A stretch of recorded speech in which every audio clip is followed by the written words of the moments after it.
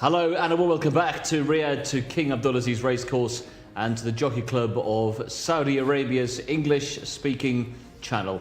The second of 3 days racing to bring you this Friday. 12 races once again. The first of those not too far away, and of course it's the penultimate meeting before 2 weeks today sees the beginning of the world-class Saudi Cup meeting. The Jockeys Challenge taking place today, and the following day we got the $20 million Saudi Cup, the world's richest race. Today, the Cup races later on the card. We get underway with a handicap. We've got some open races and some maidens as well. Tom Collins is once again alongside me, and you've been working so hard on the form, Tom, you've made yourself ill. Yeah, I picked up a cold, so I apologise if I sound a bit nasal on the broadcast, but hopefully that won't put you off watching, because we've got some good racing today. Plenty of horses that are rated 100 plus, Palermo, and a couple of others that you're going to go through in the menu in just a few seconds. Yeah, Palermo, a good winner here a couple of weeks ago, and I really do like the sprint race later on as well. Honky Tonk Man should take a fair bit of beating, back on track today from the 13:51 sprint here a couple of weeks ago. Not just Honky Tonk Man to look forward to today, though. We've also got Milwaukee and the Stoppel. They go in race 8. Tom has nominated 3 races to look forward to. Race 8 is one of them. This race sees 7 horses who ran here last time out reopposing. They were over 2,400 metres last time out. Milwaukee beating Stoppel, who flew from off the pace. They go in race 8. In race 9, Wait to Excel bids to win yet again, formerly trained in the UK. A winner here on debut, goes again today for Tama Al-Dahani. That's in that race over 2,000 metres, steps up in distance today. And Palermo, a really good winner, beat 5 of today's rivals last time out, overcoming trouble in running. Didn't win by far, but she was valued for much more, and she goes in the feature 1,600 metre Japan Cup. That's race number 11. She should win today, shouldn't she? I think so. I think there are value alternatives in the market, but she's definitely the horse to beat. She, as I say, I think was value for more than the winning margin last time. Yeah, I was watching that race at home actually. It was you and Rory in the studio, and I selected another horse in the race, and I was cheering that one on. But my eyes were fixated on Palermo because she had such a troubled run up the inside. She was against the fence, had to weave out, had to go back again to find the gap. When a horse gets that much trouble in running, they generally find a way to lose, and there's excuses obviously for why they lost, but she managed to overcome it, get the job done, and kind of suggests to me that she's a pretty good horse. And she takes on Pretty Flag today, who's a new opponent and represents your favourite trainer. This is the horse I think is the value against Palermo. You know, Tama Al-Dahani does incredibly well with these horses. I was here 2 starts back for Pretty Flag. She was rated 60 that day, and she won an Open. The only horse I've ever seen in Saudi Arabia rated 60 to win an Open so far. She was facing 90 and 100 horses. She got the job done. Then she came back and won impressively a couple of weeks ago. Now she's back again on a stiff upward curve. She's the danger. Okay, well, they go head-to-head numbers 3 and 4 in race number 11. Delighted to say that to give us a flavour of what we've got to look forward to across those 12 races, and to call them all home as well throughout the course of this afternoon into the evening. We welcome along to our YouTube broadcast, Mark Francis. Hello there, sir. Martin, Tom, hello, welcome, yes, to Riyadh on this Friday afternoon for meeting 101. As usual, as you say, Martin, we have a 12 race card for you, 10 thoroughbred races and 2 for purebred Arabians. We start shortly in handicap company with a 0 to 80 at 3:35 local time. That's just about 15 minutes away. Race 2 is a contest for horses that have won once or twice before 2 sets of maidens, 1 for the colts and 1 for the fillies, both over 7 furlongs.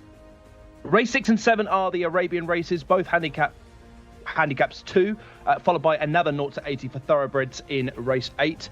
Races 9, 10, 11 are very good contests, as we saw in the menu sequence just a few moments ago. Race 10 is a Jcsa challenge race over 7 furlongs before tonight's feature, the Group 3 Japan's Cup over the mile. The final race on the card is the Jockey of Education Cup, certainly an education for a lot of the younger riders from different racecourses around this part of the world. That is all to come. So much to enjoy here on the JCSA YouTube English channel.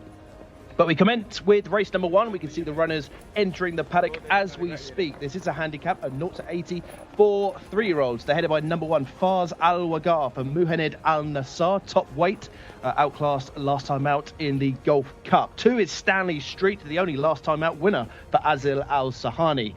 3 and 4 represent the same ownership. 3 Maruf for Mohammed Al-Daham and 4 Shayek for Mohammed Al Hubail. Both of these are maidens, as is the case for horse number 5, Saudi Front, for Luis Morales. Has been running well, but without winning. Another gift is the first of 5 fillies for Alex Moreno, number 6. 7 is Matt Nuke, also a maiden, twice finished second, Camilo Ospina. And 8 is The Line, who makes Saudi debut, was 0 from 3 for Richard Hannon in the UK. Naif Al-Anazi on board this afternoon. Number 9 is Merba Alays. Abdullah Al Farouz has been in good form before being disappointing last time out behind Tabor Fail.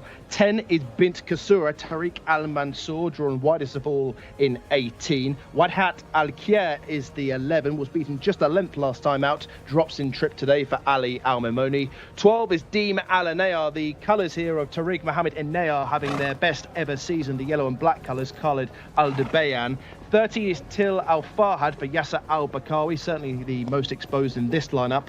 14 is a scratch, so on to 15, Star of Lazais for Khalid Al Mamoni, one at Newcastle in the UK for Gemma Tutty not so long ago. 16, Asif, the only grey for Thurb Al Timyat, has the blinkers on as well. 17 is Yaflan, certainly has form to reverse with Stanley Street. And the last one in is number 18, making Saudi debut here today, is C Senor, who was 0 from 4 for David Loughnane and inherits the inside post position. So, a field of 17 going for our first race of the day here, chaps. Well, unfortunately, no graphics here today. The graphics machines... Well, Friday is the day off here in Saudi Arabia. It is. So the graphic machine's gone like with most people here on a day off. Yeah, exactly. You weren't able to get your pre-show routine sorted on course either, so... I got a mine of, not the usual run, but I still did get a run in. Good. But I got here, the gym locked up, the pool locked up, everyone on holiday, Friday. No good. No, but fortunately, the horses are not on holiday, neither are jockeys, and we'll get the racing underway soon. Neither are we as well. So they're in shot, in fact, is the international favourite. This is Saudi Front, who's had 3 starts this campaign. Over 2,000 metres on debut, but it's been over further the last couple of starts. Yeah, this is the horse to beat, there's no doubt about it, this 3-year-old colt. Second on the debut, over 1,200, and then the last twice just going a routing distance, as you say. Probably didn't want the longer trips, now back to sprinting off a nice handicap mark, the horse to beat. Number 6 we saw in shot is another gift as well, 12th in the Gulf Cup on return to action last time. Yeah, that was his local debut. He was slowly away and never in touch that day. Prior to that, he ran in the UK, where he was 3 from 12 for trainer Ed Dunlop. Matt Nuka is number 7, not been seen for quite some time. Up in trip today for Camilo Ospina. By Breeders' Cup Classic winner Vino Rosso, so probably needs further. First 2 runs in Typhoon were reasonable, disappointing last time, and fair while off the track. Should say down in trip was over 1,400 last time. The Lions on debut here. We move on to number 9, Merba Al Aziz, who's 1 from 7. That win 2 back. More experienced than most, decent victory in a weak maiden on the penultimate start. Not so good recently when just 12th. Number 10 we move on to is Bint Kasora, 1 win from 5 starts for this filly. Early season form was fine in Typh, but subsequently struggled when mixing it in better grades. Widest draw doesn't help her cause today. Number 11 is Wadat Al Kia, 0 from 6 so far. Was over 1,200 metres, then 14 last time out. She's yet to win, but she's bred to sprint. Has been trending in the right direction. Wouldn't completely write her off. Yeah, nice looking type as well. Plenty of size about her back end. Number 12 is Deem Al Anaya, who's got form with Tejdaham here at meeting 94. Handicap debut today. Precocious type who's got lots of early speed. She can hang under pressure, but I expect her to show that early, get straight to the front and see how long she lasts. Is a winner over 1,200 the local bred fillies made. Number 13 is Til Afahad. 0 from 9 so far. Recent form not as good as maybe the early season. No, yet to win so far. Won't be breaking that sequence today. Confident rule out then for the 13. Number 14 doesn't go. And we have 4 more to tell you of. Star of Lassiz, who Mark touched on, comes across from the UK from the Gemma Tutty stable, sold for 21,000 guineas. Yeah, 1 from 9 for Gemma Tutty. She wants further than this distance. Wants further than this distance, Star of Laziz. I don't think he'll be a factor today. He'll probably get outpaced early, but one to keep an eye on for the future. Number 16 is Asif, 0 from 8 so far. Ran here last week, finishing 13th. Failed to get involved in weaker heats recently, including last week. I don't see why today will be any different. Yaflan is number 17, 0 from 8 so far. Another to finish here last week, but actually a little bit better. Finished 4th that day. definitely the best run of the Riyadh spell for this horse. Generally, I don't think he's good enough to win a race like this, but he's drawn nicely in stall 7. And the Faulty Towers horse number 16, CC Senor. Yeah, 0 from 4 for David Loughnane in the UK. Beat just one rival in each of his last 3 races on those shores. Bought for 8,000 guineas. Hard to suggest that it'll be a winning start for New Connections. Okay, they are the main contenders. Let's just have a look at the top ones that we didn't get a chance. Fars Al Wagga, number 1, winner of our local bred fillies, made that meet in 92 and was in the Gulf Cup with another gift last week. Yeah, he was 2 weeks ago. Outclassed in the Gulf Cup. Prior to that maiden victory came over the course and distance. Also has speed in this race, so should be vying for the early advantage, but the wide draw just isn't ideal. 2 Stanley Street race in the UK for John Quinn, but was a winner second time up here last week over this trip. 0 from 3 for John Quinn, bought privately after not selling for 19k in October. Got off the mark at the second attempt, went strong at the finish over 1200. Probably a contender in here. Well, we'll come back and get Tom's thoughts on the 2 Tamat Al Dihani runners, Maroof and horse number 4, Shaykh as well. They're the only 2 we've not looked at, but let's welcome along to the programme Shamila, who as always is paddock side for us. Thank you very much, Martin. Happy Friday to everybody. This is my paddock selection for this first race of the day. We're starting off strong with a 0 to 80 handicap, and I've decided to go with horse number 3, Maroof, who is an Irish bred. We'll be partnered with Mohammed Ad-Daham and trained by Tharmar Dihani, who is flying during this Riyadh season. This horse was 5th last time out at meeting 72, so a nice long break for him, and he looks really well for it as well. Tharmar Dihani has 2 horses in this race, and this is definitely the better looker of the 2. I do have to say horse number 5, Saudi Front, looks really good as well. And a newcomer to Saudi racing here in horse number 8, The Line, also looks really good. But of course, it's Japan Cup Day. I cannot wait to see Lethal Talent. But of course, Jimmy Jerkins has, of course, has one of the best trained horses in Saudi Arabia, which is Honky Tonk Man. Knocked her out. Yeah, thanks, Shamila. As we say, 2 for Tamat Al Dihani. Shamila touched on the first of those. Maroof, who's just had the 1 start here. As many of these horses from the Al Malak Al Sahab stable have been in the UK. This horse was with Richard Hannon and ran here in open company on debut.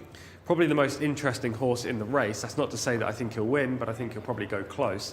0 from 4 for Richard Hannon. After being purchased for 170,000, stayed with the owner since moving over. Obviously, the owner's based here.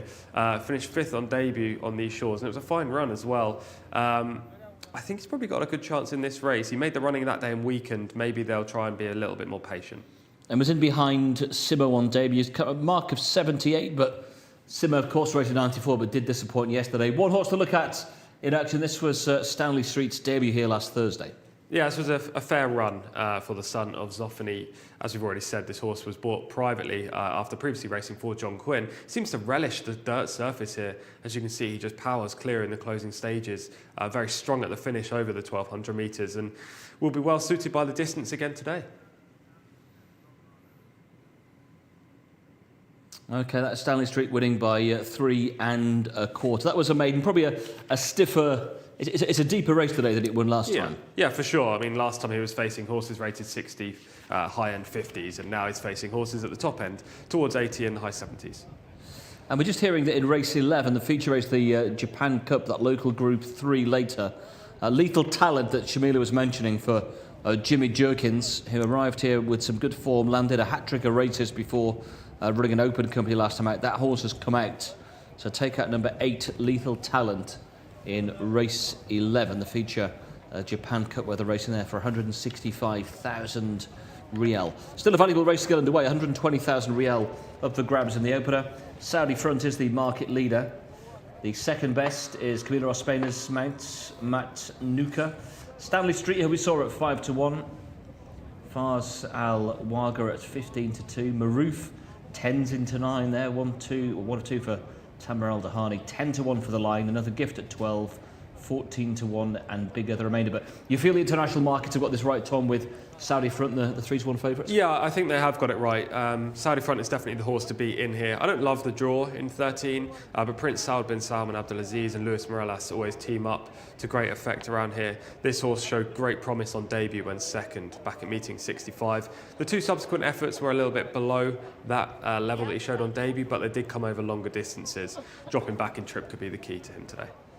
Okay, Saudi front with that mark of 74, the international favourites. So Tom's with Saudi front. Shamila goes with Maroof, who's 9s from 10s on the international markets. And I'm going to throw in Dream Alanaya at a bigger price as well. Has got winning form over this trip. Has been over further in open company. Back in trip today in handicap company. The form with Tejdaham I thought looked pretty solid. That's our views here. They're on the way down to the start. In fact, the majority of runners are down at the 1200 metre gate post, so we can rejoin Mark Francis, who's got the call here on race 1. Thank you, Martin. Yes, I echo your thoughts on Deem Alanaya. As I say, the colours have been in the Windsor enclosure many a time recently. I've got some very good horses this season and some good form there for Deem Alanaya. But I'm going to match one of our reporters as well, Maroof, who is 0 from 1 so far, 5th on debut. I thought that was a pretty decent effort. Mohammed Al-Daham in the saddle. A son of Blue Point, of course, has started his career as a stallion oh so well. Of course, stablemate Shayek is drawn in 5. So Maroof in 9, Shayek in 5. Of course, this being a handicap.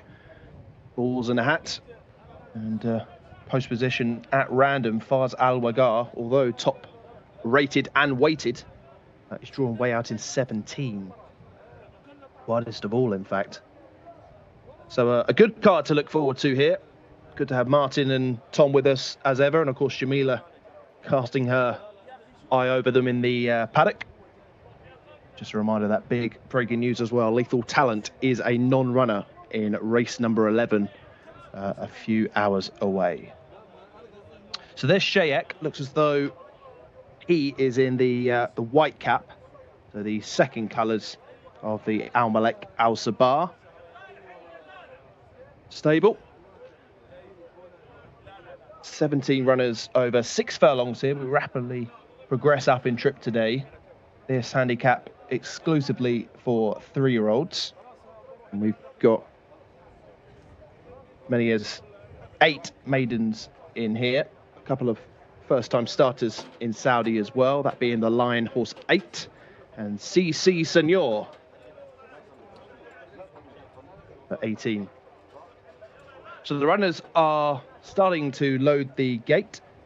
So you see the fabulous drone shots that we see every week here at the Jockey Club of Saudi Arabia. We're in Riyadh. Goes back to Taif in the summer in June. Let's not wish our time away. We've still got just over a month here left in Riyadh. Of course, the penultimate week of racing before the Saudi Cup. And as Martin alluded to, the International Jockeys Challenge on the Friday. Many big names from around the globe in town before the big Group 1. $20 million on the Saturday. Of course, 4 run-ins so far, 4 different winning countries. But our attention is on this first race. 1,200 metres. We're halfway through loading. There's another gift going forward for Alex Moreno. There's Stanley Street, which we saw in the VT, the only last time out winner here. And did it nicely, didn't he, back at meeting 97 just last week. So turned it out again quickly. Got about 6 out of line, including this horse, Saudi Front, who maintains his spot at the top of the international markets. At Nuke and Stanley Street, pretty short as well. Final trio coming forward.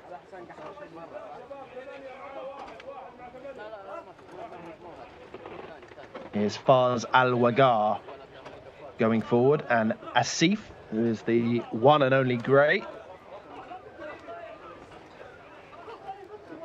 Asif into 12.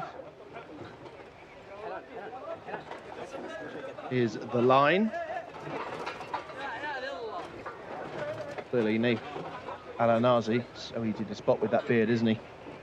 Not happy with something, but he's slotted forward now. And we look all set for our first race.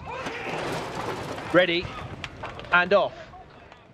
Racing away then, chased along for a few strides, was The Line here on Saudi debut for this handicap 0 to 80 over the 6 furlongs.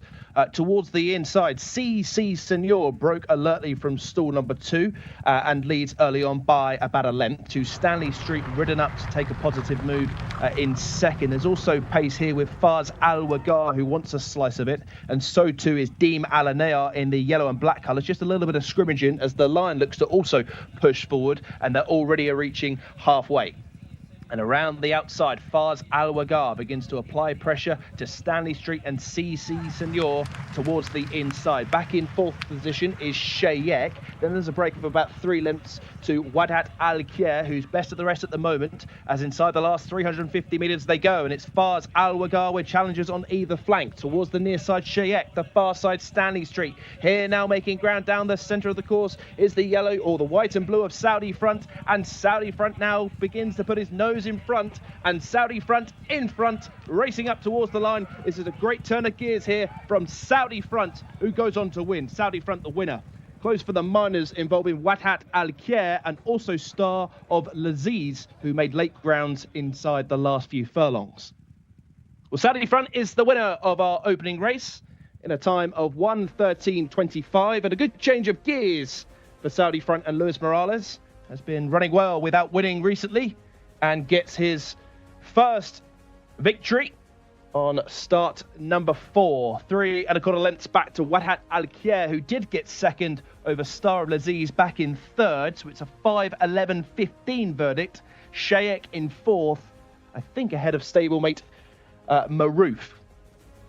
So the winning distance, 3 1/4 lengths. The winning time, 1:13.25. Saudi Front is the winner of our opening handicap.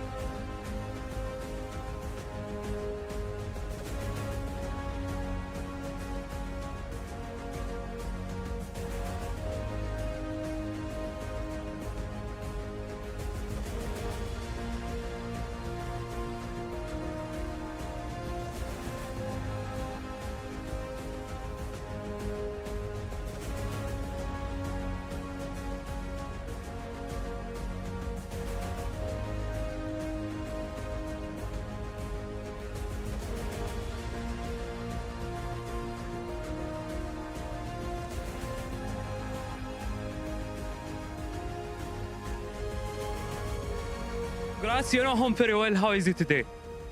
Alhamdulillah, thank you so much. Appreciate it. Congratulations to the whole team. They're doing a good job, and the horse who responds very well in the moment I need. Thank you. You know, this is the second time he go in the 6 furlong. Yeah, he is okay. He's good.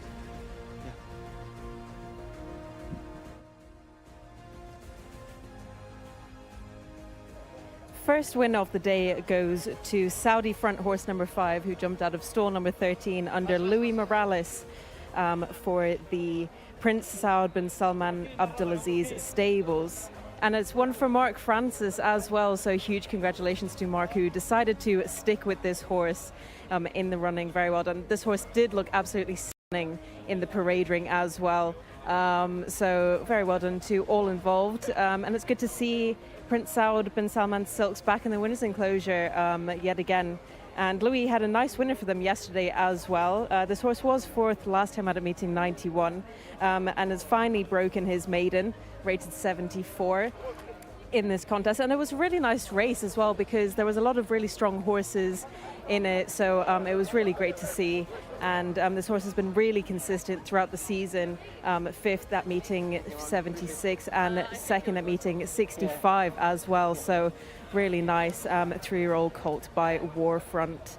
And he should be a nice horse for the future as well, so it will be interesting to see what Louis makes of it and how everything is getting on. Congratulations, Louis. Thank you, thank you. Tell me a little bit about this race. This horse has been super consistent all season. Well, I thought the race, honestly, the horse performed very well. I'll do this for you. But I think the race was fast, and I suit him because he's not showing speed now. Before he used to. And then I just wait in the last 600 to start my move and make one run, because he don't switch legs properly in the straight. But he is a really good horse in the shorter distance, I believe. Thank you so much, Louis. No, thank you.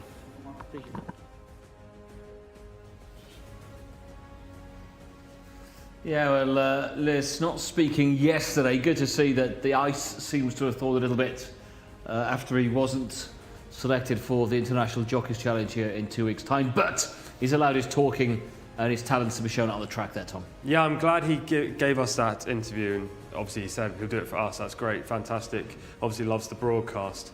And what Louis provides is an in-depth interview. He doesn't say PR rubbish. And I don't want to name names, but a few people do here. Louis is one of the dozen. He told us properly what happened in the straight. He said this horse doesn't change leads. That is information that punters and people who are watching this and trying to select the winners want to know.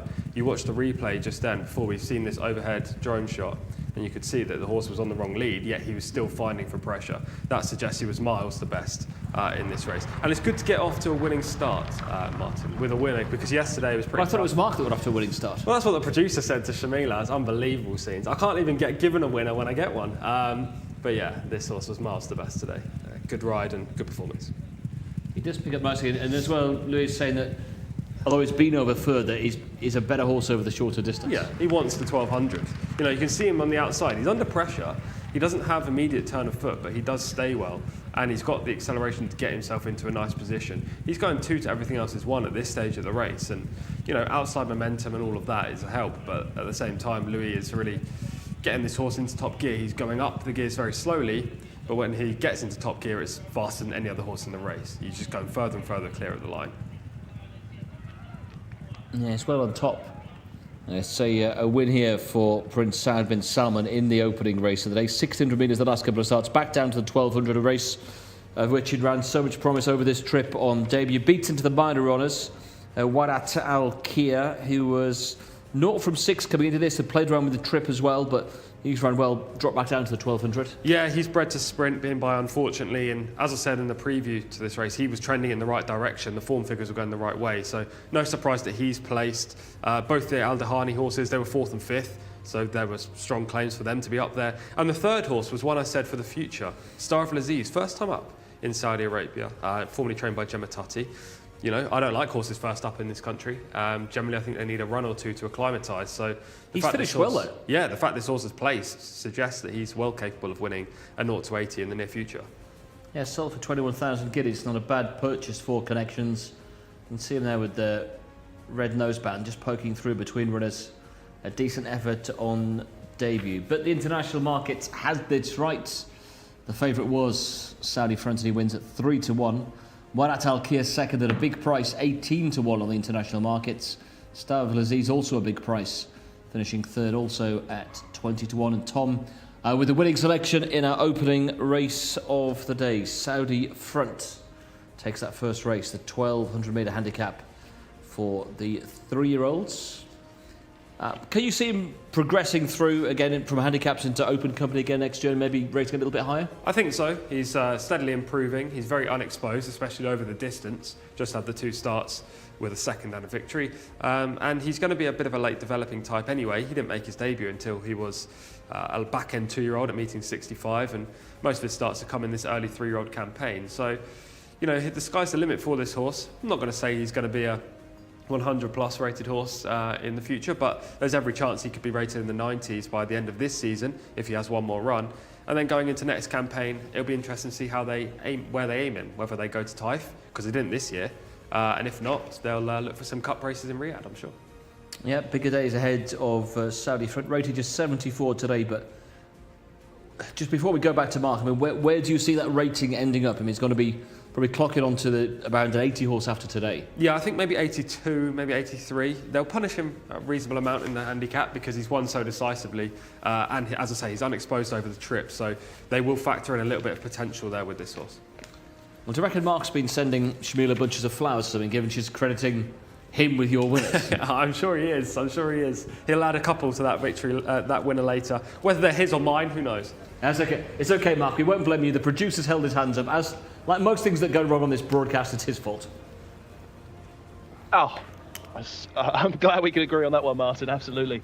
Yeah, as Tom says, hopefully we can keep the winners to later, but that was definitely Tom's one there in our opener.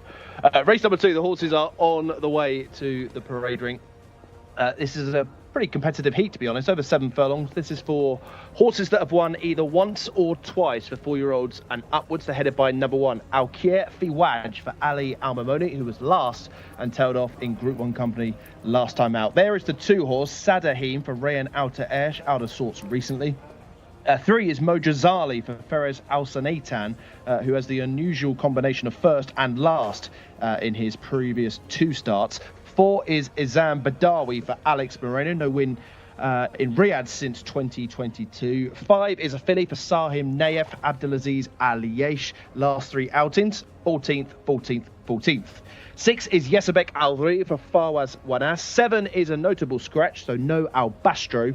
8 is Defender, who gave Moa Etta a bit of a scare last time out. And 9 is Rajiat Allah, the favourite here for Camillo Ospina. I'm sure the guys will update you on her form figures and recent outings very shortly. The 10 is Thalik for Tariq Al-Mansour, who we see most weeks. 11 is the grey Kayadar, who at a meeting 58 was a winner, but that does seem an awful long time ago. 12 in Baha Abdullah Al-Farouz, fruity colours this one, lemon yellow jacket with a lime green cap. 13 is Sapta, only horse in this race yet to win twice, just the 1 win from 17 starts, Abdullah Al-Saidi. 14 is Meshayal, 99th career start for Meshayal, the 8-year-old. Mohamed Al-Nefsi in the saddle. Tayeb is the 15, Luis Morales with the cheek pieces on. Sayaf for Ahmed Al-Azari, first run of the night for the Red Stable. Speaking of red, number 17, Red Shark for Mohamed Al-Sharima. 18, Hizam, final trio, all fillies here, by the way, dropping in trip Hizam, Mohamed Al-Daham. 19 is Haruf, the other 8-year-old, and stall 20 for number 20, Malaine for Mohamed Al-Habail. So 19 runners, no need for the reserves, 21, 22, 23, after the late scratching of the 7. 19 runners for our second race. Yeah, thanks, Mark. There in the paddock, jockeys have also come out, so we're well on course for our second race of the day. This race for horses have won between 1 and 2 races, 4-year-olds and upwards, local breds, and they've been skipping through the field as Mark's been going through. Let's pick them up with the pictures, Tom. Number 10, Thar Leek, who's been in Cup company the last couple of starts, including in the Ministry of Media Cup here last week. Yeah, finished 8th that day. He was basically outpaced throughout the race. The last victory came in a 0 to 75 handicap way back in October. Perhaps needs to go back into handicap company to strike. Kayeda, number 11, we can see in shot, the grey horse there, 2 wins from 16 starts.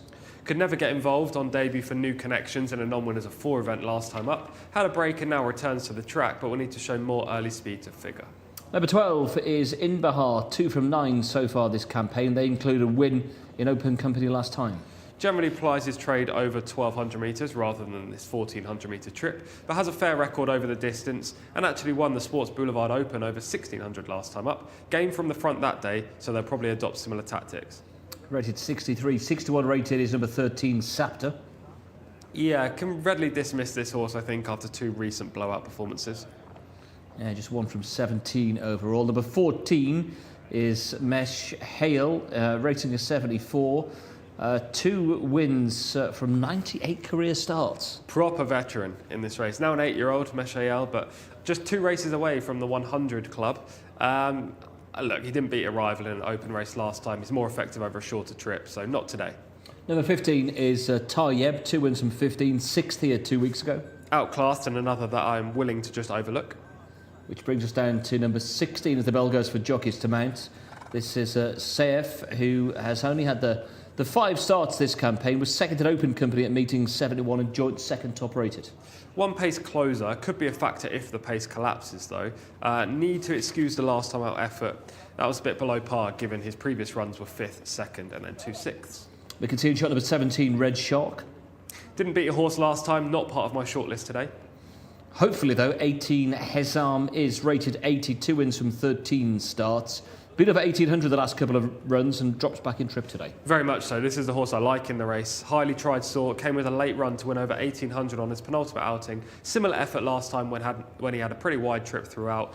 Could be suited by the drop in distance on the quick return. Yeah, does like to finish the race strongly, does Hezam. 19 is Haroof, filly, who's another veteran, career start 77 today. Regularly fails to hit the frame. You've got to commend her durability, but this wide draw doesn't help her out. And number 20 is Mullane. We'll go back and have a look at some of those towards the top of the race card shortly. In the meantime, as jockeys get mounted, we can get thoughts with Shamila. Thank you, Martin. Now, if you know me, you know I love a premium tap filly, so how could I not go for horse number 9, Rajiat Allah, for the White Stables. 10th last time out of meeting 60, so she's had a bit of a break there, but she looks really well in the parade ring. She's by premium tap. She's with Camila Ospina, highest rated in the race as well. Already got 2 wins to her name. I mean, everything is going for her for this filly, so I think that you'd be silly not to go with her. I really like her chances in this, but horse number 12, Imbaher, the 4-year-old colt by Take the Points, also looks really well, who was first last time out at meeting 96, so he's looking to make that 2 on the bounce for him, and he looks really nice. And horse number 16 stood out to me, but I don't think he is strong enough for this race, so I've got my fingers crossed for horse number 9, Rajiat Allah. As I said, we'd come back to those towards the top end of the market. Rajiat Allah is one of those we have to mention, Tom, is the international favourite, just a shade of odds on for Rajiat Allah, who is top rated in this one, 2 from 7 last year, and running Cup Company on the return to action. A mark of 98 sets a fair standard. Yeah, I don't think she should be such a short price, I have to say that. However, she deserves to be favourite based on the rating and her connections, being King Abdullah bin Abdulaziz and Sons, the White Stable with Ahmed Mohamed and Camila Ospina. She's a very small filly, who won twice last year, which included the King Khalid Military Academy Cup. But she was barely sighted in her last 2 attempts, including on her reappearance. Granted, this is a much easier task, but I have questions about whether she's trained on, and she's a very short price today. We can have a look at Imbaher in action as well, 2 wins from 9. This colt rated 83, which brings it right into the mix. Was second over 1400, and as you say, does stay that a little bit further. Yeah, this was over 1600 last time. He was very game from the front this day. You can see he hangs a little bit. Maybe the other horses just weren't closing and they were finishing at the 1 speed, but he manages to hold them off nevertheless, which has to be credited. I think he's vulnerable, but they could adopt similar tactics. And we know from yesterday and in previous weeks, if you're on the front end in these early races on the card, when the sun is shining, you've got a good chance of hanging on. Well, he's third best on the international market, currently at 6 to 1. Hezam is a 4 to 1 chance, and Rajiat Allah is the odds-on favourite. Just towards the top of the card, we didn't touch anything between numbers 1 and 8. Tom, any of those you'd like to bring into the mix? I'll give a very quick overview on the majority of them, just for anyone who might be, watching and have a selection. Horse number 1, last 4 runs have come over a lot further, dropping back in trip. Does drop in class, but the drop in trip's not sure to suit. Horse number 2, Sadahim's just outclassed in this race. Horse number 3, Mujazali, won a nominals of 2 event, 2 starts back when making all the running, so is likely to go forward in this race. Horse number 4, comparatively, has no early speed, tries to make his move from the back, which doesn't work very well often at this venue. Horse number 5, Sam Nayef, rated 72, bred for turf, being by Bobby's Kitten. The last win came in 0 to 60, which is way below the quality he's tackling today. Horse number 6, again outclassed, doesn't have a strong chance in here. Horse number 7, trending in the right direction after a late return to the track this season, but not the most prolific of winners. And horse number 8, Defender, 2 from 16, much better run last time up. All of his best recent runs have come over further, though. He did win a 0 to 70 handicap last year over the trip, but generally wants to be tackling 1600, etc. Yeah, and that run last time was over the 1800, albeit that form with Moetta does look good last time. It does, it does. I wouldn't completely rule him out. These connections tend to buy a lot of horses from the UK. Obviously, this isn't one of them, being a local bred, but they tend to buy horses who are kind of past their peak and try to revitalise them. And the majority of them are closers. Defender's going to adopt the similar kind of closing tactic today. And as I've already mentioned once or twice, that kind of those kind of tactics don't tend to work very well in the early races here in Riyadh. I generally think it's going to be between 2 or 3 horses in here. Obviously, Riyadh Allah is the horse to beat, but it's way too short for my liking. And who knows if she's good trained on? You know, she has to prove that she can perform as a 4-year-old. Her last 2 runs were pretty poor. His arm is going to come from the back, but it's drawn well to make that sweeping move around the turn and has good recent form, which is why the 18 is my selection. And then horse number 12, Imbaha. If the pace does hold up and he can get to the front, then he is a danger. Yeah, Hezam been over 1800 metres the last couple of runs, winning form over 1200 and 1800, so is pretty versatile. Shamila with the international favourite, Rajit Allah, who is coming from stall 9 under Camilo Ospina. So he won 2 from 7 last year. There were wins in Cup and Maiden Company over 14 and 1600 metres. Got a mark of 98, just questionable from what Tom was saying, whether she's actually performing to that level. So I'm with Tom. I think Hezam's got a big chance here. So we're split between the first and second favourites here, Mark. Are you with either of those two, or are you looking for a bit of value on the international markets? Definitely with the value here, Martin. Hezam, definitely from stall 18. Tom's highlighted all the positive notes about this horse. Drawn wide, can close late. The only negative with Hezam is the surprise drop in trip, but I guess she is a strong staying 7 furlong horse. I thought Rajia Allah was the wrong price, far too short for her. Odds on, but a horse that returned after a 9-month layoff to finish well beaten by stablemate Jabba Allah in a cup race. I mean, of course, better will be expected today, and I imagine that she will make the shortlist or the placings. But I just cannot have Rajit Allah. I love following the white stable horses. I don't want to do them a disservice, but I do think Hezam is the value play here. So I'm with you boys in the studio. Mohammed Al-Daham out in stall 18. There's Mo Jazali, Ferez Al-Sanatan, who, as I mentioned in the Runners and Riders, last 2 starts, first and last. So we'll be looking for a better effort from the meeting 93 perspective. Here is Defender, always a paler green than advertised in the race card. Reminder here that we go without the 7, Albastro. We're back to standard stalls and numbers. So horse 1 corresponds to barrier number 1, so on and so forth. First runner for the red stable is Sayaf, adding 16, as Meshayal slots forward. Just working up here is Sapta, as I mentioned, is the only horse without a double in her career. She goes in nicely into 13, so we've got about 6 or 7 out the back. Here's Tayeb. She's got all the headgear, cheek pieces and a noseband. So a little restless is Kayedar.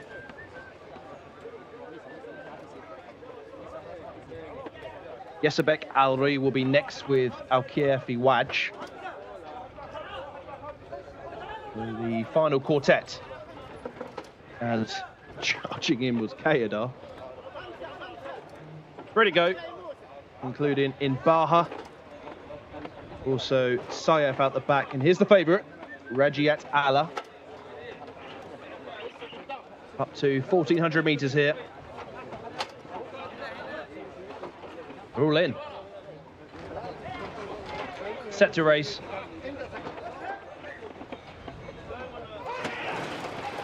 And they're off.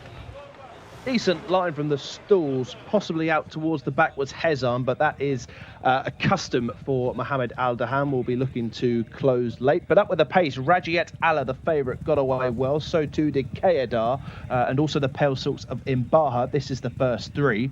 Out towards the wide outside is Saif, and back towards the inner is Mojazali. So a decent pace on here. 3 or 4 of them looking to push forward, including Defender, who's mid-pack, and then comes the blue sleeves of Sapta. Towards the rear of the field is Sadahim and also Red Shark.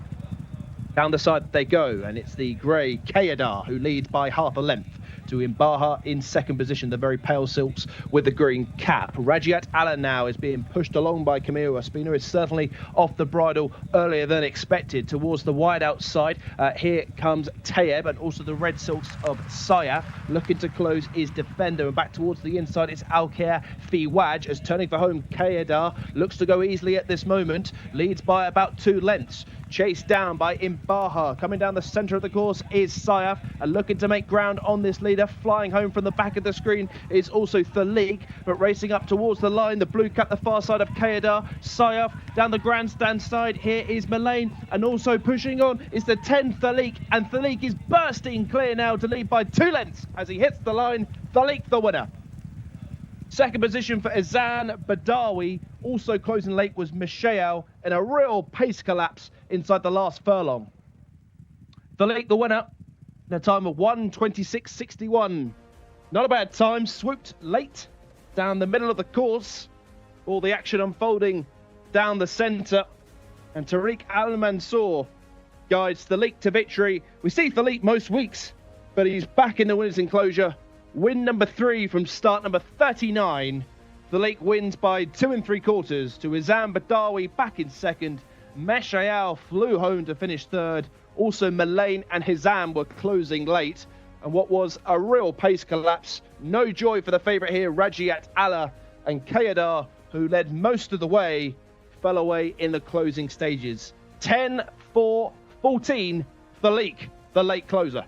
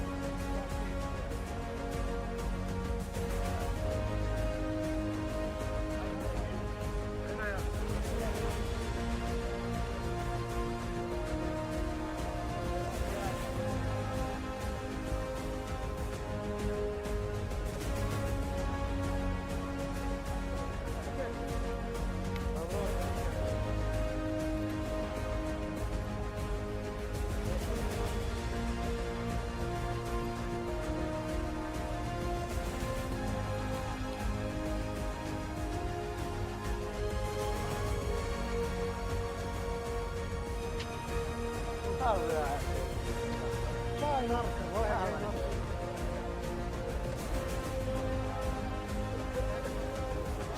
the pace did collapse, and it was one of the regulars here, Thalik, who has been in Cup company, ran here in the Ministry of Media Cup last week, who takes out the win under Tariq Al Mansour, beats into second. Azim Badawi, the 4, and Meshail as well has hit the frame back in 3rd place. Just out of the money back in 6 was the favourite, Rajat Allah, and also closing from way off the pace was the 2nd favourite, Hezam, who was, as often is the case, given an awful lot to do and stayed on late in the day. The early pace came from Kadea, and the market leader was up there early, Tom, and what was a hot early pace? Yeah, they went way too hard in this race, there's no doubt about that. Kayedo, yellow sleeves, blue cap, blue cheek pieces in the front. Imbaha just on the outside, white blinkers. The favourite, as you've already said, Rajaya Allah, just in behind in the white stable silks with the green cap. They were going way too hard. At this point of the race, they clocked a sectional of 10.59 seconds. As I said yesterday, if you tuned in to the coverage, anything sub 11 seconds is quick. And that's even when you go 1,200 metres. They were going 1,400 metres in this race. So that last 200 metres was always going to be a struggle for anything near the speed, which is why we saw such a dramatic pace collapse. The eventual winner right now, right at the back of the shot, white sleeves. Right on the outside. Yeah, right on the outside, blue colours. Probably around 10 lengths behind, turning in. Makes up that ground late. Our selection, just in behind the winner with the yellow cap, was a further 3 or 4 lengths behind at this stage and couldn't ever really erode the deficit on that horse, despite the fact that she passed horses on the inside. She only finished 5th in the end, but look, it was all about the horses that could get into a reasonable mid-div or slightly behind mid-div position in the early stages and had the stamina, because they were much more efficiently ridden than those who were ridden forward. And this horse does seem to thrive on a busy campaign. Yeah, runs every single week, judging by the race card. Last week, finishing 8th, as you've already said, in the Ministry of Media Cup. That day he was always outpaced.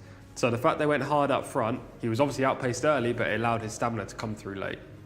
Alexis Moreno takes second on board a horse who has got winning form this season. That was back in Taif in Naught from One Company. Third goes the way of Meshail as well.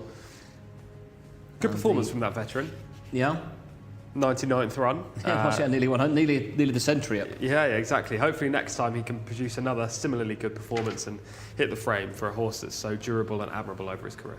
And are you more encouraged that the international favourite Rajit Allah is returning to that sort of 98 figure? Yeah, I think it was a good run from her today. I know many people who would have been watching this race and supporting her may be disappointed because she was such a huge favourite on the international market. However, she was very close to a fast pace. She hadn't shown anything on her last 2 runs. In truth, she was way too short. She shouldn't have been that price. But the connections and the lofty rating made the traders put her in an odds-on favourite.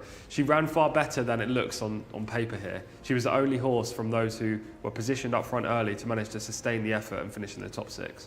When she's presumably had some sort of an issue to be making such a belated seasonal reappearance at meeting 60 and again then to be missing to come again to today. Yeah, you'd guess so. I don't know whether they just decided not to run in Taif. That was the first 54 meetings of the season, so they ran early in the Riyadh season, but since that run where she was 10th, she was very disappointing that day. Maybe she did have a setback.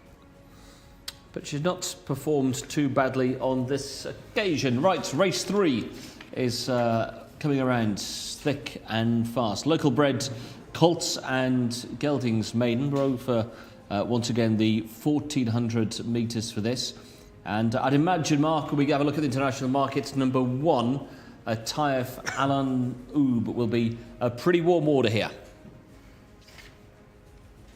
Should be, Martin, but I guess with these maidens, you don't really know what might improve or progress, and I certainly fancy one at a bigger price here, which we'll come to. But you're right, they're headed by number 1, Taif Al Janoub for Mohammed Al Yami, who was a head second 2 starts back.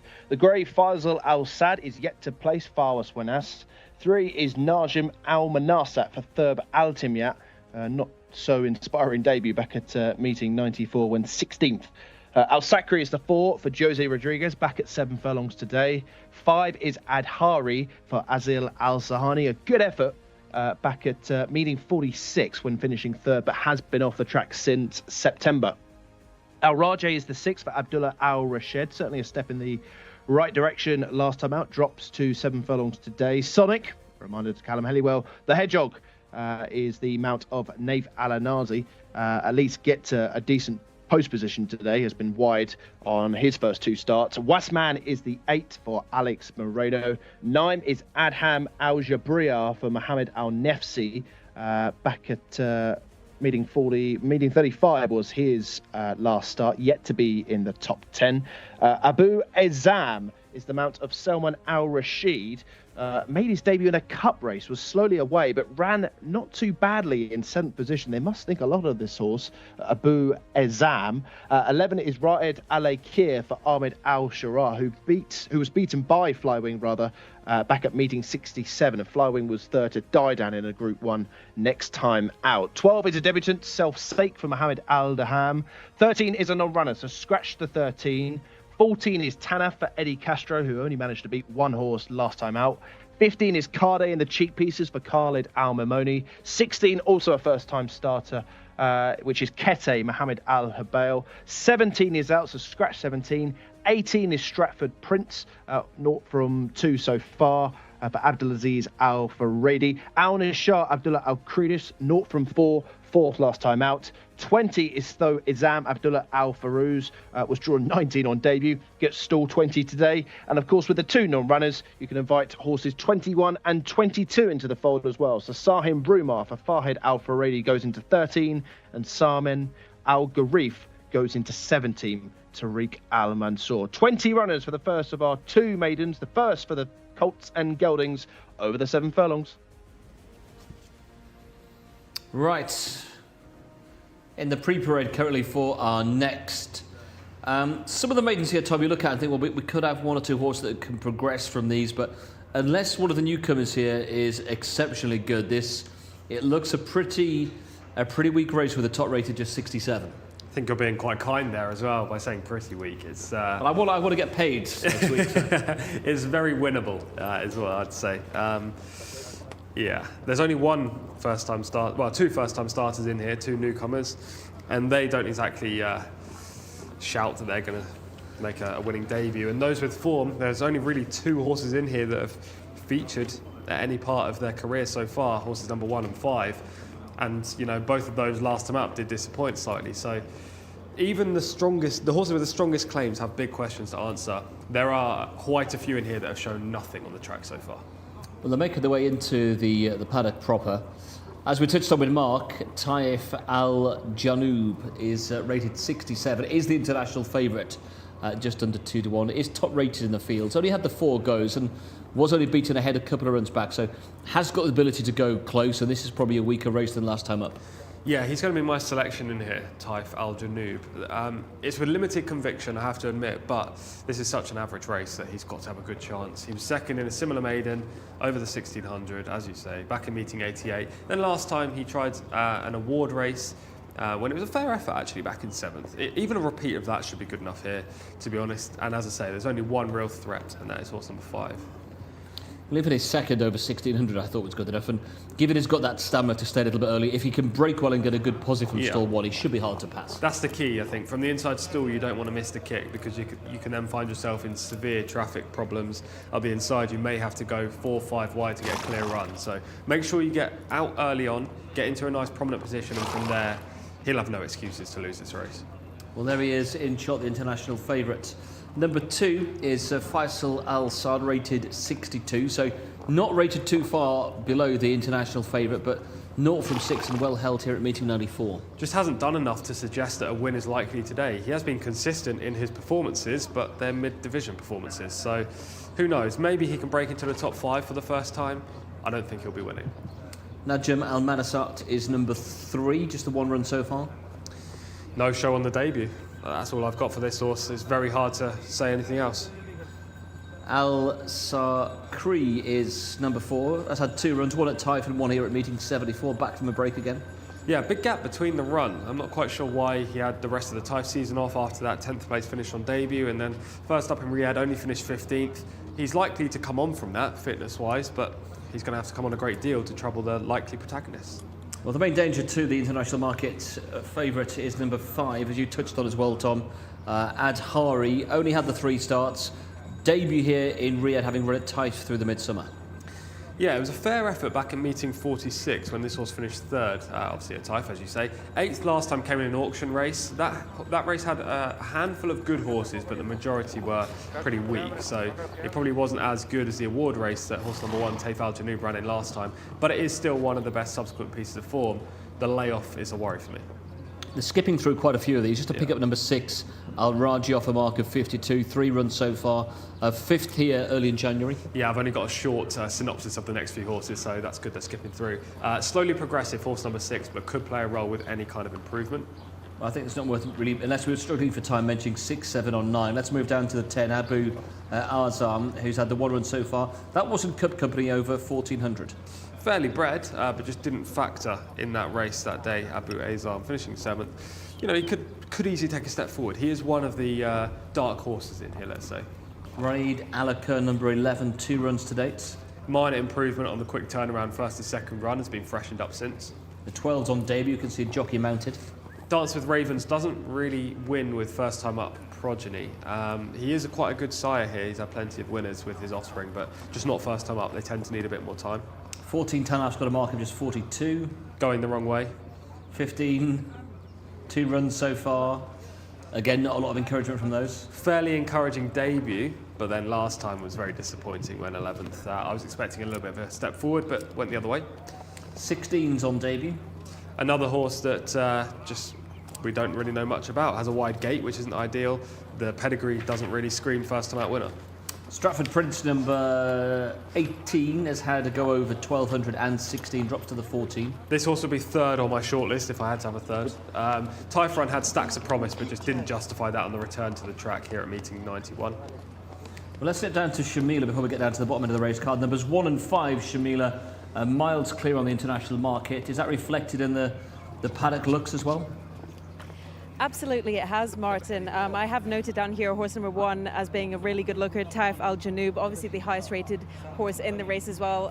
But it would be easy to see why people are siding with him, and he does look really good as well. So if you've decided to go with horse number 1, I wouldn't blame you. I, however, have gone a different route. I've gone for horse number 19, who is jumping out of stall number 19, just the best looker in the field by far. Rated 51, 4th last time at a meeting 88, so has pretty good form on his side. Not the best though, but is a really good looker and has partnered with Abdullah Al Khradis as well. I wasn't super convinced on how horse number 5 was going around the parade ring, as well as horse number 4. They were a bit of question marks for me.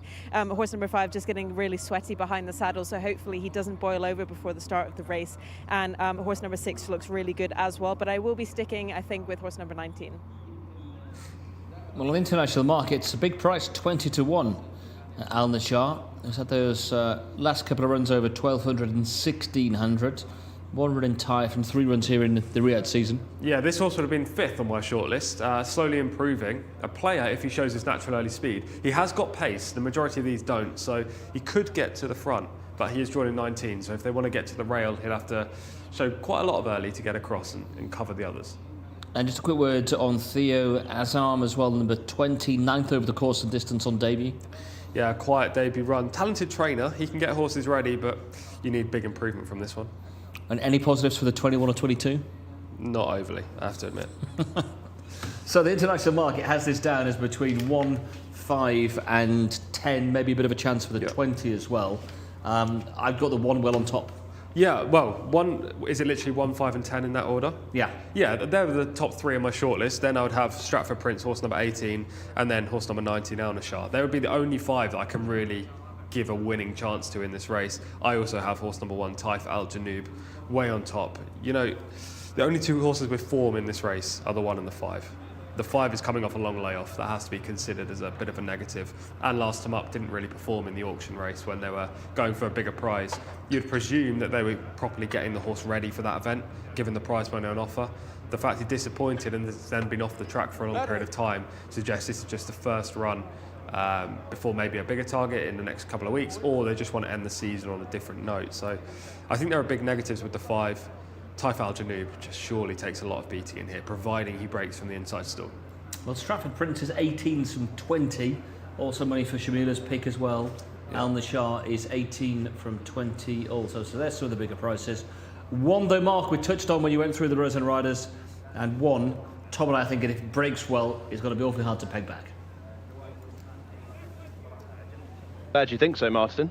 I'm going to go elsewhere, actually. I'm going to go with Abu Ezam, who, as you say, made his debut in a cup race. He was slowly away, but if you watch the entirety of the race back, he showed plenty of pace and finished his race pretty well.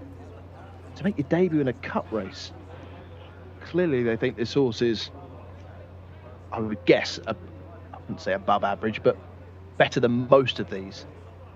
Yeah, of course, Taif Al Janoub is the one to beat, not only in the markets but also on ratings as well.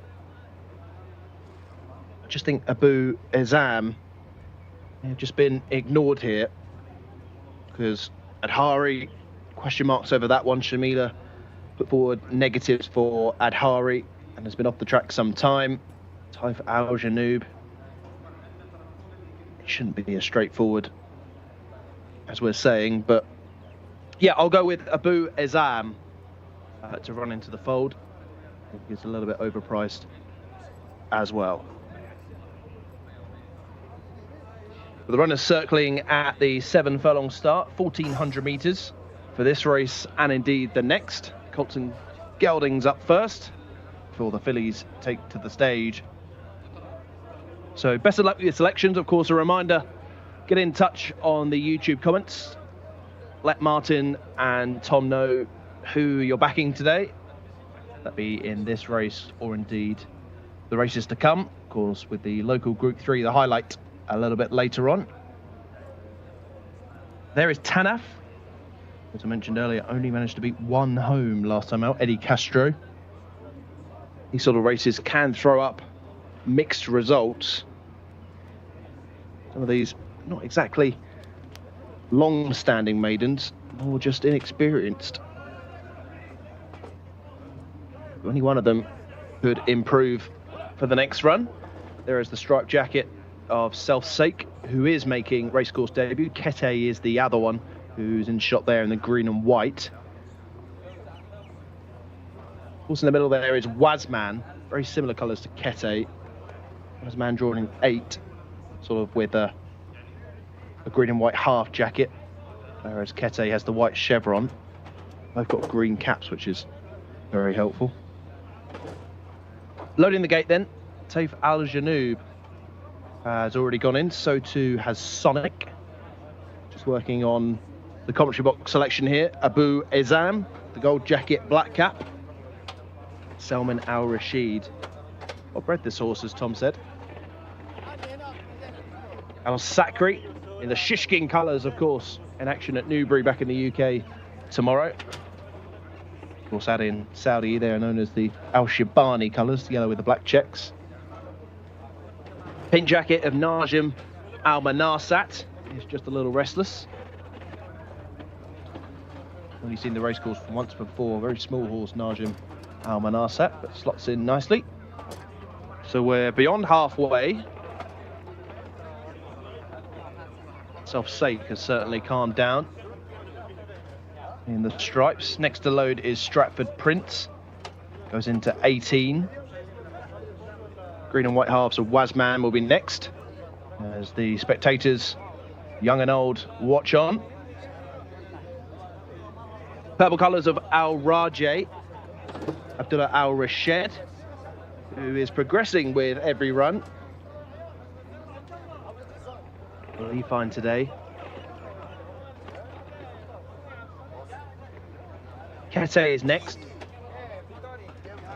Adhari, who's been off the track since September.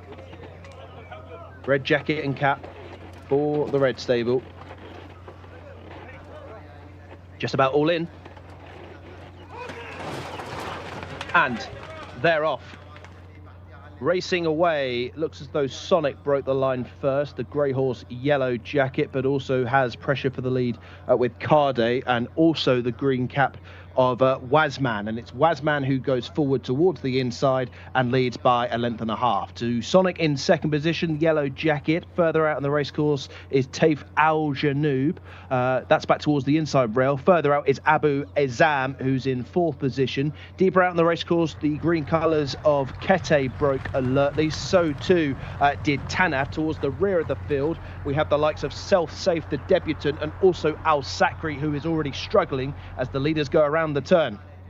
And towards the inside, we have Wazman with the green jacket, challenged by Abu Ezam in the centre. Between that pair, the ridden along Sonic. Towards the wide outside now, Taif Al Janoub begins to make ground off the running rail and has come widest of all to do so. Then comes the purple silks of Al Rajay, and then back towards the inside, we have Tanaf as the leader's going for home here, and it's Sonic who is running around a little bit, challenged by the purple jacket of Al Rajay. Staying on down the centre is Abu Ezam. Taif Al Janoub needs to find a little bit more from there as they go inside the last furlong on a bit. Sonic the far side of Al Rajay. Bursting through the pack here is Stratford Prince. Stratford Prince is absolutely flying and will get up close to home. Stratford Prince, the winner.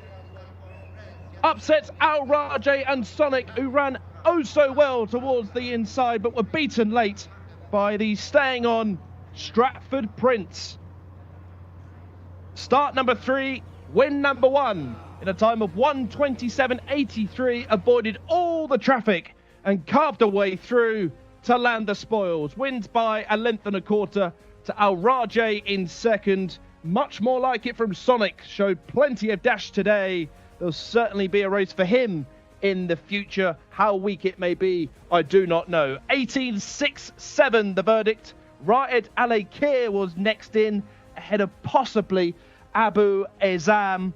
Flying down the outside also was Al Nashar, who barely got a mention. Favourite again, disappointing, Taif Al Janoub, who ran the running well, the shortest free round, and then came down the outside, but gave away too much ground. Stratford Prince, though, went the best way through and carved them open like a hot knife through butter. Stratford Prince, the winner of race number 3.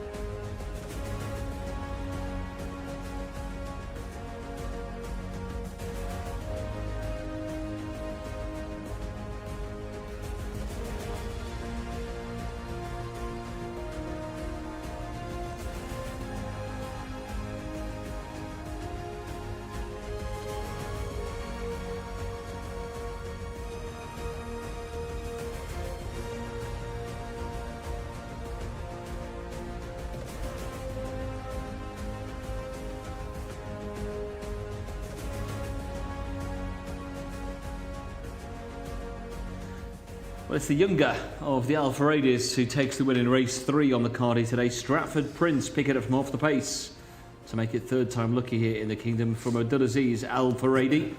Seeing off into second, Al Raji off a mark of just 52.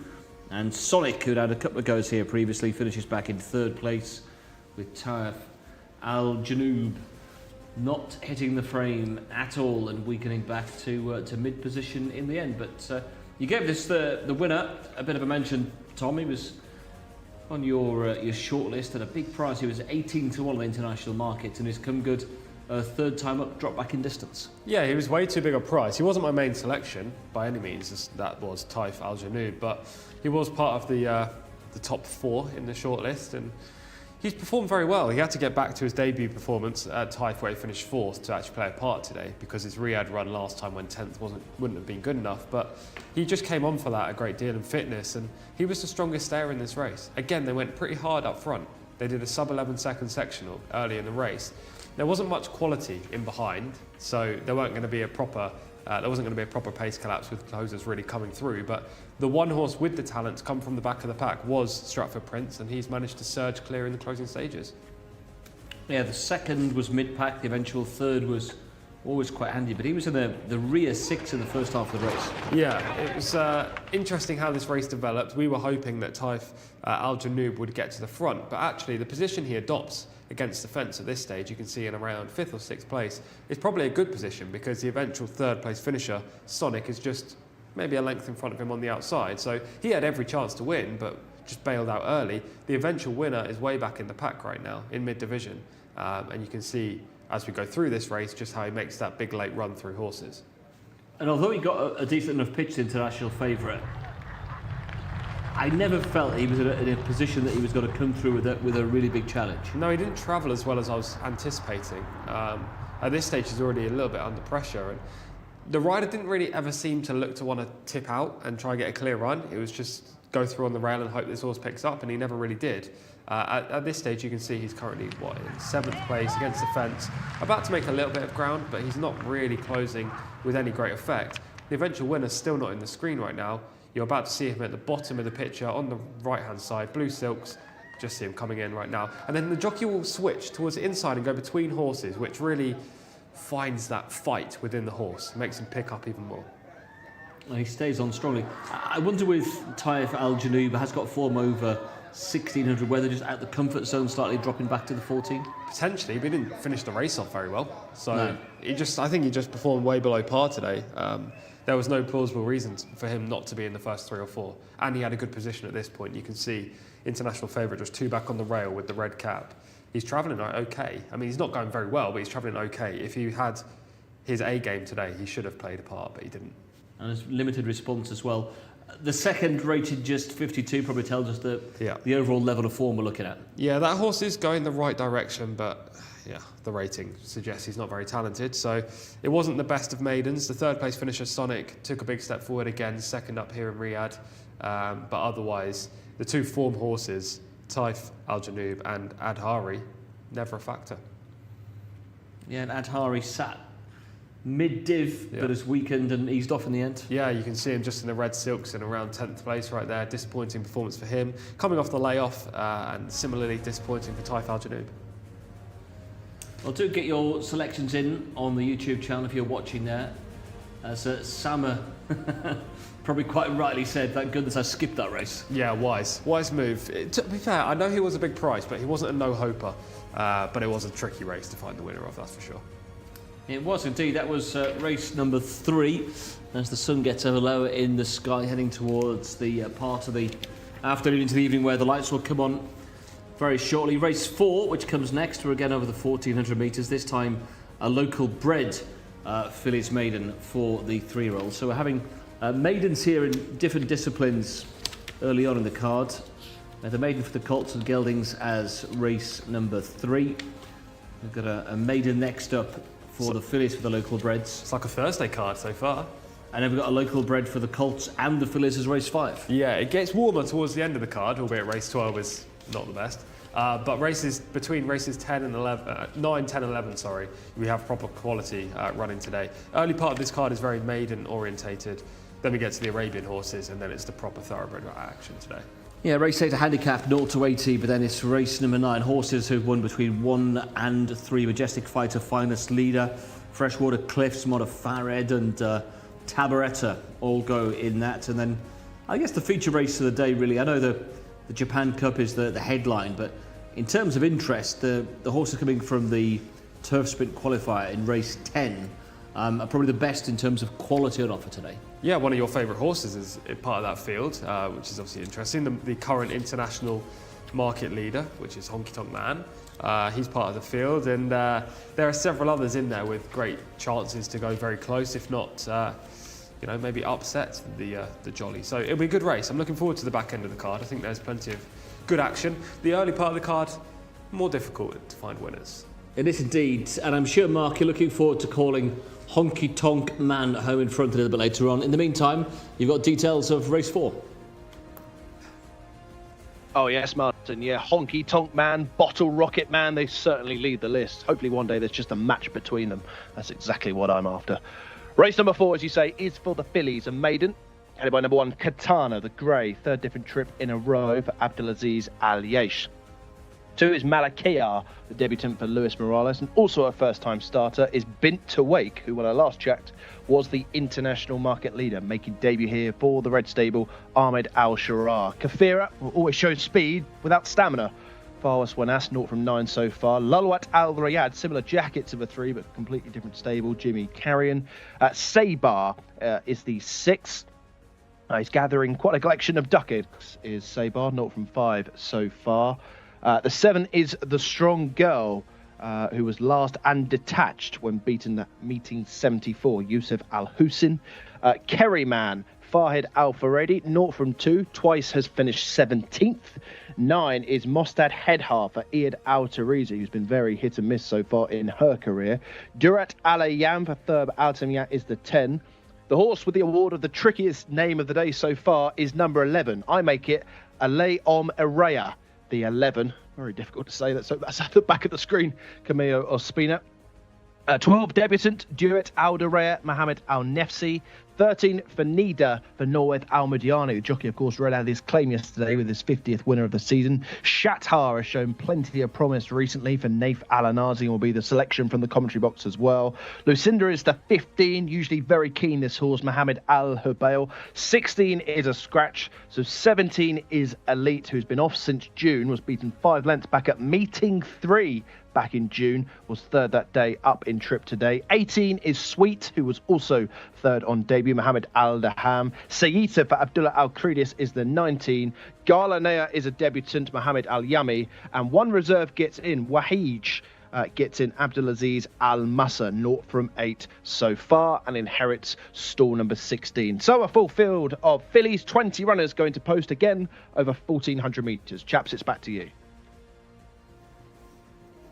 Yeah, thanks, Mark. So we've got 8 debutants in the field for this local bred fillies maiden. They're racing over the 1,400. We're already skipping through them. They're down to number 5 on the shots we can see here. This is one of the debutants as well, Lolwat Al Riyadh. Not one of the horses on my shortlist. Unfortunately, the race card doesn't tell us who the dam is, so that doesn't really help with the pedigree notes either. Sa Ibar is number 6. 5 goes so far, mark of just 36. Failed to muster any kind of challenge in those 5 attempts. I don't anticipate today to be any different. The Strong Girls had 2 goes so far, including in local bred fillies company last time out. Big gap between first and the second run. Neither was overly promising. Number 8 is Kariman, 2 runs to date, 17th on both occasions. Won't be winning today if repeating either of those performances. Number 9 we can see in shot. This is Mosta Headhar, who 6 runs so far, but very exposed. She's getting very hot there, unless that's just the shine. I think she's getting really sweaty. Bits and pieces of form for that filly, but she struggled last time. 10 Jurat Elam rated just 40. Yeah, others have much more pressing claims. We get down to the 11, which is another debutante. This horse at least gets Camilo Ospina on board, so there is a reason to think that she can perform. She's by Elzam, reasonable pedigree as well. Aliom Ma Ea is the 11. 12 is Due Al-Dariar, he was another debutante. Yes, a horse that I just don't like in this race. 13 also on debut. I don't like this one either, readily overlooked. Then at number 14, Shathar, 13 runs so far, but you can take encouragement from the last couple of runs. Definitely, this is one of the major players, trending in the right direction, this Daughter of Dawn approach. Third, second on her last 3 starts, gets Naif Al-Anazi today. They're probably going to try and ride her a little bit more aggressive. We'll see some footage of her last time up where she was ridden in behind and around mid-division and came through late, but you don't want to be in traffic in a race like this. Would have beaten a neck last time out. 15 is Lucinda. Made amends for a poor run at meeting 88 with a solid effort last time up. She's a place candidate. Scratch the 16s to move down to number 17, which is Elite. Not been seen though since back in June. No, it was a decent third though in a very weak maiden. I understand it wasn't full of good horses, but still managed to place in that race. I don't know why she's been off the track for so long. Sweet, number 18, just had the one start as well. That was third over the 1200 metres back in December. Showed loads of speed on debut from a wide draw, just got run down late over the 1200 metres. Has a chance to make amends today, but we'll need to rate rather than blast out from the outset, otherwise her stamina is a concern. And the second from that race has actually been a winner since. Number 19's had 4 goes so far. Hasn't shown much on the track yet and it's hard to recommend. 20 also on debut. Widest draw on debut is a huge no-no for me when I come to selecting my horses in each race. Then off a mark of 63, number 21 is Jcsa, who's had 8 goes. Experienced reserve, at least has some kind of chance on all-known form, is placed on 2 occasions. Okay, well, that's some of the main players. We'll come back to the top end of the card again. We've got lots of debutants here, Shamila, so any of those first-time outs taking your eye? Yeah, loads of debutants in this race, but I've decided to stick with horse number 14, who has a lot of experience under her belt, Jcsa, who is rated 66 and has Naif Al-Nazi on board. And I think Naif is actually actively trying to kill me these last few weekends, her just spinning around there. But she looks really nice in the parade ring up until Naif got on her. She's 3 years old by Dawn Approach. Just a really nice looking filly, really genuine as well, and tries her heart out and makes the placings in her last 3 runs. As for debutants, the one I like the most, the look of the most is horse number 2, Malakea, with Louis Morales on board, who's already had a winner today, so he's chasing that double, but she looked really nice. Only one paddock negative for you in horse number 9, getting extremely sweaty in the prelims and really worked up here in the parade ring, but very, very sweaty, so I think I'd stay clear of her and stick with horse number 14. Well, thanks, Shamila. I think we're all with the 14 here, especially at the prices on the international market. 7-1 for Jcsa. Hell's got the experience, just touched off last time out in handicap company, around 3rd in the local bred fillies maiden prior to that. At a mark of 66, put her right into the mix. But the international markets, Tom, have got horse number 3, Bid Tawak, as the very short priced favourite, less than 2-1 for the newcomer. Yeah, I'm very surprised about that. I'm perplexed, actually. I thought this horse would probably be around 5-6-1. First time starters for the Red Stable. I know everyone knows the Silks, Prince Faisal, Queen Khalid, but they don't win first time up very often. They generally need the first run, especially horses from this trainer. The draw's pretty good, but I would not be having a part of this horse at a short price. They've got 21 and 18 as well towards the top of the international markets. But let's have a look at a bit of form here, and we can see Jcsa, as you say, does like to come from off the pace and come through horses, but goes very close this day. Yeah, I was in mid-division early, as you can see, just finds a passage. The horses around Jcsa are kind of going backwards or up and down on the spot. There's no real closer in the race either, so she could have been flattered. Look, I'm not with her, but I think she should be favourite in this race. The one concern for me is that look how many finished within 3 lengths of each other. That suggests it wasn't a very good race. They're all much of a muchness in there, and she ran to a mark of around 65, 66. So if she reproduces that form, she'll be there at the finish, which is why she deserves to be favourite. She's a solid option in this race, but if there is an improver in here, she could be vulnerable. Well, a mark in what the mid-50s got the last race one, didn't it? It's true. Yeah, it's true, and she's definitely the horse to beat. In my opinion, Jcsa should be favourite in this race. However, I'm going to select horse number 18, Sweet. I like the fact that she showed loads of speed, and we've just seen there that Jcsa comes from off the pace. Maybe if there's a front runner with lots of early, they can get Jcsa off the bridle and maybe beat her 400 metres out. Jcsa may close the gap, but I think Sweet could hold on. She showed blistering pace on that debut run when she was drawn wide. It did come over a shorter trip, and I am worried about the final 200 metres for her. She's not a proven stayer at this distance, and she can go pretty hard. But got a very experienced jockey, Mohammed Al-Daham, on board, who's had a lot of recent success, especially for Thama Al-Dahani and Sheikh Abdullah Amalek Al-Sabah. So hopefully he can slow the pace down a little bit. Don't go sub 11 seconds, clock some good sectionals, and then kick in the straight, and Sweet might be able to hold off the form horse and the horse to beat, which is Jcsa. Well, around 6-1, Sweet. Third best on the international markets, around 5-1 for the 21, Jcsa. And then Bid Tawak is the market leader currently at just under 2-1. Jcsa as well, just coming in from 7-1 towards 6-1 after giving a mention by Shamila in the paddock. Sweet, yeah, happy enough 6-1-ish on the markets? Yeah, I think it's a very good price. Look, she's going to have a winnable chance. She's going to go to the front, and you can just see how long she lasts. I'm surprised the way this market is formed. Some markets have been pretty accurate since we've had the international markets. Some have been quite a bit off. I could be wrong here, but there's no way the Red Stable horse, first time starter, deserves to be that short. And also, I don't like the 21 Wahij as second favourite either. Maybe that horse should be around 8-10 to 1. But, you know, we haven't seen the best from this horse, this filly, since Taif. Yeah. It's a completely different track to here. That was meetings 51 and 54. Yeah, completely different venue to Riyadh. You know, it's a much deeper surface, shorter home straight. It doesn't necessarily transfer the form from Taif to here. And I think if you're looking at that short price on Wahij, or shortish price, and thinking this horse has a chance, you might be being put off here. I think that horse should be a lot bigger. Well, it goes out to 2 to 1, just a little bit easier to back there. And shot is Jcsa. It's going to come from wide in 14. Sweet also wide in 17. Wahij wide in 20. So, bar the favourite, all of the fancied horses seem to be posted wide, 14 plus. Yeah, I don't think it's a huge disadvantage in a race like this where there are plenty of inexperienced horses. For example, horses 12 and 13 are both first-time starters, as is the 11. One of those, or at least one of those, will probably miss the kick. A couple of the others only had one start that are drawn in the mid-div. Again, they may be slowly away. And also, if you've got lots of early speed, it doesn't matter if you're drawn wide, because you can go 3-4 wide on this track around the turn and still win. There is a camber around that far turn, and it helps the horses drawn wide and positioned wide on the track to really slingshot into the bend. We have noticed since we've been here in Riyadh for however many months it is now, if you're wide, you can win. You just don't want to be 6 wide and back in the pack, because it's very hard to close if you're losing ground on the turn.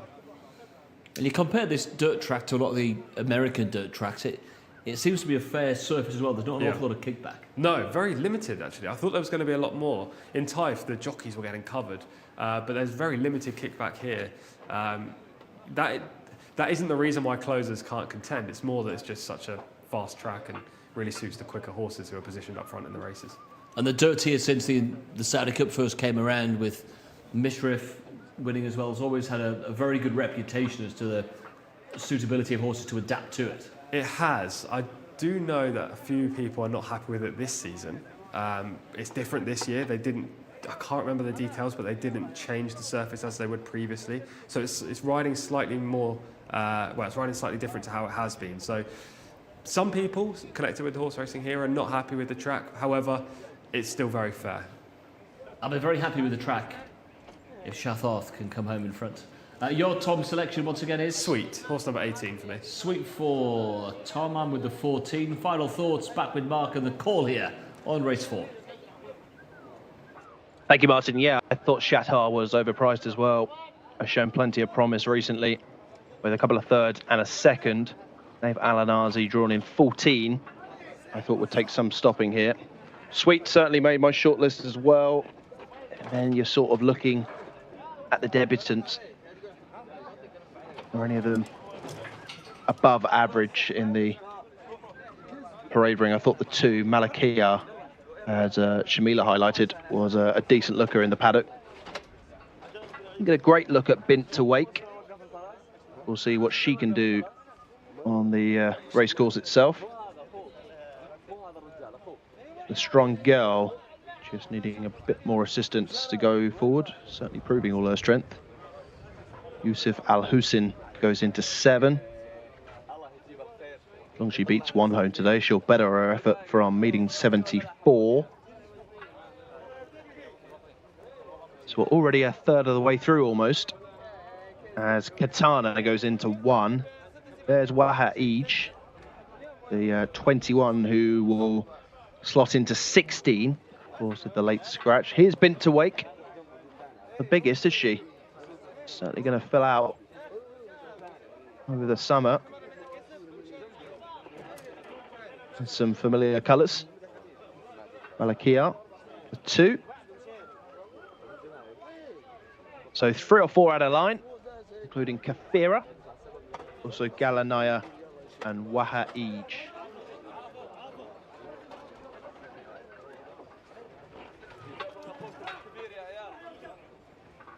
Final duo stepping forward, as though the outside.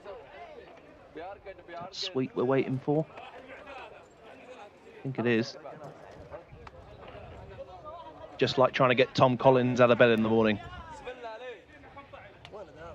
Doesn't want to have it, does she? Mohammed Al-Daham steps off. They're going to load the horse without... This will be such a shame if she doesn't run, because I agree with Tom that she's certainly got a great chance.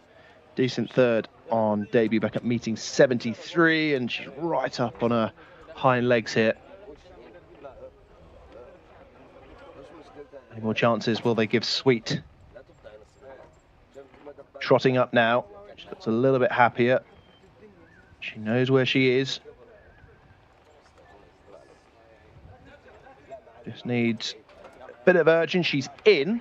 Just needs to be reunited with the jockey now. Hamid Al-Daham climbs onto her back, and we should be all set. See how she breaks way out in 18. Gates back, and they're off and racing. Slow to go was Sweet, and also the favourite Bint to Wake was not the quickest into stride.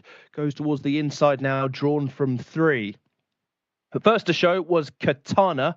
Also up the pace is the Blue Jacket of Malakia. So the horses drawn 1 and 2 are 1 and 2 in the race at the moment. Also, Kafira is handy in the pale silks, the purple epaulets and stripes on the sleeves. Further out is Fanida with the blue jacket, white sleeves. Shatar has a decent racing position. And also pushing forward is the lilac colours of Elite. Looking towards the rear of the field, Sayita is one of the last still going, and so too is Karaman, as the leaders are pressing on down the side of the course. And it's the grey Katana, by verdict of the inside running rail, may have just given the lead to Kafira now. Kafira goes on from Katana, who goes backwards in second. Elite is now moving into second position, and down the wide outside is Lucinda. Then comes Shatar, who's just short of a little bit of racing room, but still goes pretty well. Then comes the yellow and red colours of the Strong Girl, and then Waha Eej, as Kafira has gone for home with a furlong left to run. And here comes Sweet down the wide outside. Shatar now in third, as Sweet moves to the front. Sweet going well here, lead by 2 lengths, and Sweet is off to the candy shop here. Sweet and Mohammed Al-Daham didn't want to load, but comes home in front. Sweet the winner. Type for the minors, including Shatar and also Kafira, the long-time leader, and the rest getting over the line as we speak. Sweet, 1:28.06, a winner for Tom Collins. Is that 2 on the day for Tom? I'm sure it is. Sweet wins from stall number 18. Clearly possesses a lot of ability. A winning time of 1:28.06.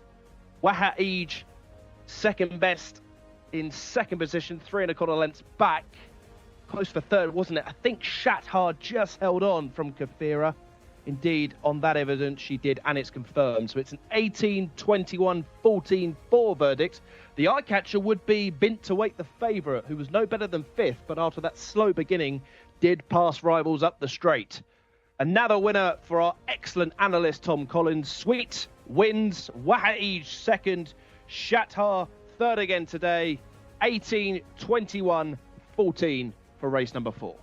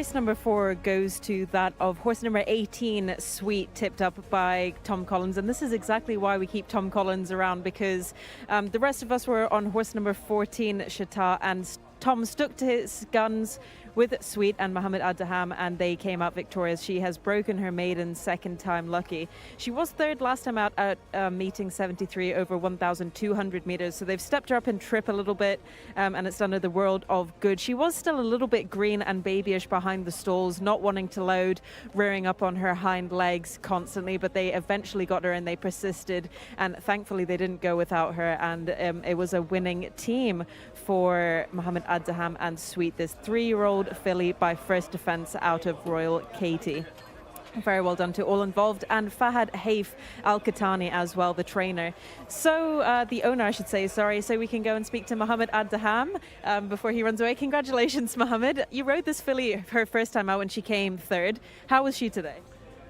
First time, first time. Some horse first time, no, but he ran very, very good first, when he ran first time. Short distance and he go front. Today the trainer changed the plan, stay behind, and mashallah, come very good. And she had a pretty bad start and she didn't want to load in the stalls. She was being very naughty. Yeah, because the filly a little bit crazy, no easy, no relax, nervous a little bit, but alhamdulillah he win. You think she will get better with age, the more racing she have? Inshallah, with filly, inshallah. You think this is the perfect distance for her? No, I think he can go more. Yeah, because today come from behind and go more on fast race, inshallah have good chance. Well done, Mohammed, thank you. Welcome. Mohammed Adham then brings home Sweet second time up. Third here over the 1200 back in December. Makes it second time lucky to beat into the minor honours. Wahij and also Shathar as well. The market getting this pretty right. The second, third and fourth in the market dominating here. A little bit of promise from that horse who was sent off the international favourite on debut, comes through from beaten rivals to finish in 5th place. But Tom, naughty at the start and slow away at the gates as well. Yeah, look at that, slowly away and squeezed in between 2 horses. Only 2 behind in the first 100 metres for this horse. On debut, when she finished 3rd, she showed blistering early speed, got to the front, and then basically just curled up in the final 100 metres. I know Mohammed said it was a change of plan today. It might have been, but that wasn't why she was behind in the race. She got badly squeezed out at the start. For any horse to overcome interference like that, they've done very well on a speed favouring track. Look how much energy she's had to burn to get into this position. She's currently in around 8th place, 4 wide on the track. I thought she'd run well, just to even show her face up in the leading line, turning for home. But somehow she sustained a run over this longer distance and proved that she was the best bet in this race. The market leader, we said this before, and you accurately just said there that the market was relatively right with the protagonist, but 15-8 for a red sable first-time starter, not for me. But as ran as though will come on a bundle with experience. Sure, it's not, and not for me because this horse has no talent, probably does have talent, but at the same time they're never geared up to win first time up. You saw the horse slowly away. Yes, it stayed on nicely into 5th, but this is going to be a bit of a longer-term project. Maybe next time this horse will win and deserves to be a shorter price because at least there's some promise there. We know the fitness is on point. Today wasn't going to be the day. And Mohammed as well suggesting this horse has got to stay further, probably borne out by how she's coped with what's gone in the race and how strong she's been through the line. Yeah, I would actually... Right, let's see if we can see on these pictures her being squeezed out right out wide. Just see there, she's slightly slowly away, blue cap, red stripes on the body, and then squeezed out. Mohammed has to sit back in the saddle, loses at least 3 lengths in that process and a lot of momentum. So you can add a little bit more onto this winning margin for Sweet. I think she was very impressive today. Yes, to answer your question, I think further would be fine for her, but she has lots of early speed. I would stick to this intermediate trip because she can really exploit the difference between the sprinters and the milers. Going 1400, and she's got plenty of talent, and she could probably go over a range of distances the way she runs her races. Well, he's through for second off a mark of 63. The third was Shathar, who's doing what Shathar does instead on the closing stages. Yeah. Marks of 63 and 66, so you're talking about 2 fillies in behind in the mid-60s. Yeah. So we're not talking about a world beater here, but probably a progressive 70-rated horse. Yeah, but I think she deserves to... Look, if she's given a mark of 70 and she gets to run in the 0 to 70, I'd be selecting her because I think she's better than that. I think she's maybe won by 3 or 4 lengths. Well, I don't know what the winning margin was, but it would be 3 or 4 lengths today. add that on, which makes her a 70 horse, but she probably lost 4 or 5 lengths at the start. We ran her race back to front, speed up front when she shouldn't have put the speed in because she was pulled back. Yeah, I think she could be an 80 rated horse, maybe running off a mark of 70 next time. Okay, could be one for handicaps if she does get a lenient rating from the handicaps. We stay in maiden company for the local breds for race 5, Mark, this time for 3-year-olds, both fillies and colts. Yes, Martin, indeed. And we stay over 7 furlongs as well as the horses are coming into the paddock as we speak. There we can see number 1, Shaquille Albao for Luis Morales. First start for this one, as is the case for the 2, Abu Taleb for Wigberto Ramos. 3 is Al Sayyiq, first of 2 greys, continues to drop in trip this one, Tariq Al Mansour. 4 is Tayar Alays, decent form figures on paper, but has been beaten miles. I think 15 lengths in the race back at meeting 93. Abdullah Al Kridis rides the 4. 5 is Warid Al Jude, which is also a debutant in the 2 shades of blue. 6 is the other grey Kissam for Fahed Al Faradi, certainly not improved from the course and distance second back at meeting 58, but back at that trip today. 7 is Sijar for Rayan Al Ta'esh, and 8 is Kawad, another first-time starter, Mohammed Al Nefsi. Also seeing the race course for the first time is Mok Lafaya for Iyad Al Tarizi. 10 is Asdal Selman Al Rashid, opening mark of 56, looks pretty generous. 11 is Ibn Al Sheikh Thurb Al Timyat. 12 is Al Majad Al Majid, who when I last checked was the international market leader, but again a favourite I'm looking to oppose. 13 is Calm Hadhar for Nawaf Al Farouz. 14 is Ghostafu for Abdullah Al Deeb. Certainly can't get much worse than last time. 15, Bazin Al-Wali for Mohammed Al-Yami. Again, another first-time starter. 17 is interesting. 16, by the way, a non-runner. 17, Mucho Currencies, who astonishingly unseated his rider back at meeting 41. Was off the track some time before finishing 5th at meeting 86. Naif Al-Anazi bravely gets back aboard. Tajub is the filly. Abdullah Al-Farouz, 0 from 1 so far. 19, Sabah Al-Anea, Camille Ospina. 20, Kadum Al-Sad, Mohammed Al-Habel. 1 reserve gets in, Hayav, number 21, inherits stall number 16 for Eddie Castro. 20 runners, Mucho Currencies definitely overpriced for me, chaps. Well, the camera's already spinning through the top ones at the head of the field here for this local bred horses maiden. We've seen Shargil Alba, we've seen Abu Talab, and we've seen Al Salik as well. We move on though to horse number 4. He's been over further on the last couple of starts, comes back in distance. Has middling form, was fine in Taif back in meeting 23, but the subsequent efforts just haven't been as good. Probably vulnerable to a more talented type. 5, Warood Al Jude on debut. Don't know too much about this horse, though it looks like he'll come on a touch from the run from those images. 6, Kissam has got course and distance form second here at meeting 58, second top rated. Unlucky not to win that day, hung away his chance after being clear inside the final 200 metres. Struggled in the next 2 starts, back off the break, could see this horse perform better. Number 7 is Sijar. 6 goes so far, last seen at meeting 94. Trending the wrong direction since the Riyadh switch. And we've got a couple of debutants. Number 8 is Kawad on debut. Yeah, by Closing Bell, who's had several winners on these shores, unknown whether this horse has any ability. Mockliffe number 9 also on debut. This one a filly by Top Music.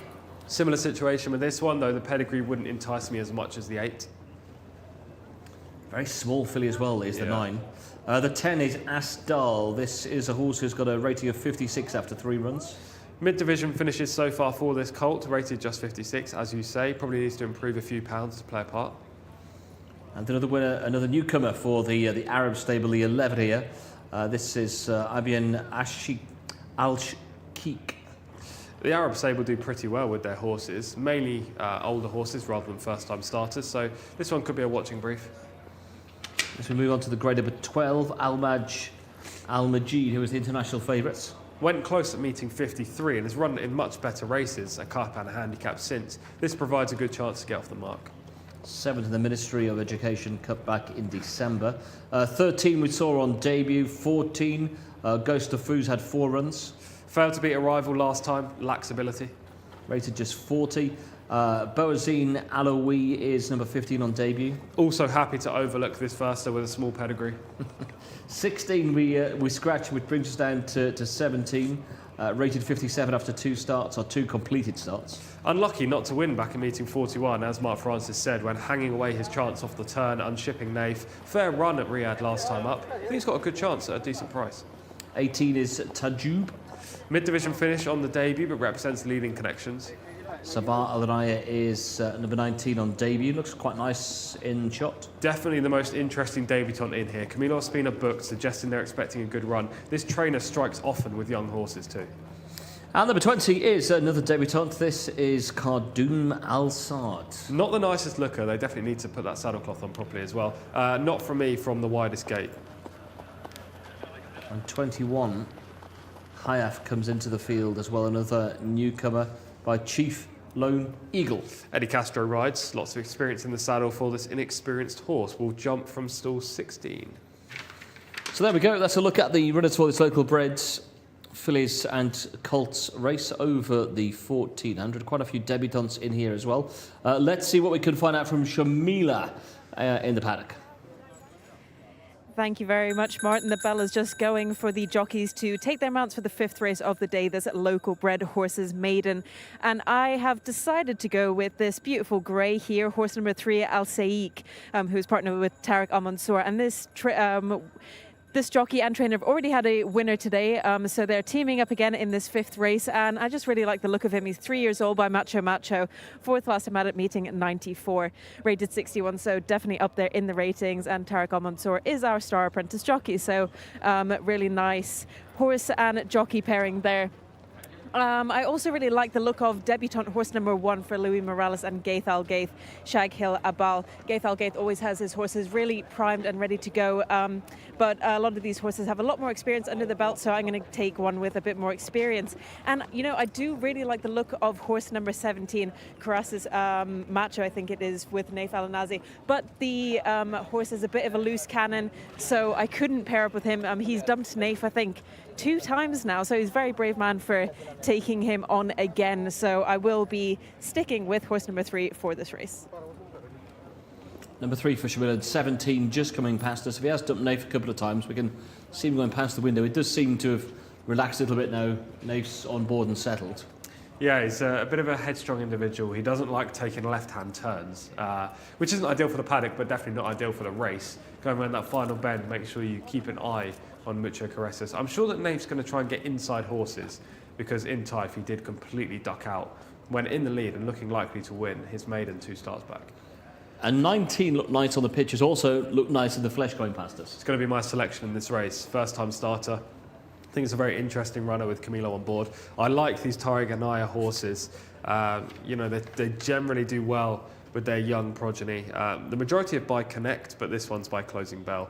I think this horse is interesting. I don't like the wide gate for a firster, but hopefully with Camilo on board, an aggressive and very experienced and talented rider, he can get this horse into a nice position, and from there he could prove the best. But at least with this sort of race, you're not up against a lot of those with experience. You've got 9 of the debutants in the field as well, yes. So a lot of them are in the same boat. Exactly that, and hopefully a few of those, for my sake, will miss the kick, so that Camilo won't really feel like he's in stall 19 of 20 in this race, and hopefully he can get across. This is a race where there's a few with decent form. Kissam being one, horse number 6, and also horse number 12, Al-Majid. Mucho Carreras also deserves another mention, but I wouldn't say they set the bar overly high. So if there is a decent first-time starter, maybe it's the 19, maybe it's the 1, they could come out on top here. Well, the international market leader is the 12, Al-Majid, who has been over 1,600 metres in handicap company last time, ran in the Ministry of Education cut back in December. Last time when tried at this level, did finish a good second at Taif. Yeah, definitely the horse to beat on all-known form, for sure. Coming back in class is going to stand this horse in better stead, as we see a piece of form here. We can indeed have a look at a bit of form. It involves Al Sayek, who we can see in the blue and white colours we just saw a second ago. This is it finishing 4th, the big grey up on the outside. He makes a bit of a late run in this race, but he's very one pace, as you can see. He's kind of just passing other slowing down horses, passing beaten foes, as they would say in the US. He never really gets involved in the finish. So that's got to be a bit of a concern for me. And then in the end, beaten around 7 lengths as well. That was over 1,600. It has been over further. Yeah. You're looking for the drop in trip to ignite a bit of improvement from somewhere, because I think it's looked limited on what we've seen so far. Yeah, if anything, I'd want to be going up in trip with this kind of horse. He doesn't have gears, so coming back down in trip, you're relying on a bit of a pace collapse. I think he's more of a 1,800 metre horse rather than 1,400 metres. And that currently is around a 10-1 chance at the moment, Al Salik. Kissam, I thought 7-1 on the international markets. Kissam, good price. It's fair. If you go back to meeting 58, when this horse had a real winning shot and kind of threw it away in the latter stages, you could say this horse has enough talent to win a maiden. There's no doubt about it. The recent runs haven't been as good, but the break from the racetrack since meeting 74 could see this horse in better light. Definitely wouldn't be striking a line through Kissam. I am a bit worried about his mentality when he's put out in front. He tends to idle a touch, and that would be a slight concern for me. Doesn't mean he can't finish in the top 3, but I wouldn't want to see him in front early. Well, second top rated, one was second here at meeting 58, was only beaten just over, a length and 3/4 in the end, but was stalled 20 that day. Do you think stall 6 today is going to help him in any way? It would definitely help. I mean, stall 20 is never ideal, no matter who the horse is, but the actual stall that day made no difference because he was in front early on and then was hanging away his chance. If we had the footage, I could have taught you through that, but basically he should have won the race and didn't, so that is a bit of a worry for me. OK, runners then down at the post. Just confirming your selection, Tom. My selection is horse number 19, Sabah Alanaya. I am interested though in watching horse number 17, Mucho Caresses, just because he's very wayward in his way. So hopefully he races nice and neatly and professionally and allows the horse on the outside to have a run, because when he did unship in Taif, it caused a lot of interference that day. Well, they're circling down at the start. Anything take your eye, particularly, Mark, on the way down the post? Certainly the 19 Tom selection did look good in the parade run here. Yeah, I agree, Martin. I'm no paddock expert by any means, but I thought that Sabah Alanaya certainly looked the part in the paddock. But I am going to stick with the enigma that is Mucho Caresses. The 17 here has tried yellow blinkers, has tried white blinkers. Today we try red blinkers. Has already thrown Nave Alanazi off at meeting 41. So essentially it's had 3 runs, not the 2 that it mentions in the race card.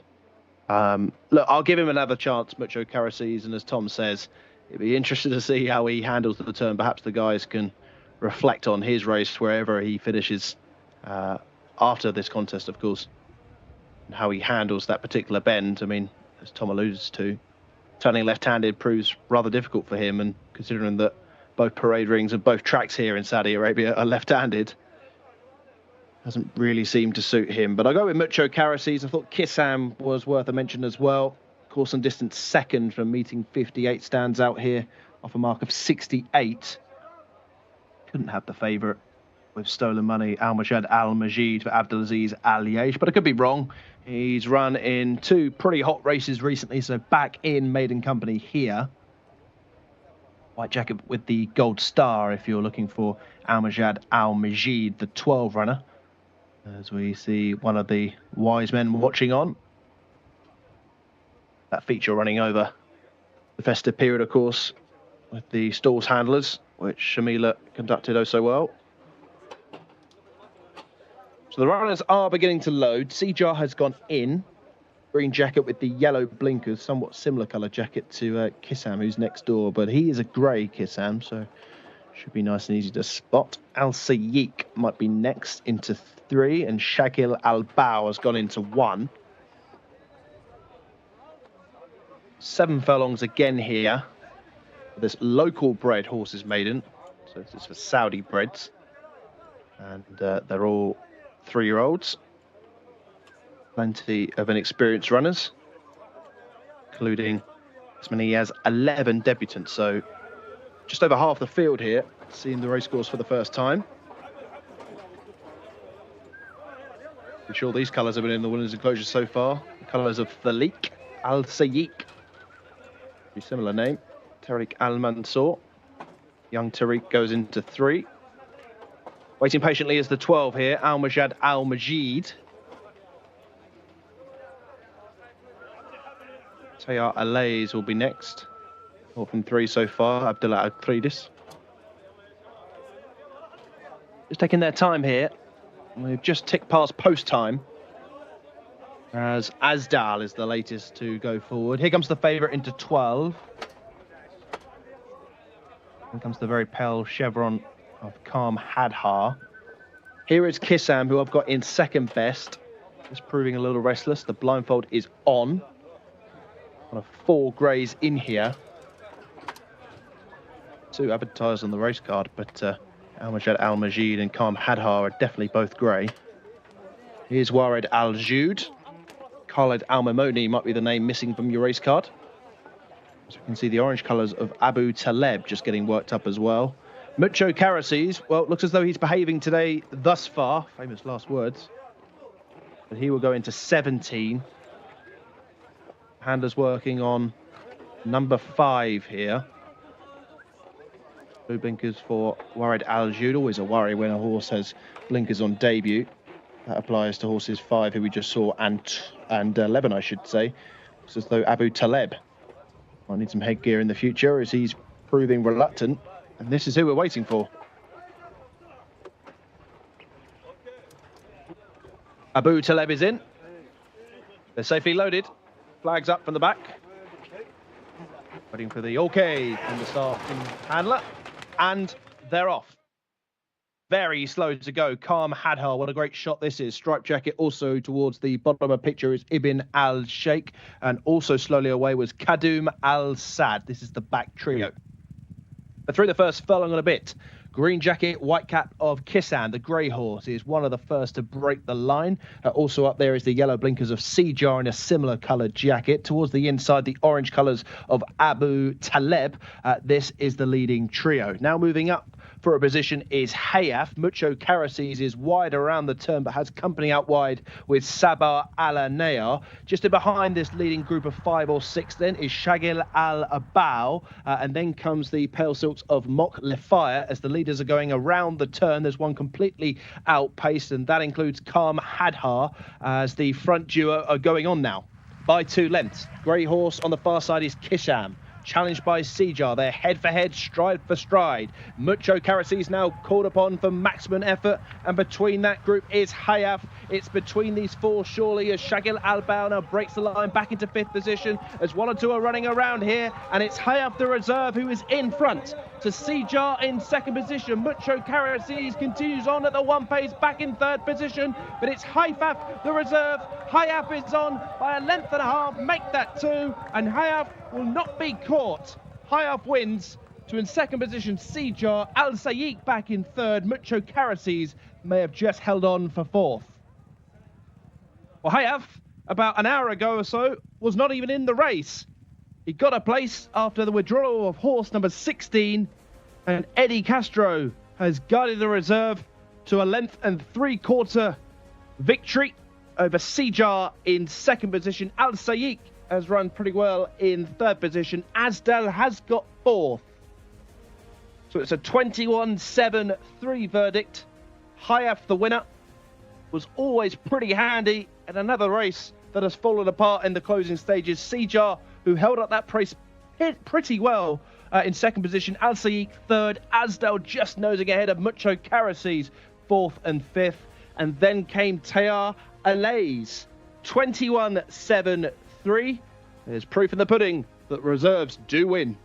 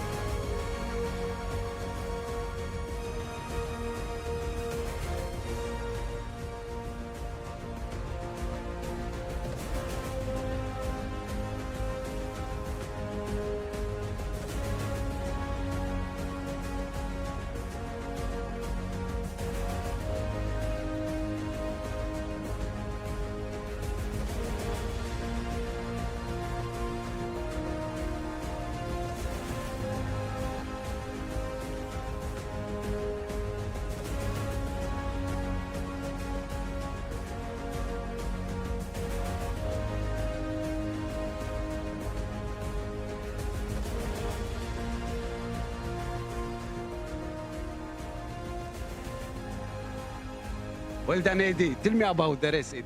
Well, thank you so much. Thank you, Mandarri. So that's my first time running.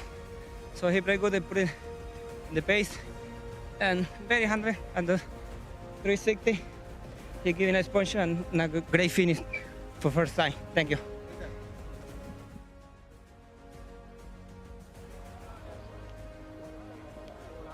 Well, what a treat this is, because we get to speak to Eddie Castro, who's just won the 5th race of the day, a local bred horse's maiden. And not only is this horse a maiden, but he was a first-time starter as well, a debutant and a first reserve. So it just goes to show the system absolutely does work. Really nice gelding they have here on their hands. 3-year-old gelding by Chief Lone Eagle out of Heated Exchange. Looked a bit messy there in the closing stages, was drifting a little bit, but it is his first day at school. We can't hold that against him too much. And fantastic that Eddie Castro is back in the winner's enclosure. Nice training performance from Fahad Nasser as well. And well done to the owner, Nassar Alatabi. So congratulations to all involved with this gelding. Really nice horse they have, and he will get better as each race comes, and a little bit less green, and he was just hanging a little bit and bumped into his rival, it looked like. So be interesting to see what Eddie Castro has to say. And this race is worth 50,000 Saudi Riyal for the non-winners, but now be interesting to see where this horse goes next, what they're going to do with him, or if they're going to give him a little break. But we can speak to Eddie Castro just very quickly. Congratulations, Eddie. I feel like I haven't spoken to you in so long. Well, thank you so much. Well, that's a habit, that's a business. Then come back here. First time I think for ride for the owner and the trainer, and first time the horse. So he very good. I have a nice possession, and he stayed back a little bit in the 3A, but he come back, and thank God he won the race. It looked a little bit messy in the closing stages, like there was a little bit of interference, but that's just because it was his first time, right? Yeah, that's the first time. He's a little green, first time horse. So, but he handled good on the stretch. So I hope so he keep a good horse. Do you think this is the ideal distance for him?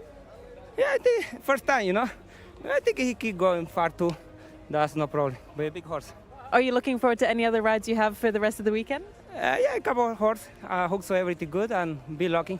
That's all. Well done, Eddie. Thank you.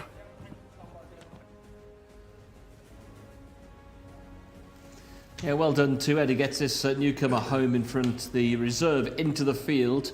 High off. A few of those wandered around him behind, most notably Mucho Caraces, who gave trouble in the paddock beforehand and has zigzagged down the straight. But a likeable performance from the eventual winner, horse number 21, who was always at that sort of front wave of 5 or 6. Nice looking first time starter, jumped from a wide gate but was very professional in doing so. As we see right now, look at stall 16, jumped nicely, the best away of any of those horses that were drawn wide, and Eddie was immediately able to move across. My selection right out on the right hand side, didn't jump well, just kind of lunged to the right and lost a lot of ground in doing so. Camilo then tried to ride him up with the speed, and he was done from an early stage. But the eventual winner is currently in 4th and about to track across into the 5 path. Nice looking type, and is only going to come on for this run. You mentioned Mucho Caraces there. What a rogue he is. He adds a bit of character and flavour to the race. Does it every time. I don't know what the connections can do with him. He's got lots of natural talent, but his ears were pricked and he was going left and right, didn't want to run in a straight line. As soon as the other jockeys pulled up after the wire, he picked up again. So it's not for a lack of talent that he's losing, it's just he doesn't want to really race. We'll see a good idea in just exactly how he weaves around here. Look at the blue colours with the red sleeves in the ends. Of the others, we've got Sajar as well up there in the green colours. He was always handy and he runs a good race. It was Shamila's pick beforehand. He's the one they've got to catch at this stage. Yeah, ran perfectly fine. Jcsa showed lots of natural speed. As you can see, Mucho Caraces now starting to veer left and right in the blue and red silks. It was an okay race. I think there were some decent horses in there. A couple of, the form horses definitely underperformed. Al-Majid, Kissam showed the early, but then faded backwards through the pack. So they were the two with the highest ratings, and they didn't really feature in the finish. But I did say this was a race for a first-time starter. I picked the wrong one, but this horse looks pretty nice. He does indeed. You can see he's come home quite clean as well. An example of how he's raced quite close by the pace. Kissam was there with that inside pitch on the rail, and for a horse who had gone well over the course of distance previously, has found disappointing a little in the closing stages. Emptied very early in this race. They didn't go too hard up front either. As you can see, the pace really did kind of stay up there. All the horses that were on the speed were... All in the first 6 or so. Exactly. But Jcsa was the one that didn't and really emptied badly. Maybe needed a run after a few months off.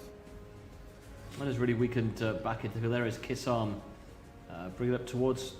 I didn't realise it'd gone so far back in the field. I thought it'd maybe weakened back to about 6th or 7th, but... No, really emptied out in the straight. It can't have been for a lack of stamina, because as you say, ran perfectly fine over the course of distance before. It must just be either lack of fitness or something went amiss in the closing stages. And there he is up there early in the green colours. Jcsa, the 6 who led early. But it's the newcomer 21 into the field late. And very a bright future ahead for Hayaf, who gives Eddie Castro a win here. If anybody who's not familiar with Eddie's backstory, Tom, just tell us a bit about him. Phenomenal rider in the US, used to ride there for a long time, I think maybe 20 years.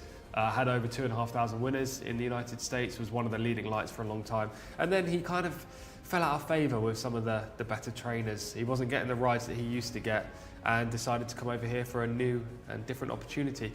He's unfortunately not getting as many rides as I was anticipating on these shores either, but he's very good when he gets a good and live mount, as he's just shown right there. And how long has he been here? I think 2 years or maybe 3 years. Not very long, but enough time to really make a stamp of himself in the country. But the other imported or foreign riders, like Camilo Ospina, Alex Marino, they get much more opportunities than he does. I guess it just takes a bit of time to build up the contacts and the support network. Yeah. The other guys you mentioned have been here for quite some time, and Camilo's an 8 times champion, isn't he? So. Yeah, exactly that.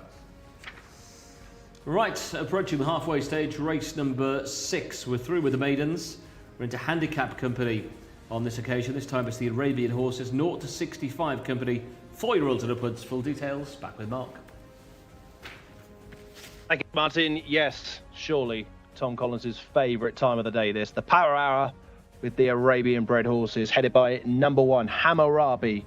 The draw's not been too kind to those at the top of the weight. Hammurabi, who is weighted 65, along with horses 2 and 3. Hammurabi is way out in 19 here. This is a handicap, 0 to 65. Ali Al-Mamoni on board. The 2 is Kabir Karaik, who is the only maiden on the first page. It's drawn out in 12. And 13, Haydar Hamza Saad, who's out in 17. Number 4 is Al-Hassas, who is the mount of Abdullah Al-Kridis, who got his deserved win last time out by a neck at meeting 92. Reopposes the second in that race, which is Mutahed Al-Khaladir, I should say. Mohammed Al-Hubayl, who was third in that race. The second is the 7, which we'll come to. Current favourite is Agap Al-Khaladir. Never underestimate an Al-Khaladir runner, but some interesting form figures to bring to the table. Was well beaten amongst horses rated 75 at the last 2 appearances. Jalmod is the 7. Mohammed Al-Yami, who was second to Al-Hassas, and certainly has a good chance here at the weights. There's an 8-pound difference today between Jalmod and Al-Hassas. 8, Al-Mojzel for Iyad Al-Tarizi is drawn way out in 20. 9 is Sultana Al-Nawamez for Abdullah Al-Rashed, who is a winner in Poland. Fort Al-Mauri is the mount of Yasser Al-Bakawi, who has beaten just 2 horses home in the last 2 races combined.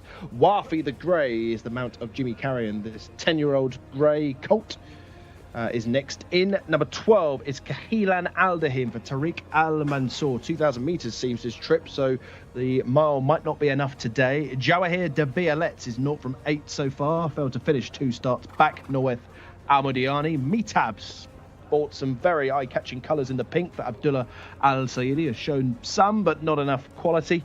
Baghdad Gudar for Ferez Al-Sanaitan is the 15, drawn in 2.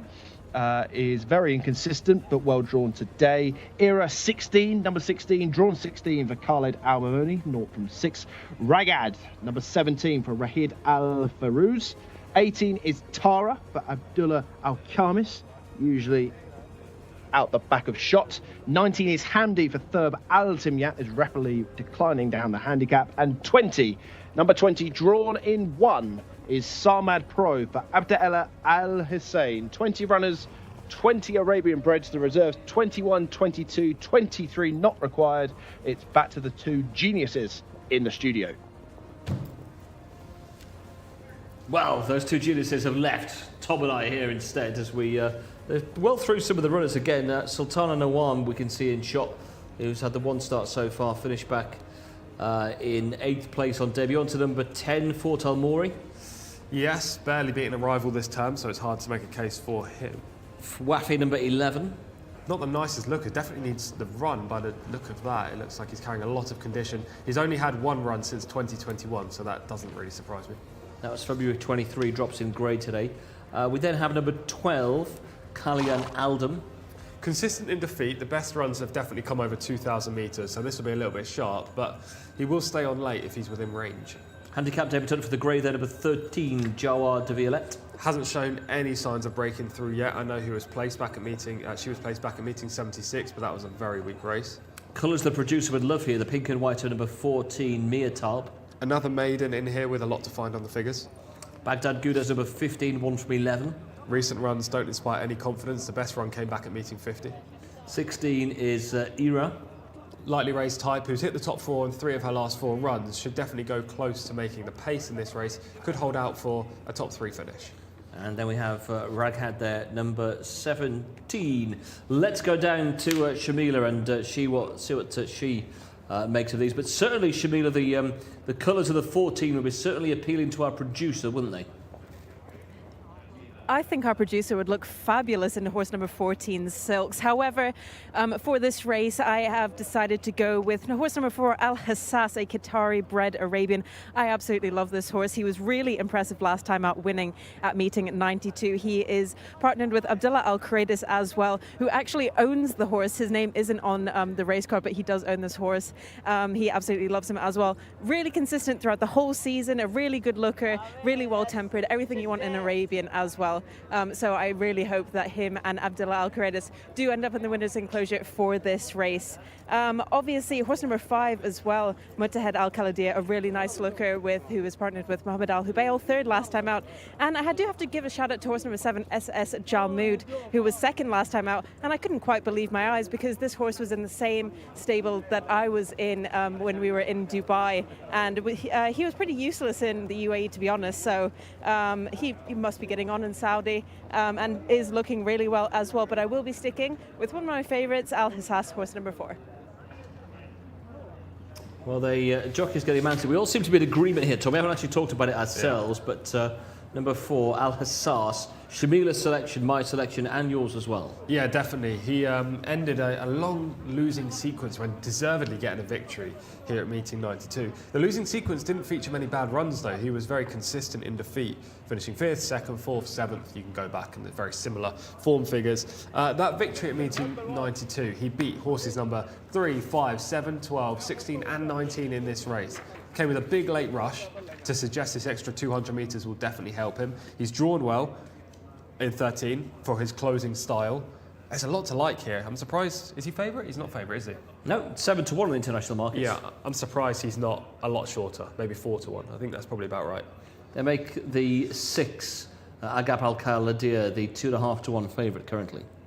Yeah, that feels a bit like guesswork to me. It looks very much like they've seen Al Khaladia stables, Mutlaq bin Mishrif, Naif Al Anazi, and gone, yeah, this horse must be the one. I don't think that's the case. Look, the connections deserve respect. I understand that. They're dominant in Arabian races. However, this horse has been mixing different trips, 1,400 metres, 2,000 metres, not showing any success recently. He's clearly not a leading light from the stable. As I say, hard to overlook the combination, but he needs to improve. The recent runs have not been there either, and all of his best performances in his career have been at Taif. Well, he has been in 0 to 75 company. He does drop in grade today, but this is the key bit of form. This is Al Hassas winning, beating Jalmood and Mutahed Al Khaladia as well. Yeah, you can just see what kind of silks would you say they are? Brown and cream or brown and yellow? Brown and yellow? Yeah, coming late down the outside. Really engaged overdrive in the latter stages of this 1,400 metre contest. As I say, judged on this performance, the extra 200 metres will suit. Just look how well he hits the line. There is no reason for me to suggest either the 2nd, Jalmod, or the 3rd, who also runs in this race today, will reverse the form. And if anything, I think they'll actually be further beaten over the longer Exactly. The trip will suit Al Hassas much more than the others. And there were 3 other horses in behind that reopposed today. Again, I can't see any of those reversing the form with the winner. And he does have form. He was 2nd at meeting 83 over the 1,600. Yeah, this trip is what I think is perfect for him, Yeah. to be honest. They were running over a shorter trip last time. He was actually quite a way back turning in, and it was a surprise that he engaged overdrive and got in front of those two horses. He wasn't very well placed in the race. I think that he's going to be better placed today because they're going to go slightly slower up front over this longer trip. Maybe he'll be 3 or 4 lengths behind in around 7th, 8th kind of position. From there, he's going to be really tough to hold. And you touched on Agap Al-Khaladir as well, who's had a variety of trips. The second favourite on the international market at 5-1 is number 1, Hammurabi, who similarly has gone between 1,200 and 2,000. They can't seem to work out the best trip for that either. Yeah, I think I prefer this horse, the 1 to the 6, even though I don't like the draw for Hammurabi in stall 19. However, the form figures in 0 to 70 handicaps for this horse read 1-2. Never been out of the top 2 in 0 to 70s. This is the first try to 0 to 65. This horse has plenty of class. So I can see Hammurabi. I can definitely see the case for him. I don't see it as much for Agap Al-Khaladir. And also towards the top of the international market, number 3, Haydar, who did win a race over 2,000 metres in similar company at meeting 89. Yeah, that was a 0 to 60, so slightly tougher, but as you say, similar. Capable of running well up to 2,000 metres as well. This distance may be a little shy of his best. He was one of the horses that finished behind Al Hassas last time. So is he? Did you say he's a shorter price or around the same price? As Same Al Hassas? price. Yeah, I see no reason why he should reverse that form. He was way behind. Yeah, back in the 11th place, and they're currently both around 6.5 to 1 currently. So Agap Al-Khaladir, the market leader on the international scene, number 1. Hammurabi is 5-1. It's 6-1 for Al Hassas. Backed in from 7s. Probably the best backed, in fact, or the most supported on the international market is the 4. Yeah, rightly so. He's the horse that is coming into this race in form, that will love the distance, has proven collateral form with 6 of the horses in this race. I think he is the one that is definitely the most enticing in here. As I say, I can see the case for Hammurabi. That would be my next best on the short list, but I'll stick with the 4 like you. OK, Shamila, myself and Tom, all with the 4. Mark, are you with the Brains Trust or against us? Well, this might be foolish, but I'm against, because I think Jalmod will reverse the form with Al Hassas. They're off level weights today. There was a 4 kilo difference in the VT that we saw. So 4 kilos make that 8 pound difference. And Jalmod was only beaten a neck. It's a big horse, Jalmod. He's big for an Arabian. Very strong on the front end. And yes, the stride was shortening. But he hit the line pretty well and was only beaten in the neck. And again, when you start that footage, probably 5 or 10 seconds into it, Al Hassas is still roaring through the gears, finishing like a sprinter. I would say he ties up, but Jalmod is certainly matching him for pace come the line. Look, we shall see, but I just thought the weight differential was a big factor here between Jalmod and Al Hassas. You know, bar 1 or 2 very special Arabians, you don't get many that prove their consistency. So, yeah, I'll take a chance on Jalmod to reverse the form with Al Hassas, who I fully expect to make the frame anyway. Of course, this being a handicap, Jalmod is in 4, despite being number 7. Al Hassas is in 13 with saddlecloth number 4. That's Fort Al Maori, who has form figures of 18 and 18 this season. So is set to struggle here again. Joaha de Violet goes forward. Here's Ragad.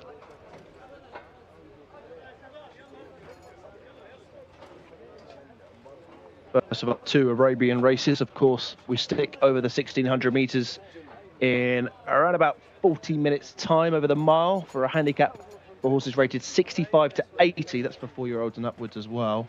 But this with a ceiling of horses rated 65, of which we have 3 of them: Hammurabi, Kabir Karaik and Haydar, who are drawn 12 or further out.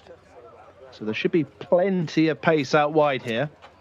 Here's Baghdad Gudar. 1 win from 11 starts. He will be next and last to complete the line. So we're set. Over the 1,600 metres, we're ready to go.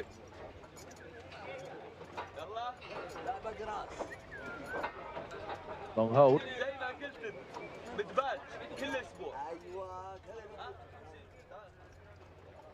Can't see Mutahed Al-Khaladir And there he is. He's out of line. I was going to say stall 14 was empty. There's the jockey, Mohammed Al Habail. So that was the reason for the delay on missing horse.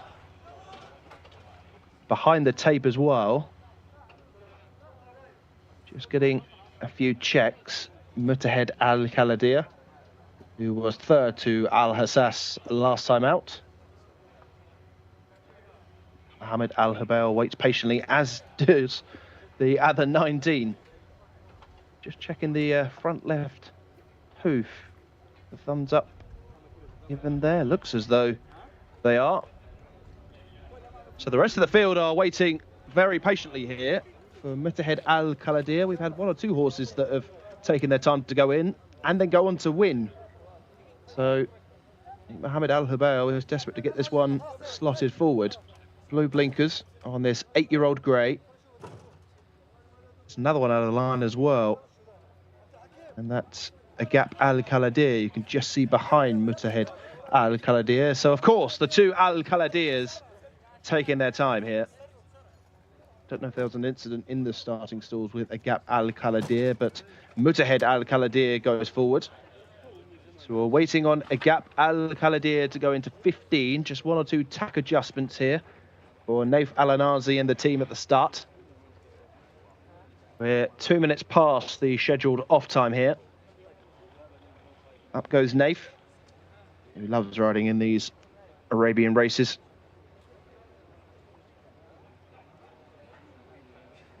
Probably the easiest jockey to spot, isn't he, from afar? Horse doesn't appear particularly happy with what's going on, but again, trotted up. One or two of these might have fallen asleep in the stalls.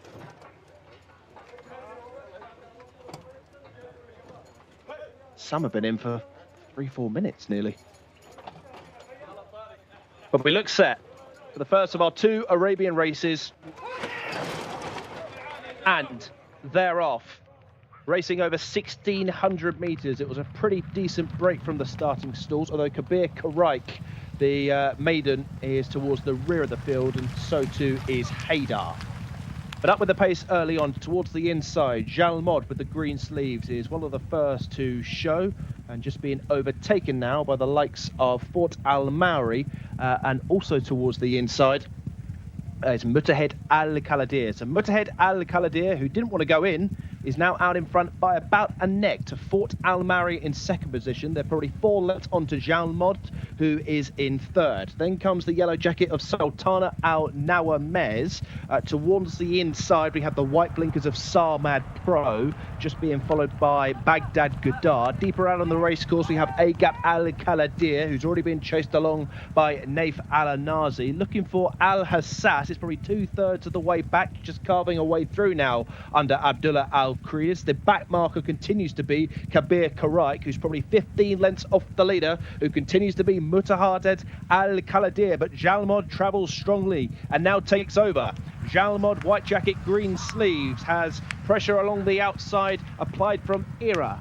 Then comes down the outside Tara, looking for Al Hassas, still in a little bit of racing trouble, probably about 6th or 7th at the moment, as the leaders are beginning to tie up here, and Ira goes on in the cheek pieces. Ira leads by 1.5 lengths to Tara in second position. Jalmod has nothing more to give in third place, and then comes the pale silks of Kahilan Al Daham. The one that's flashing home is Haydar, but has he got enough time to get Ira up? Because Ira is in front by 3 lengths here, chased by Tara. The staying on Haydar will not get any closer, and Ira will go on to score.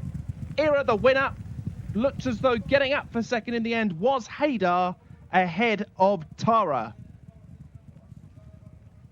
The winner then of our first Arabian race is Ira, the maiden, who scores for the first time. Number 16, drawn 16, wins under Khalid Al Memoni, and kept it pretty simple really. We've seen proper pace collapses in the opening 2, 3, 4 races.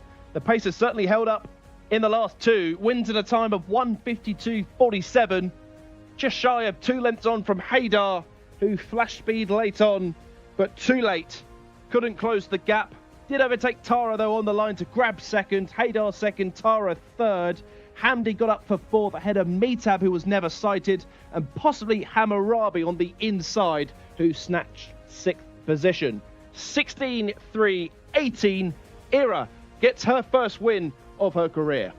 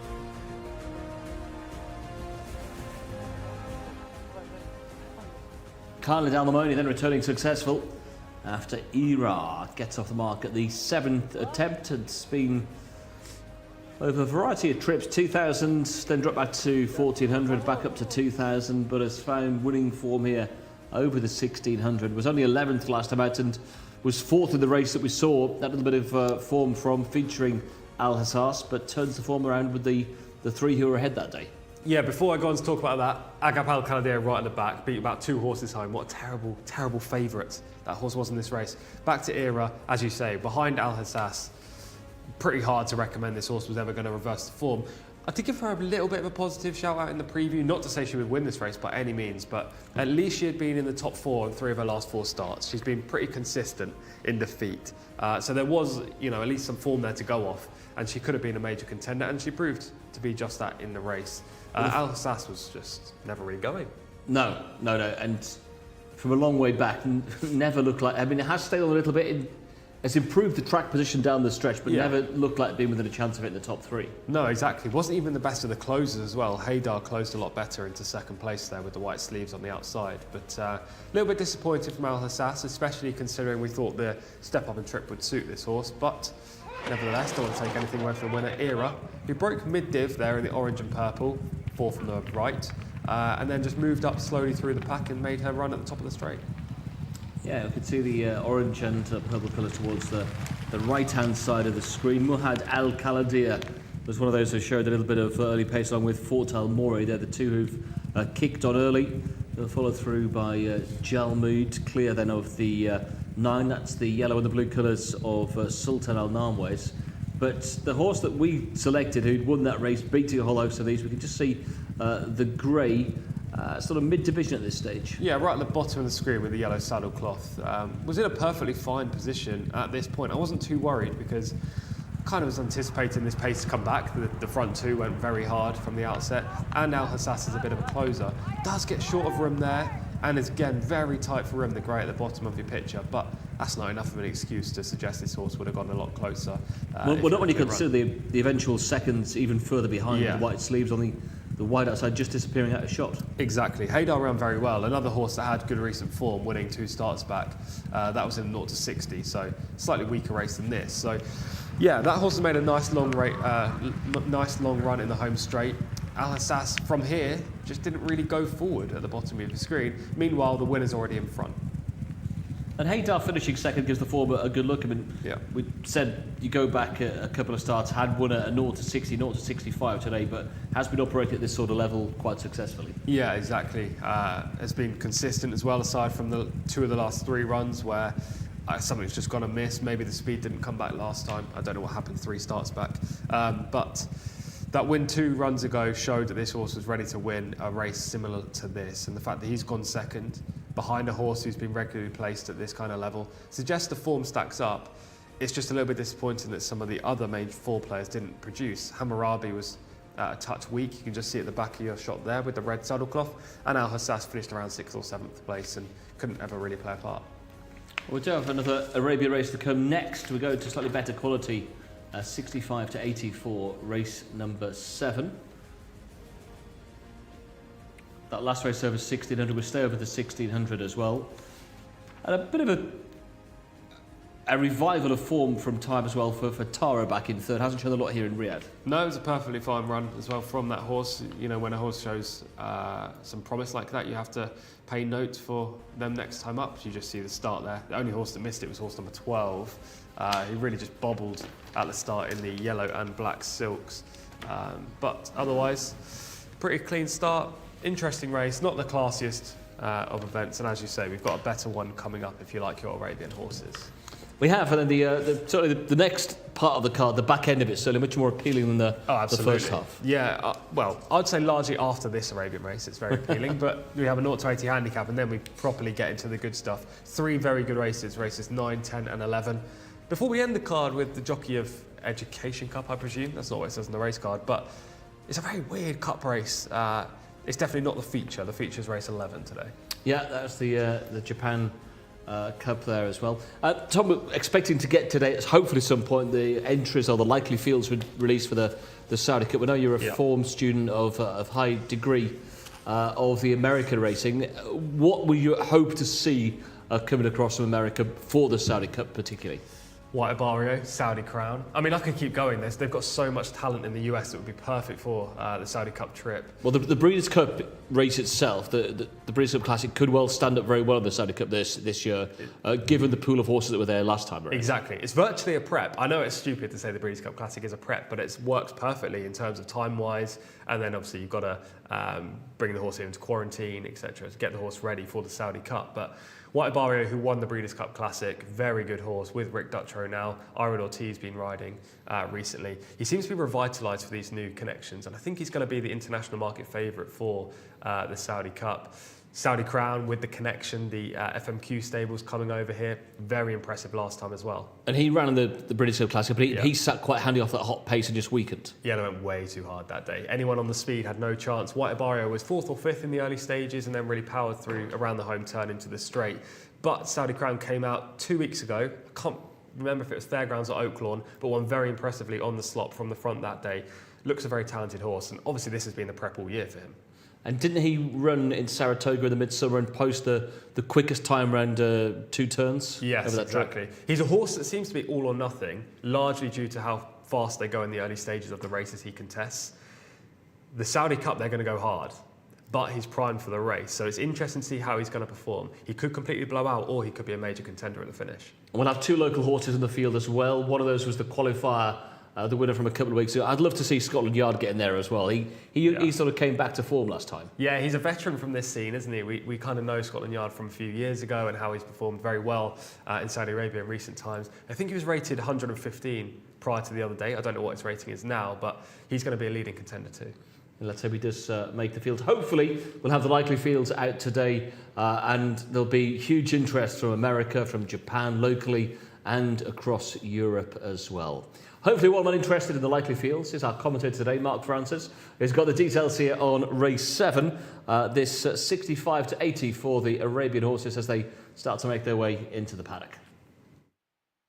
Yeah, just very quickly, Martin. I think Saudi Crown, as Tom alluded to, who won at Fairgrounds, I'm pretty sure, should certainly take some stopping. But look forward to the field coming out for that one. The field are on their way to the paddock for our next Arabian race. You say it's a handicap rated 65 to 80. They should rename it the 75 to 80 because all the horses here are rated within £5 of each other. Started by number 1, Sedic, the grey.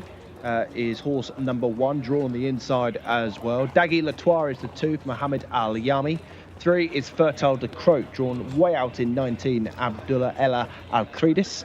4 is Al Suwaida, Abdullah Al Rashed. And 5, Elysia, looking for a quick-fire double for the ownership, Victor Gutierrez. Al Jab, Azil Al Sahani rides the 6. The 7 is Jazam Akbar for Tariq Al Mansour. And 8 is Faza Al Kusaya for Norweth Al Mudiani.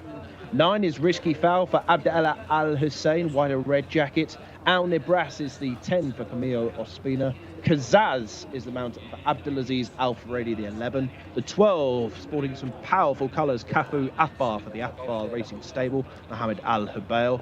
13 is Rams Al Dahabab for Ahmed Al Sharar, that's the 13. 14 is Amalan for Jimmy Carrion. 15 Munir for Wigberto Ramos. 16 Noor Jalan for Youssef Al Hussein. Watnan is 17, drawn out in number 20, widest of all Watnan. 18 is Monfard, another grey, Mohammed Al Nefsi. Hadjar is a filly, Norweth Al Farouz, or Amir I should say. And Prince Amor is the 20 for Luis Morales. Again, full field, prepped and ready to go for race number 7. What a tight competitive handicap this is, chaps. It is indeed. This was a fact we were talking about yesterday, Tom, just how, although the ratings band is quite wide open due to the competitive nature of the racing here, the actual ratings when you come to the race itself are very, very close. Yeah, tightly knit group, isn't it? We've got a huge field, and usually when you have 20 runners, you can easily scrap 10 at least of them, as you've probably noticed from some of our race runner by runner, where I suggest horses have no chance. But in this race, everything has a chance of winning, Martin. Okay, well, let's take you through them as quick as we can. Number 1 is Sadiq, who was a winner back at meeting 62, but has been held since. Yeah, it was 6th in an open race last time behind several 100-plus rated rivals, including Turkey Al Khalidia, previously successful in a 60 to 75 handicap early in the season, and is a big threat in here. Number 2 is Dagui Lotus, who is a 4 times winner. 1 win from 14 so far this campaign. Seems to be regressing at this stage of his career, now an 8-year-old. I'm going to overlook him, but he has shown form in the past as good enough. Fertile de Croat was over 2,000 metres last time, but did run the race prior to that involved several of today's rivals. Consistent in defeat and sure to run a creditable race again. The only negative for him is that he's drawn wide in stall 19. And in that race when he was 6th, Al Suwaida number 4 was way behind in 17th. This horse has only had 5 runs here, finished 5th, as you say, over this distance. Sorry, this was a previous run, last time was 17th. 5th over this distance at meeting 89. Must have a chance if she can bounce back from that recent disappointment. Elysia is 2 wins from 13 so far this campaign. Ran in a challenge race last time out, finished 13th, but before that was 2nd at meeting 80. That was in an 80 to 95 handicap over 1,400 metres, so arguably, well, not arguably, definitely a better race than this, but it was over a shorter trip. But did stay on. Did stay on, could be suited by the distance, wouldn't be one I'd completely write off. Al Jab we've not seen since August of 2022, certainly in this jurisdiction. Had the class to win a race like this when last seen, but who knows if this horse retains any ability now. Jazam Akbar is number 7, 2 wins from 15. Yeah, winless in Saudi Arabia though. I don't know where those victories came. Maybe in the UAE, given he's by Dahis. Ran well when 2nd back at meeting 77, but generally went shorter. Number 8 was a maiden winner over 1,600 2 starts back, but flopped in handicap company last time.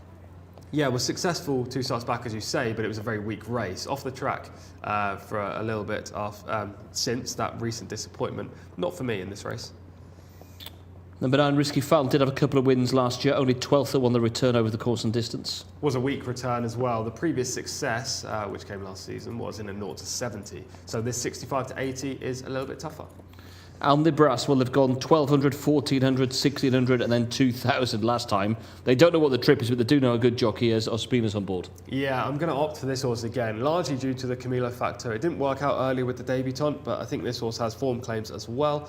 Al Nibras hasn't won since a turf maiden victory last March, but has been tackling far stronger opposition in cup races, opens, and an 80 to 95. Drops down in grade, gets Camilo. Okay, that is Al Nibras for Tom. What about Shamila? What are you with here, Shamila? Well, the proper racing has begun, Martin. This race is worth 120,000 Saudi Riyal. And I've decided to stick with horse number 8 here, Faza Al Qusayya, who will be partnered with Nawaf Al Muddihani. And he was 16th last time out at meeting 68, so we haven't seen him in quite a while. But he has a really big presence here in the parade ring. I couldn't quite take my eyes off him when he's going around the parade ring. A really nice looker. Just getting a little bit on toes now that the bell has gone for the jockeys to mount, but I still really like him.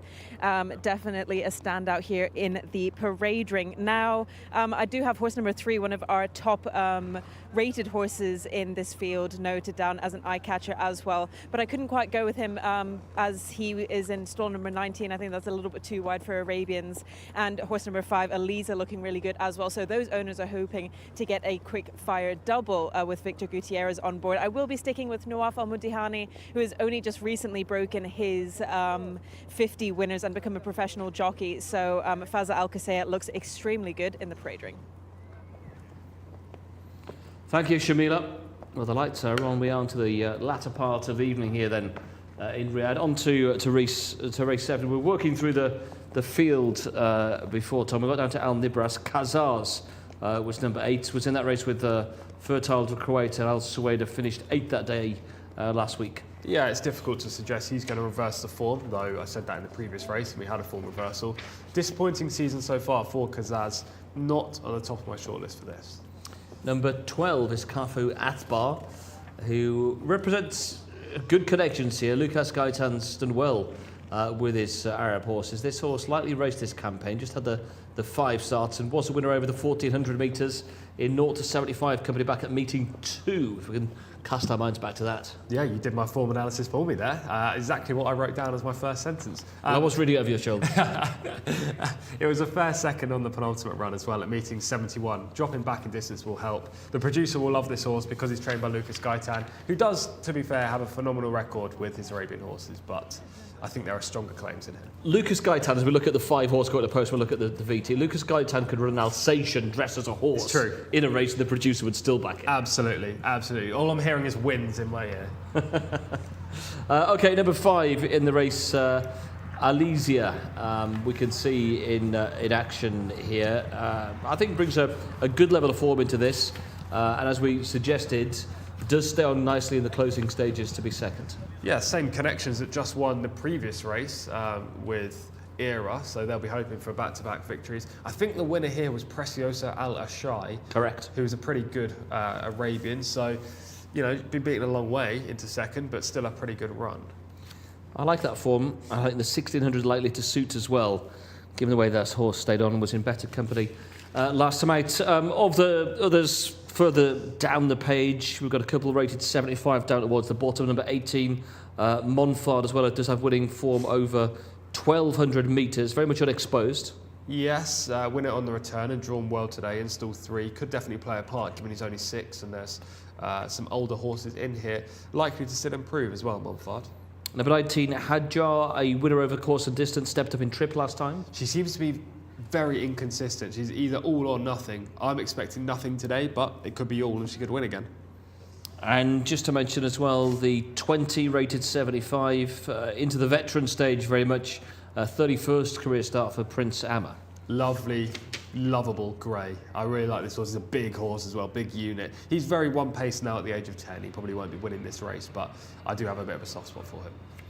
Okay, they're arriving down the start. So I'm not going to look over your shoulder and read any more form comments. What's your synopsis on the most likely winner? Horse number 10, Al Nibras. I don't know what price in the international market this horse is, but Camilo Ospina takes the mount. As I say, hasn't won since a turf maiden victory 12 months ago. However, has been tackling far stronger opposition recently, including cup races, opens, and an 80 to 95 handicap.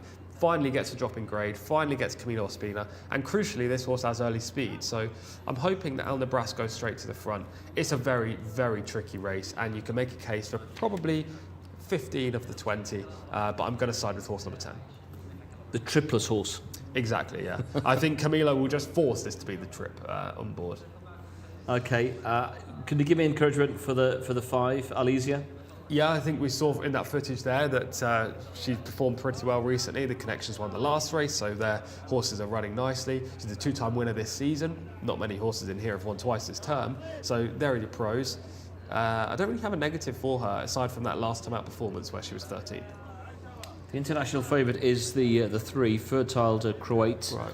who's been over 2,000 metres in handicap company for the last few starts, but does have winning form over short. This 1600 could be ideal. Yeah, I don't hate this favourite as much as I hated the favourite in the last race. That was ludicrous that Agap Al-Khalidi was favourite there. This horse at least is very consistent, has performed relatively well in similar races to this. The one negative I have against the favourite, Fertile de Croate, in here is that he's drawn in 19, so you need to somehow get across into a position.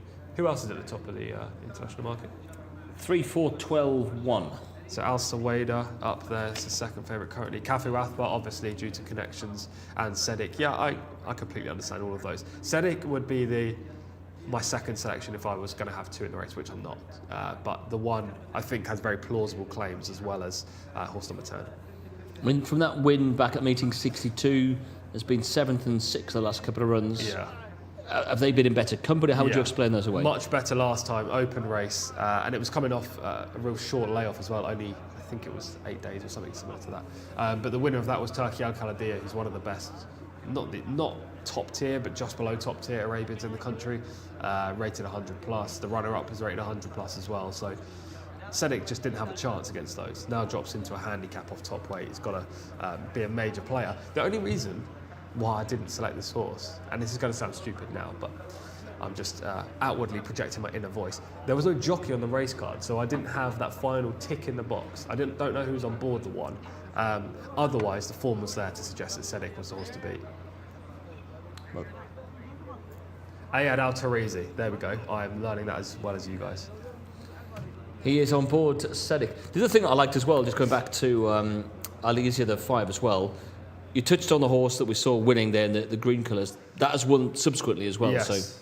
Yeah, Preciosa Al-Ashai. Nice performer. Most of those horses in those lime green silks ridden by Luis Morales generally are pretty good in these Arabian races. So any kind of form boost like that is always a bonus. And do get your selections onto the chat facility on the Jockey Club of Saudi Arabia's YouTube feed. Number 12 being selected here. Number 8 given a selection. The 5, the 4. So lots of differing selections. Hello to Ed, who's tuned in from New York City. We were saying yesterday, if you are watching on the YouTube, let us know where you are watching from.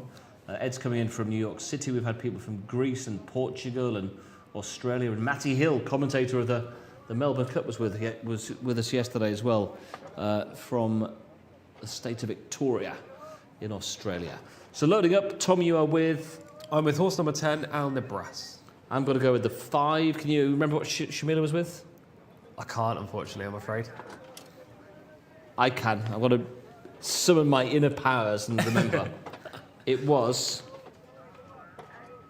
number 8. So number 8 for Shamila, who's got maiden winning form over this 1,600 metres, 2 starts back. Good luck to Shamila, good luck to Tom, and good luck to you, Mark, with the call here, race 7. Thank you, Martin. Yeah, don't worry, Shamila. I can remember your selection, Baza Al-Kusaya, because it does make my shortlist as well. 1 from 6 so far, drawn pretty well. I thought would be second in. I'll probably just about side with the Athbar runner with not any strong confidence. It's a very, very tough race, not only to call, but to split between them. Just £5 between 20 runners. I mean, we'll see come the finish how close the handicappers got this to being right. But Cafu Athbar, I'll give it a chance to. The Lucas Gaitan yard, as the guys said, can operate with the thoroughbreds and with the Arabians. And as Tom highlighted, Iyad Al-Tarizi rides the 1. Mohammed Al-Daham rides the 17, which is also blank from the race card. Wathnan has Mohammed Al-Daham in the saddle. So the final quartet are coming in. And here is the international favourite, Fertile de Croat, just being preceded by Kazaz. Green headgear. Speaking of headgear, 65% of the field here have some form of headgear on. So there's green hoods and visors. They're off. Racing away then over the 1,600 metres. It was a pretty level break from inside to outside, just being chased along is Sedic to maintain that inside position, but there's pace out wide from Al Nibras, and also handy is Risky Foul. So Risky Foul towards the inside of Al Nibras. This is the first pair. Al Suwaida is also pretty handy. Pushing up now towards the inside running well is Sedic to take a handy position. Elysia is also prominent in the corded jacket, and further out wide is Monfard towards the rear of the field. Spot the 11 Kazaz in the green colours. Also Noor Jalan has certainly got plenty to do from there, as does Wathnan. But as they begin to make the turn on the approach down the side of the course, it's Al Nibraz who has gone into a 2 to 3 length lead now, with 3 or 4 horses chasing, including Jazem Athbar, who is pushing up between rivals, and also Prince Aimer, who is caught out wide. Towards the inside running rail is the Pale Silks of Risky Foul, who's being driven along for the first time, as is Kafu Athbar, the Gaitan runner, who's probably about 9th or 10th at the moment. The red and white jacket of Daggy Latoir is picking off 1 or 2 scalps. So too is Elysia. And down the centre comes the favourite Fertile de Croat. But inside the last 350 they go, and Al Nabras is clearing away by 4 lengths now. Alajab is giving chase in second position. Then comes Risky Foul. Fertile de Croat needs to do a lot more from there to catch this leader, as Al Nabras goes inside the last 200 with a 6th length advantage now to Kazaz in second. Alajab and Risky Foul chasing him down, but this is all over. Al Nabras clearing away in great style to win the 7th race. Alajab got second ahead of Risky Foul in third, possibly Munir, who got up in 4th position late on. You guessed it, it's another winner for Tom Collins. Thank God he got out of bed this morning. He's battling through the card, is our Tom, and it's another winner for our superb analyst. 1:50.05 the winning time, 6 lengths back to the British-bred Alajab for Azil Al-Sahani. Another day for Alajab, perhaps possibly just bumping into one here. Al Nabras, 6th clear of Alajab. Risky Foul certainly run his race towards the inside in third. Monfard, Munir and Al Suwaida crossing the line next. Then comes Kafu Athbar and Fertile de Croat, no better than 8th position. Al Nabras storms clear to win the second of our 2 Arabian contests.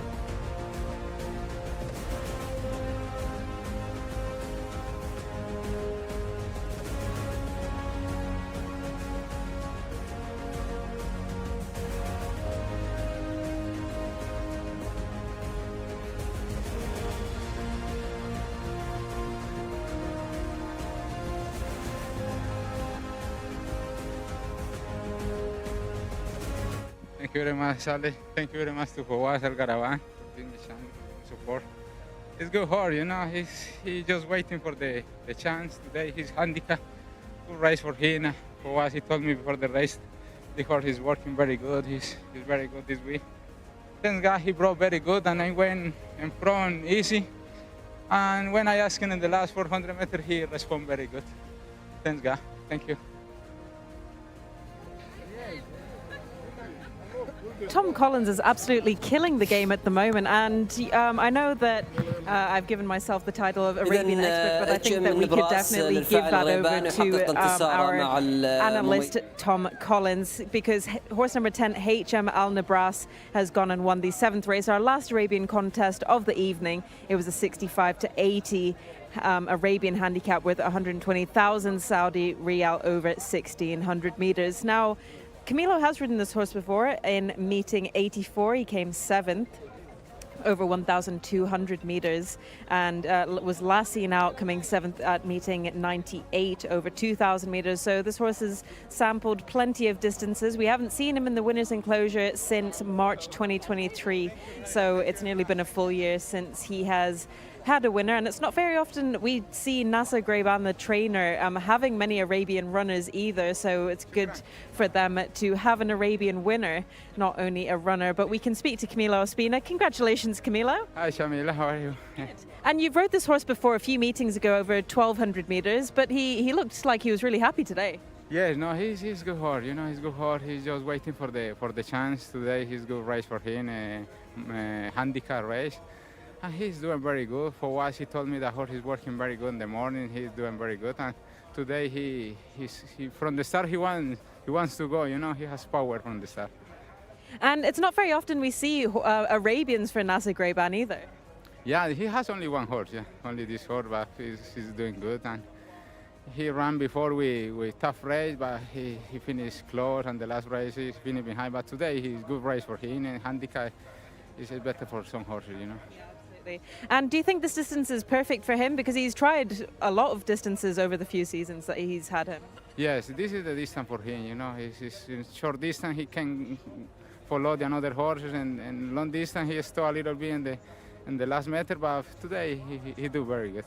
And this could only be your first winner of the evening, because it's only race 7 and you have some really nice rides for the rest of the day.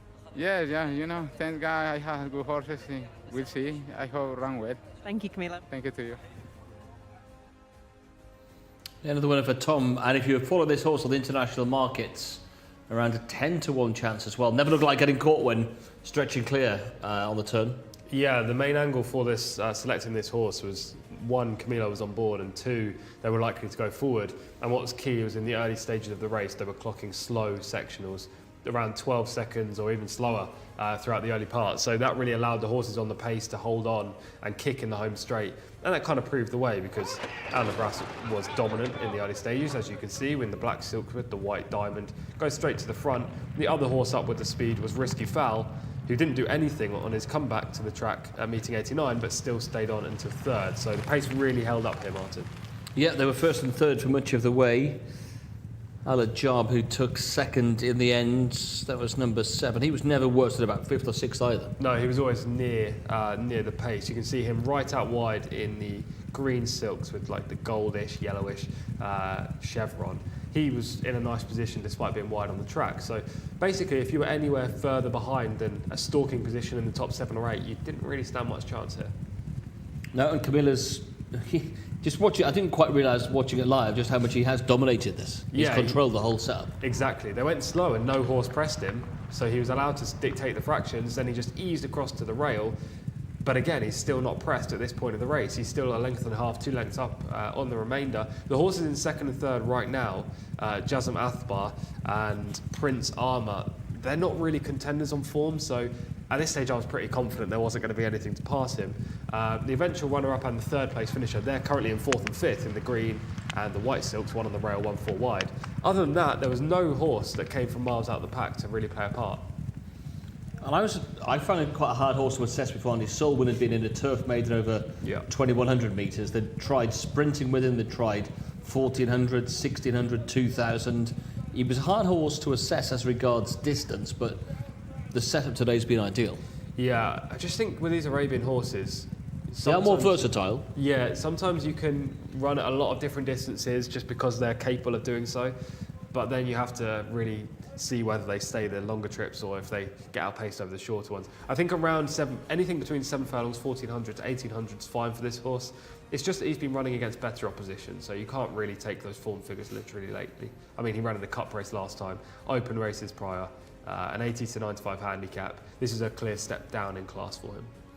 Yeah, open company on a few occasions, and he returns to winning ways, a second career win, and Camilo Ospina off the mark for this weekend. Of course, we do have 8, 9, 10, 11 and 12 still to come. 12 more races tomorrow before a break on the Saudi Cup meeting taking place here on the 23rd and 24th of this month. But it's Al Nibras on the international markets, around a 10 to 1 chance who beats Al Ajab into second with Risky Foul, who actually doesn't run too badly. He'd been off the track for a long time until coming back here at meeting 89 in mid-Jan. He's built on that. Yeah, it was definitely a better effort today from the 9 there. You can just see him crossing the line.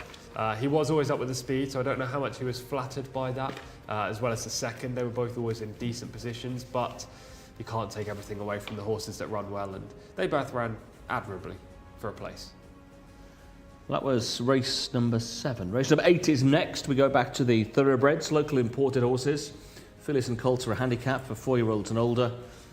For those racing between 0 and 80, and it's 9 to 2 the field, and a whole host of these, the 1st, the 2nd, the 3rd, the 5th, the 6th, the 7th, the 9th and the 14th, all go again. 7 horses who clashed here 2 weeks ago, once again do battle over the 2,000 metres. Then we do have another, that race was over 2,400 last time there. Yep. Not many opportunities over that kind of a distance. We do have another race over that trip tomorrow. We do. These horses around the mark of 80 always have a shot of winning races, because there are over a different variation of trips, but between 1,600 and 2,400 there's always a wide range of races for this type of horse. Some of these horses today do want to go the longer trip, but I think the cutback to 2,000 will suit a handful, which we'll get to when we do the runner by runner. Yeah, Mark will take us through the full field in a second. On the early show on the international market, Estoppel is around 4 to 1, a horse who stayed on strongly on the back end of 2,400 last time out to get within a whisker of Milwaukee, who was the winner. They're both towards the top of the market, alongside Maybury, who goes here for Jimmy Jerkins, and a couple of horses hit the frame yesterday for the Red Stable. But Camilo Ospina goes on to win race number 7 with Al Nibras. Alexis Marino does take a ride in the next as well. Camilo said he's got some more chances to come. They include Promoter in the next, who was well behind last time in that race that we touched on. Did finish 6th that day, staying on from the back of the field, but does need to find a little bit more. But this is deeply competitive, Mark. One of the better races on the card here tonight, race 8. Yeah, thanks, Martin. Yeah, looking forward to this. Back amongst the thoroughbreds, this is a 0 to 80, but again, it might as well be a 73 to 80, this race. It's very, very closely congested, as they're headed by number 1 Milwaukee for Thurb Altimyat. Of course, we mentioned at the top of the programme, the top 2 clash again. Estoppel, who was just ahead behind Milwaukee last time out, looks to go one better and reverse the form under Tariq Al-Mansour. They're drawn in 18 and 5 respectively. Gambaroo is the grey, the cheek piece is on for Alex Moreno. First start here in 14 months for Gambaroo. 4 is Emirates Knight, very lofty rating in this sort of grade of race. Doesn't really have much chance here, I wouldn't have thought. Paradise Row is the 5 for Abdullah Al Farouz. Again, was smart on debut. It was a Fillies Open victory when racing here for the first time. Good 5th last time out as well. Dramatic Device, very good effort last week, of course, behind Milwaukee and Estoppel. Dramatic Device, Abdulaziz Al Faredi. The 7 is Maybury for Jimmy Jerkins and Norwith Al Mudiani. Was a course and distance 2nd back at meeting 62. It's been racing over 2,400 metres recently, and I think that's probably Maybury's trip, so down a couple of furlongs today. Tequila Mockingbird, well, she was a great horse in the UK, wasn't she? Has been well beaten twice since winning here in meeting 83, where she was a winner, but disappointed twice since. As I say, Ahmed Al Azari. 9 is Ajad for Farhed Al Faredi. was twice a winner for Alice Haynes back in the UK, the 9. Gokali Warrior is the 10 for Khalid Al-Mamoni. 11 is Miracle Maker, who might just need to manufacture one of those to be involved today, Mohammed Al-Daham. 12 is Jack Red Cloud for Abdulaziz Al-Massa, who steps up in trip today.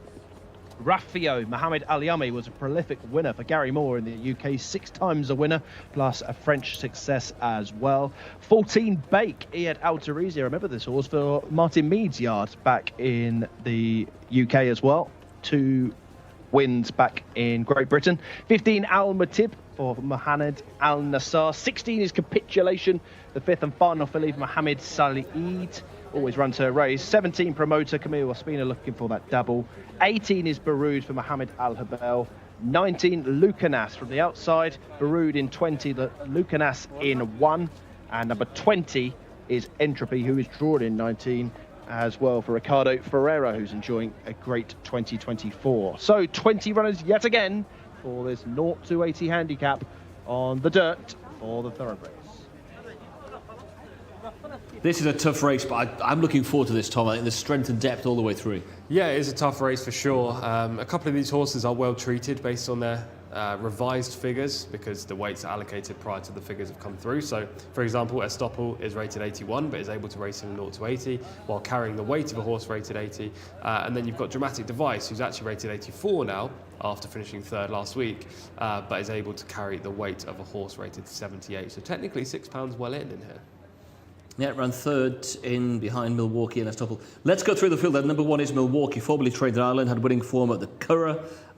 Actually ran well over this trip to be 4th in handicap company, but scored over the 2400 in open company last time and was pretty game, was there to be shot at all the way down the stretch. Yeah, if prizes were awarded on pedigree, Milwaukee would get the prize here by Justify out of Moth, who was formerly owned by Ballydoyle. Very good pedigree. This horse didn't show much on the first run since moving from Ireland, but has recently come to light, and that run last time when fending off the likes of Estoppel was pretty strong. And Estoppel is horse number 2, the winner of a similar race to this, a 2,000 metre handicap previously, and came from the clouds last time. Yeah, I like her today. I think she's got a very good chance of winning this race. She's a deep closer. She needs them to go hard up front, but this trip should see them go a little bit faster than she's used to. She's drawn nicely as well, it's still 5. I think she'll get a nice middle run through. She won't have to go super wide like she did last time up. And she's actually a strong traveller. For a deep closer, it's not like she gets outpaced, it's just that's the way she likes to be ridden. Well, actually managing to do them with the pictures on this occasion. There is Estoppel in shot. Number 3 we'll come on to, which is Ganbaroo. Just the 1 run and 1 win so far. That was a course and distance open win back in December of 2022. Yeah, long layoff since. That's got to be a bit of a concern for this horse, but gets Alex Moreno on board. Alex hasn't had too many rides so far today. No, he's been quite quiet, but he's on board here after that treble yesterday. Emirates tonight with a mark of 79. Was over 1,200 metres at open company last time, back up in trip today. Looks so aggressive type now as an 8-year-old, it's hard to suggest he'll win this race. Number 5 I thought was interesting. Formerly in the UK with William Knight, had lots of form there over 2,000 metres. Run here, last time out over the 1,800, steps back up in trip today.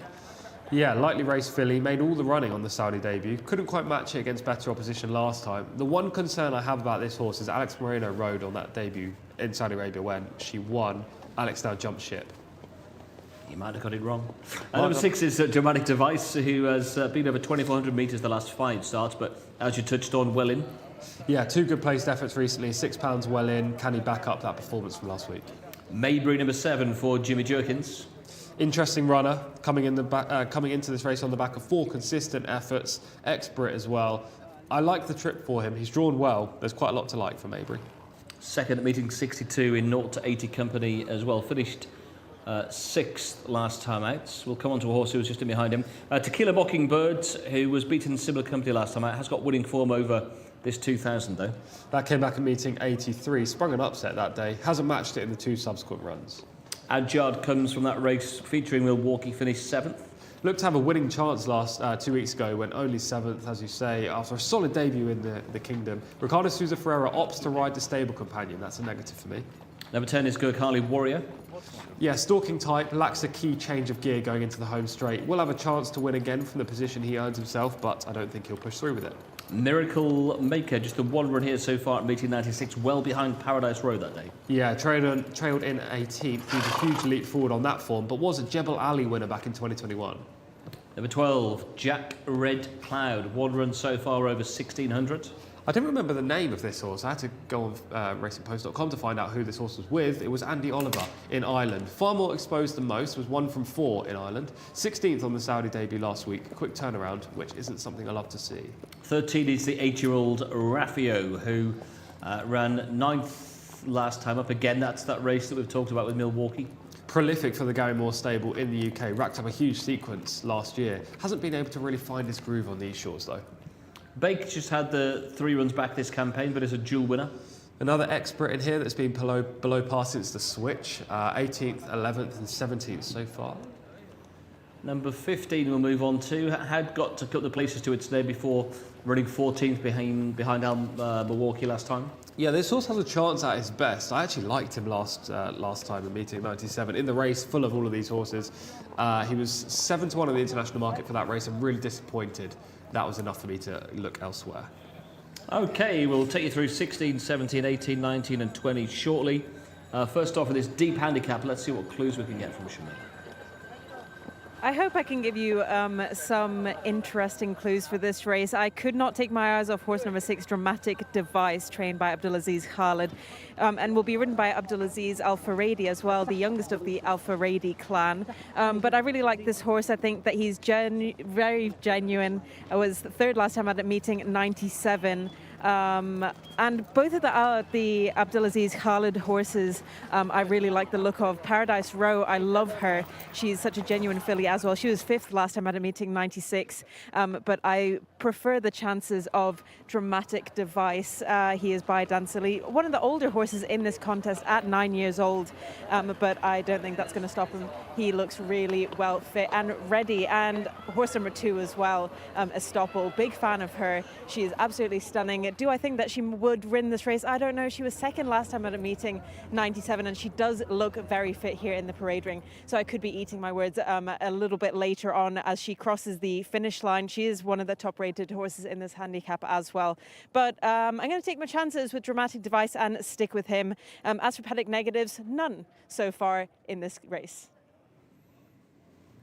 Well, Dramatic Device been trained by a couple of master trainers. The master of all, Andre Fabre, in France, and had a bit of time with Chris Wall in the UK as well. Let's just spin through the bottom end of the card though. We got down to, I think, Bake, but let's have a look at Milwaukee in fact though. This is the run last time out. The horse you like stays on well down the outside. Yeah, Estoppel, white cap there. You can just see him making that big late run. Milwaukee was game and had to fend off the other horse that was going hammer and tongs with him from the outset. As you can see, he really likes to fight the son of Justify on the front end. Couple more strides and Estoppel would have got the job done. This was over a longer trip, right? That was 2,400, yeah. Now cutting back, they're going to have to go a little bit faster up front if they want those early positions. Faster up front means better chance for the closer. I like Estoppel. Okay, Estoppel, who is the international favourite currently at 4-1. That's the we see the 3 Ganbaree going down to the start. We got down, say, to Bake last time out. Al Mutib as well, 14th in that race last time. A Capitulation. 0 from 5 for the year so far. Another one who's dropping back in trip. Another that used to be trained in Ireland was 1 from 12 on those shores. Improved around a stone since moving out here. One of the good stories of horses that have improved since they've come to Saudi Arabia. Shouldn't be overlooked. There's been some creditable efforts, but I think there are 1 or 2 more likely. Was 2nd over the course and distance at meeting 80 to Kill a Mockingbird, was back in 3rd that day. Yeah. Number 17, Promoter, 6th in that race last time. Did actually make him a bit of ground from off the pace that day. Formerly trained in the UK by Rafe Beckett. Young horse with a good draw and a leading rider. 3 fair runs so far. Player in here. 18 is Baroud, just the 1 win from 24. Prolific loser, who was drawing the outside gate, not for me. 1 run back this campaign for Lucanus. Yeah, didn't beat a single horse that day and hard to suggest it's going to win today. That was here last week. And go back to meeting 83 last time we saw number 20 in Troopy, who's just had the 6 outings so far. This horse is interesting. By See the Stars, so should get the trip very easily. Looks to be the number 1 string of Sami Al-Harabi, as Ricardo Souza Ferreira has chosen this horse, despite being right at the bottom of the weights. Only had 3 runs in Saudi Arabia, came back off the long layoff to make the Riyadh debut, went 6th last time, which was a perfectly fine run. You go back to his previous form, he was based in France and Ireland, earned a rating of 90, now he's coming in here off a mark of 74. Entropy is interesting, he would have been second, just behind Estoppel on my shortlist. If I told you he was 18 to 1. Yeah, I think that's very fair, I do, because I understand why he might be that price, judged on what we've see seen on the paper. so far here, yeah. Yeah, but he's well capable of outperforming what we've currently seen here. I'm not saying he's definitely going to do it, but there are reasons to believe that he could be a player in this race. And Ricardo on board's a big tick in his box. Well, what price is Adjad in this race? Because that's the other horse that Ricardo Sousa Ferreira could have ridden. 18's also. Okay, so basically, on the international market, they're suggesting he could have ridden 2 horses with equal chance. The fact that he chooses the 20 instead, I think it's a big tick in the box for that one. I also think the 20's got better credibility than the Adjad, who was okay in the UK, but wasn't a great horse. He was nowhere near a 90 horse on those shores. And he's off 77 here today. Okay, arriving down at the start, we're on to race 8 of the programme here. And Stoppel is the 4 to 1 favourite of the international markets. Maybury at 5, Milwaukee at 13 to 2. It's awfully hard to knock Milwaukee out the first 3, isn't it? Yeah, I think so. Stays all day. It just depends how fast they go up front, because I imagine Milwaukee will want to be on the speed. And if they go too hard, then maybe they'll burn the energy, burn the candle at both ends with this horse, and then he'll finish a little bit tired. But I also think Camilo Ospina could have ridden Milwaukee. I think he was on last time when he won 2 weeks ago, but isn't on today, which is interesting. Correct, yeah. Would you take that form line of the 7 who clashed here 2 weeks ago, or would you look... I know you're with Estoppel, but aside from Estoppel, are you looking for something else to come through as a different form line, or will that form line hold up? I don't think that form is especially strong, but it is very relevant given how many horses were in that race that are running again in this one. I am with Estoppel, not just on that form line, but I think that just proved that she was bang in form. The other 2 horses on my shortlist are both horses that weren't in that race. Entropy obviously being one of them, and I don't think it's literal, but I wouldn't be surprised if Milwaukee and Estoppel again fought out the finish, for example. Milwaukee coming from 18, Estoppel in 5, so they're drawing opposite parts of the track again. Yeah, exactly. Milwaukee will need to show the early speed, so from 18 I imagine Thurbal to be out will try to get across. Estoppel's a closer, still 5 would be perfect. Try to ride the rail and then make a big run in the straight. Tariq Al-Mansour, despite being just 16, one of the better riders on closers here. I just wonder whether Milwaukee can be vulnerable back in trip. He won at the Curragh on soft ground over quite a long trip as well. And just watching the video back here, he's a big boat that just keeps on galloping, doesn't he has no turn of foot. He's a battler and a grinder. That's why he needs to get to the front, because he's never going to back run a horse with a turn of foot. I imagine they'll be super aggressive. Let's see. And Dramatic Device there currently at 9 to 1, yet to really maybe show his very best so far this season. Has hit the frame on a couple of occasions. I'm not sure the drop in trip's going to particularly suit him either. No, interesting connections. They have lots of good horses, including Dahi, who's one of Shamila's favourites. This horse has placed the last twice, is £6 well in, so there is a good reason to suggest he could run well today. But as I say, I don't believe he's really going to reverse that form with a Stoppel over this distance. And just to give a mention to Maybury, second best on the international markets. Again over the 2400 last time out in handicap company, but has got the form with Dramatic Device going back before that, and then that meeting 62 form when finishing second. I think reads well in this. Yeah, this was the other horse on my shortlist that I didn't just mention, but Estoppel, Entropy and Maybury. This horse is very consistent. Last 4 runs have all been solid. Jimmy Jerkins does well, especially with the horses going longer distances. I like the draw for him. There's a lot in Maybury's favour. I just narrowly preferred the 2, but if anyone was siding with Maybury, I can understand it. And they are the top 2 in the international markets, 4 and 5 to 1. So this is where the card gets interesting. This is a really good handicap. We've got the cup races to come. We've got horses for 1 to 3 next up. And then we've got, I think, race 10, maybe the race of the night in terms of quality. Honky Tonk Man. A very warm favourite show. Many people will be supporting the Tonky later on. And then we've got the Japan Cup as well as race 11. That's for the fillies.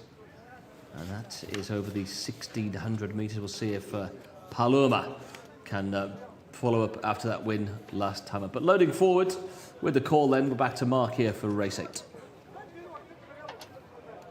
Thank you, Martin. Yes, using the full length of the back straight here for the mile and a quarter. Handicap 0 to 80.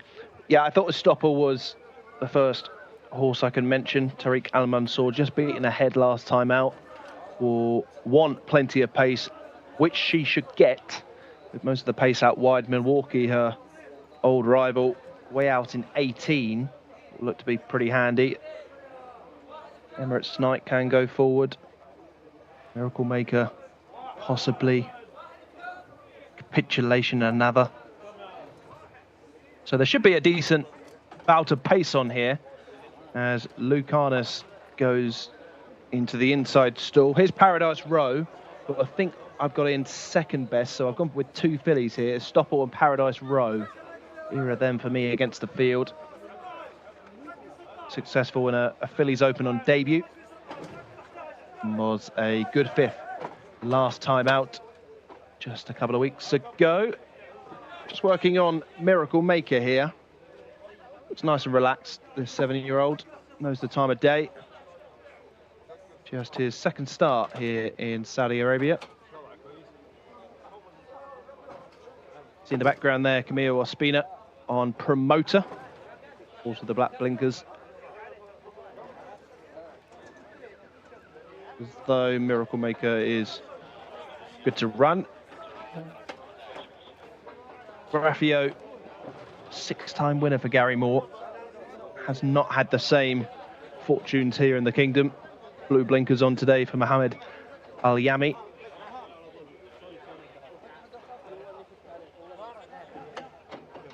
As we're on our way to closing the loading process with 6 to go.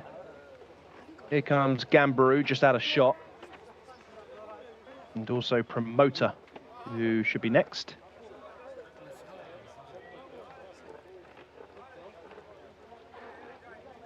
The housekeeping for you, there's Ajyad with the blue cap in 14, and Entropy, who should come into shot in the next few seconds. Same colours, but with a white cap. There he is. Son of See the Stars. Only has one on the outside, and that's Baroud, the grey. They're still just trotting up Miracle Maker, so I'm not completely sure they're happy with his participation. You can see in the foreground Mohammed Al Daham walking away. And perhaps this horse might be a late scratch.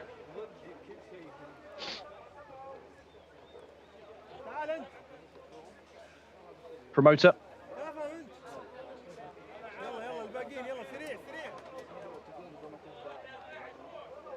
Taking past post time here. Here's Gambaroo. 42.5 minutes late.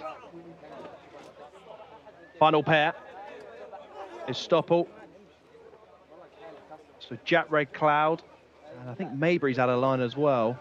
Still waiting to hear news on Miracle Maker. He's walking forward, but I can't see the jockey. Perhaps Miracle Maker being taken away. Miracle Maker not with them. And they're off. They've gone without Miracle Maker, who was scratched at the start. Racing over 2,000 metres. It was a pretty solid beginning for Ganbaroo, the grey horse, mint green jacket, 2/3 of the way to the right, who's up with the pace early on. The lilac colours of Lucanas also broke smartly, and down the centre, the orange colours of Paradise Row. This is the leading trio. The blue cap of Tequila Mockingbird comes next, being followed by the red jacket of Maybury. Further out on the racecourse then, we have the likes of Baroud, who is pretty handy. So too is Jack Red Cloud. And back towards the inside is Promoter. Towards the rear of the field, Dramatic Device is the last one still going. And also towards the rear of the field, we have the likes of Stopple, who's back there, and Gakali Warrior. So Stopple with lots to do. You can see fourth last at the moment, and some 20-25 lengths off this leader, which continues to be Paradise Row, as they've got 6 furlongs remaining. Paradise Row in front. Milwaukee now hunting down this leader in second position. Lucanas now being bumped along for a few strides back in third. Then comes Jack Red Cloud in the green colours. There's a 3 or 4 length break then to the next runner, which is Tequila Mockingbird, being followed through by Entropy. Back towards the inside running rail, the red jacket of Maybury still goes pretty okay. Then Ajad with the blue cap, the striped sleeves. Estoppel is now beginning to pick off 1 or 2 rivals, but still has 15 to 20 lengths to find on the leaders, who turn in the straight with 400 metres left to travel. And Paradise Row is under maximum pressure here, challenged by Milwaukee down the centre. Picking up 1 or 2 scalps is Jack Red Cloud, and then comes Luke and Ask, 1 or 2 struggling to get involved from the back of the screen, including Estoppel, and also Maybury continues at the 1 pace, but it's Milwaukee in front again here at Riyadh, leads by a length over Paradise Row. Then comes Jack Red Cloud, too late surely for Al Mutib, and Milwaukee doubles up here in race number 8. Back-to-back successes for Milwaukee, fending off the late challenges of Paradise Row and Jack Red Cloud. Pace certainly held up in this race, as very few for the back of the field got involved. Milwaukee wins in a time of 2:07.92, and it was pretty straightforward really for Thurb Al Dimyat, who waves the Pro Kush to the crowd. It was a pretty simple success really over Jack Red Cloud, who got second, 3/4 to the good over Paradise Row. The number 1, beat 12, 5 and 15. Milwaukee, Jack Red Cloud, Paradise Row, Al Matib surely too late on the seam. Luke Anassi was always prominent. Best of the rest in 5th position. Milwaukee doubles up then in our final handicap.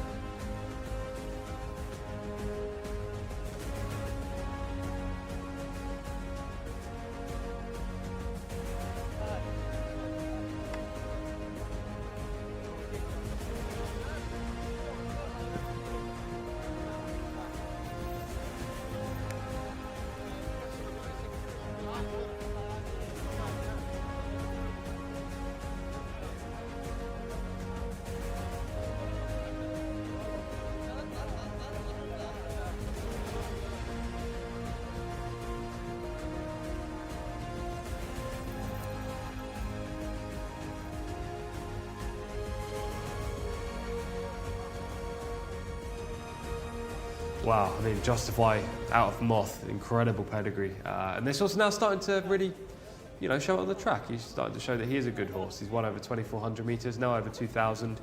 Very game both times. Quick turnaround as well. Interesting to see where they go next with him, whether they try another handicap but in a higher grade or if they go into open races. But he's very progressive and he's quite likeable as well. He is. He's very game, gutsy on the front end. He has that one speed, only one speed. He doesn't quicken, but you don't need to quicken in a race like this necessarily. And third Baltimore rode him very nicely off top weight. And Estoppel can quicken and tried to quicken again. It was almost like a copycat of last time, bar the fact that Milwaukee had to pass Paradise Row. Yeah, Paradise Row set the pace in this race. Didn't run badly either, your selection. Went pretty close, but just wasn't to be. Milwaukee had that extra stamina in the locker. They were spread wide out across the track, as you can see right here. Horse right on the outside, making no ground whatsoever, was Bake, the ex-Brit, going backwards at this stage. But nice race, and another form reversal that we weren't necessarily expecting. And a big win for the jockeys, where you can see how ecstatic he was there. Yeah, exactly. We saw one of those yesterday as well, didn't we? In the 0 to 60 handicap, a big flail of the whip, and it's good to see that here. Well, valuable prize money, 120,000 SAR in this race. I thought off the home turn, Paradise Road got a fair few of these in trouble. Yeah, set the pace, set a good pace. They didn't go, well, it was a good pace for that horse. They didn't go too hard, which obviously allowed those near the speed to continue and run in the straight. Ran very nicely, Paradise Row, after breaking well from stall 12. You can see Orange and White Silks, middle of the pack, currently in second after 3 strides, as the footage paused, and then just surges through to the front. And just keep an eye on the red colours as well of Maybury. Doesn't actually run too bad in the end, just finishes on the heels of the first 4 or 5 home. Certainly a horse that continues to progress. Gets into a nice stalking position at this stage, into the top 7 or 8. And yeah, couldn't really muster enough to win the race, but was always there or thereabouts. Yeah, races back in about 5th or 6th position at this stage. Milwaukee always had a good pitch through much of the race. Paradise Row was up there as well. There was a bit of pace from back in the field. 19, Lucanus was up there early, along with Gan Baru. But in Paradise Row, of those that has been up there early, fair players managed to hang on and take a good share of the prize money.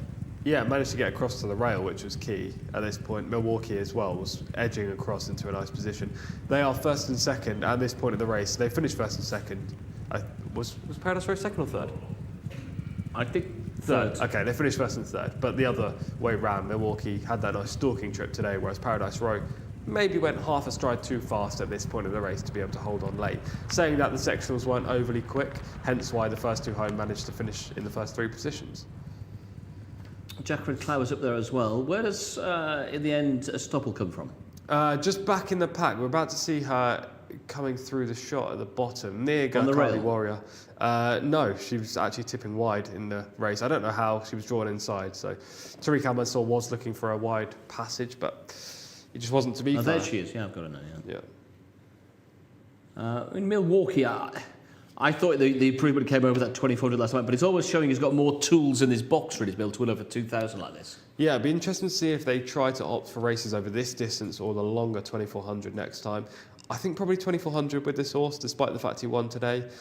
He just stays all day, so why wouldn't you go for the more stamina-sapping test where other horses will be crying enough and he will be still finding under pressure?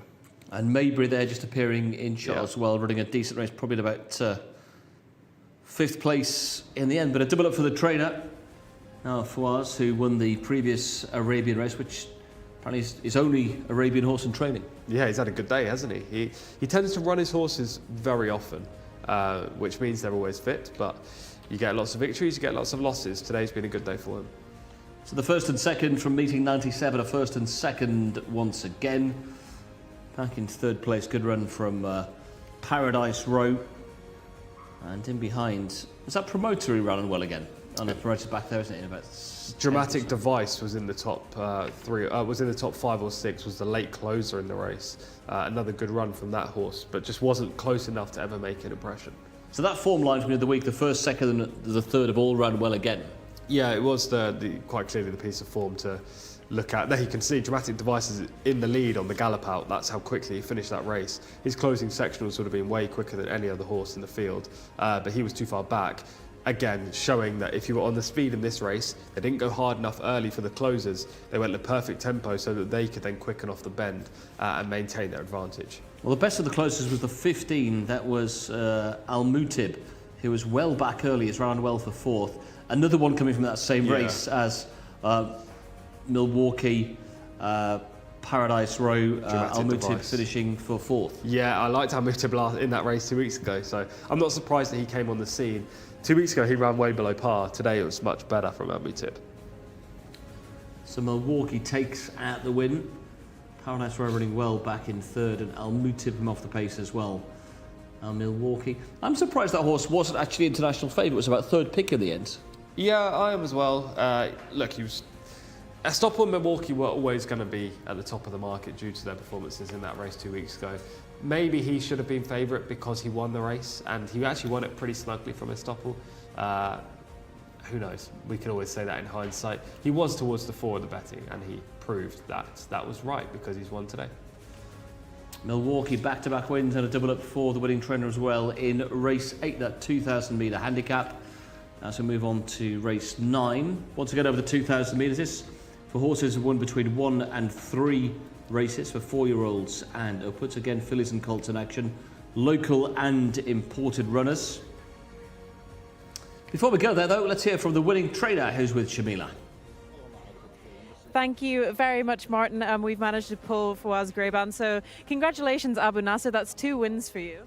Thank you. Inshallah, 3. Another race, inshallah. And tell me a little bit about this horse, Milwaukee. This is 2 winners for him now. This, inshallah, this champion horse. This baby by Justify. Inshallah, this come here in problem time. Inshallah, another, inshallah, step by step, inshallah, top horse, inshallah. And what's your plan for him next time? Same distance or more? No, inshallah, 10 furlong, 12 furlong, 8 furlong. Inshallah, this good this distant horse. Inshallah, another race. Inshallah, inshallah. Yeah. Congratulations. Shukran. That was a trainer of the last 2 races, but Mark Francis will take you through the runners and riders of our next race. Inshallah, Shamila. Thank you very much indeed. Race number 9 on the way. 2,000 metres for horses that have won once to 3 times. Of course, no maidens and no 4-time winners. They're headed by number 1, Tudor, for Azil Al-Sahani, looking for a hat-trick of winners for the colours. 2 is Wild Rhythm for Tariq Al-Mansour. And 3 is Spring Jig, who's been racing on the turf recently, Victor Gutierrez. Majestic Fighter is the 4 for Luis Morales. Certainly got his day in the sun last time out, looking to double up here.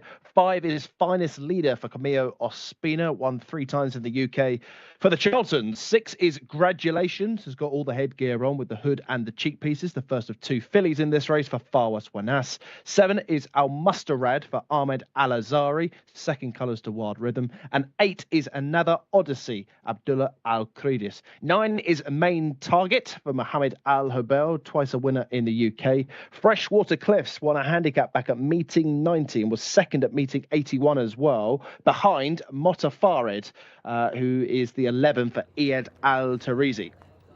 12 is Lion Ella, the only grey in this lineup now, with Ali Al Mamoni in the saddle. To Fish is the 13 for Muhammad Al Nasser, and Magisterial is the 14 for Ricardo Ferreira.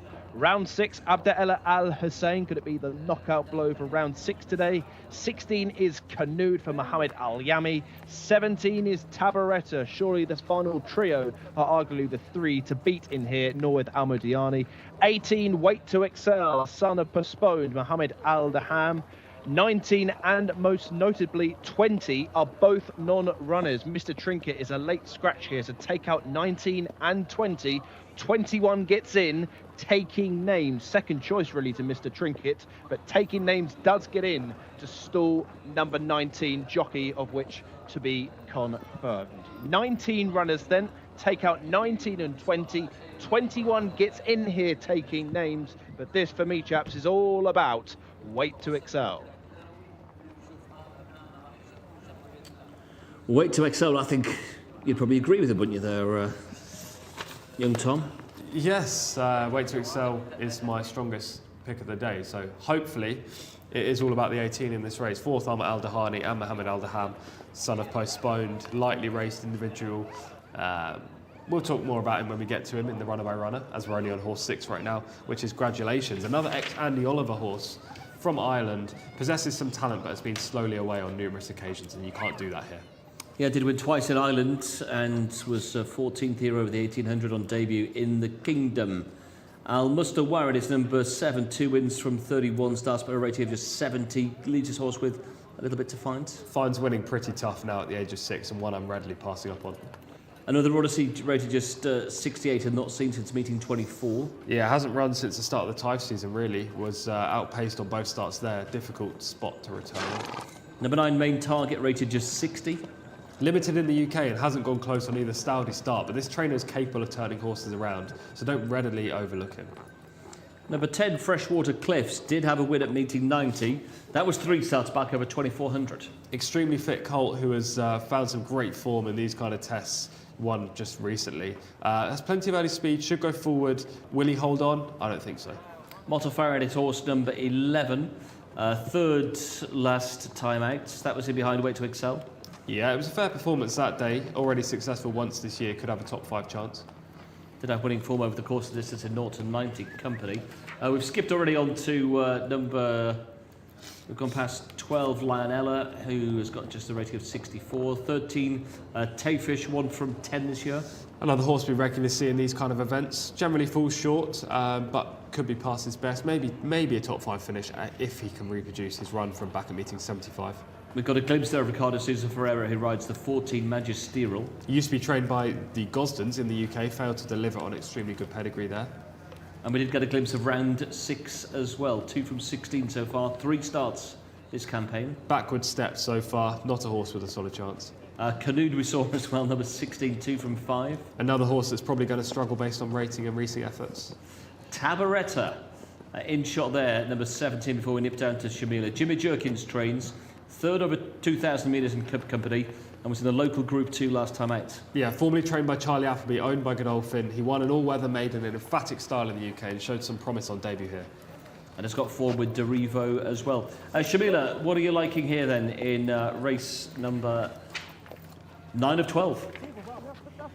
Yeah, it is the 9th race, and I am going to join the bandwagon of horse number 18, Weight to Excel. He looks absolutely stunning in this parade ring with Mohammed Ad-Daham on board. Obviously very impressive of winning last time out over at meeting 96 for Thamra Dehani, and Thamra Dehani was also really keen on this horse as well, so I wouldn't be surprised if he put on a good performance today as well. Rated 94. I was really upset that Mr. Trinket has been scratched, because I love that horse. I was really looking forward to seeing him run in this race, because I think he would have won this contest. So I have gone with my second selection, Weight to Excel with Mohammed Al-Daham. Obviously they're jumping out of one of the widest gates at stall number 18. However, I think that Mohammed Ad-Daham definitely has what it takes to get the horse to the front. Another horse that I really like the look of is horse number 11, Motafared, 3rd last time out at meeting 96 for Sultan bin Jalal, Eid Al-Tarisi on board.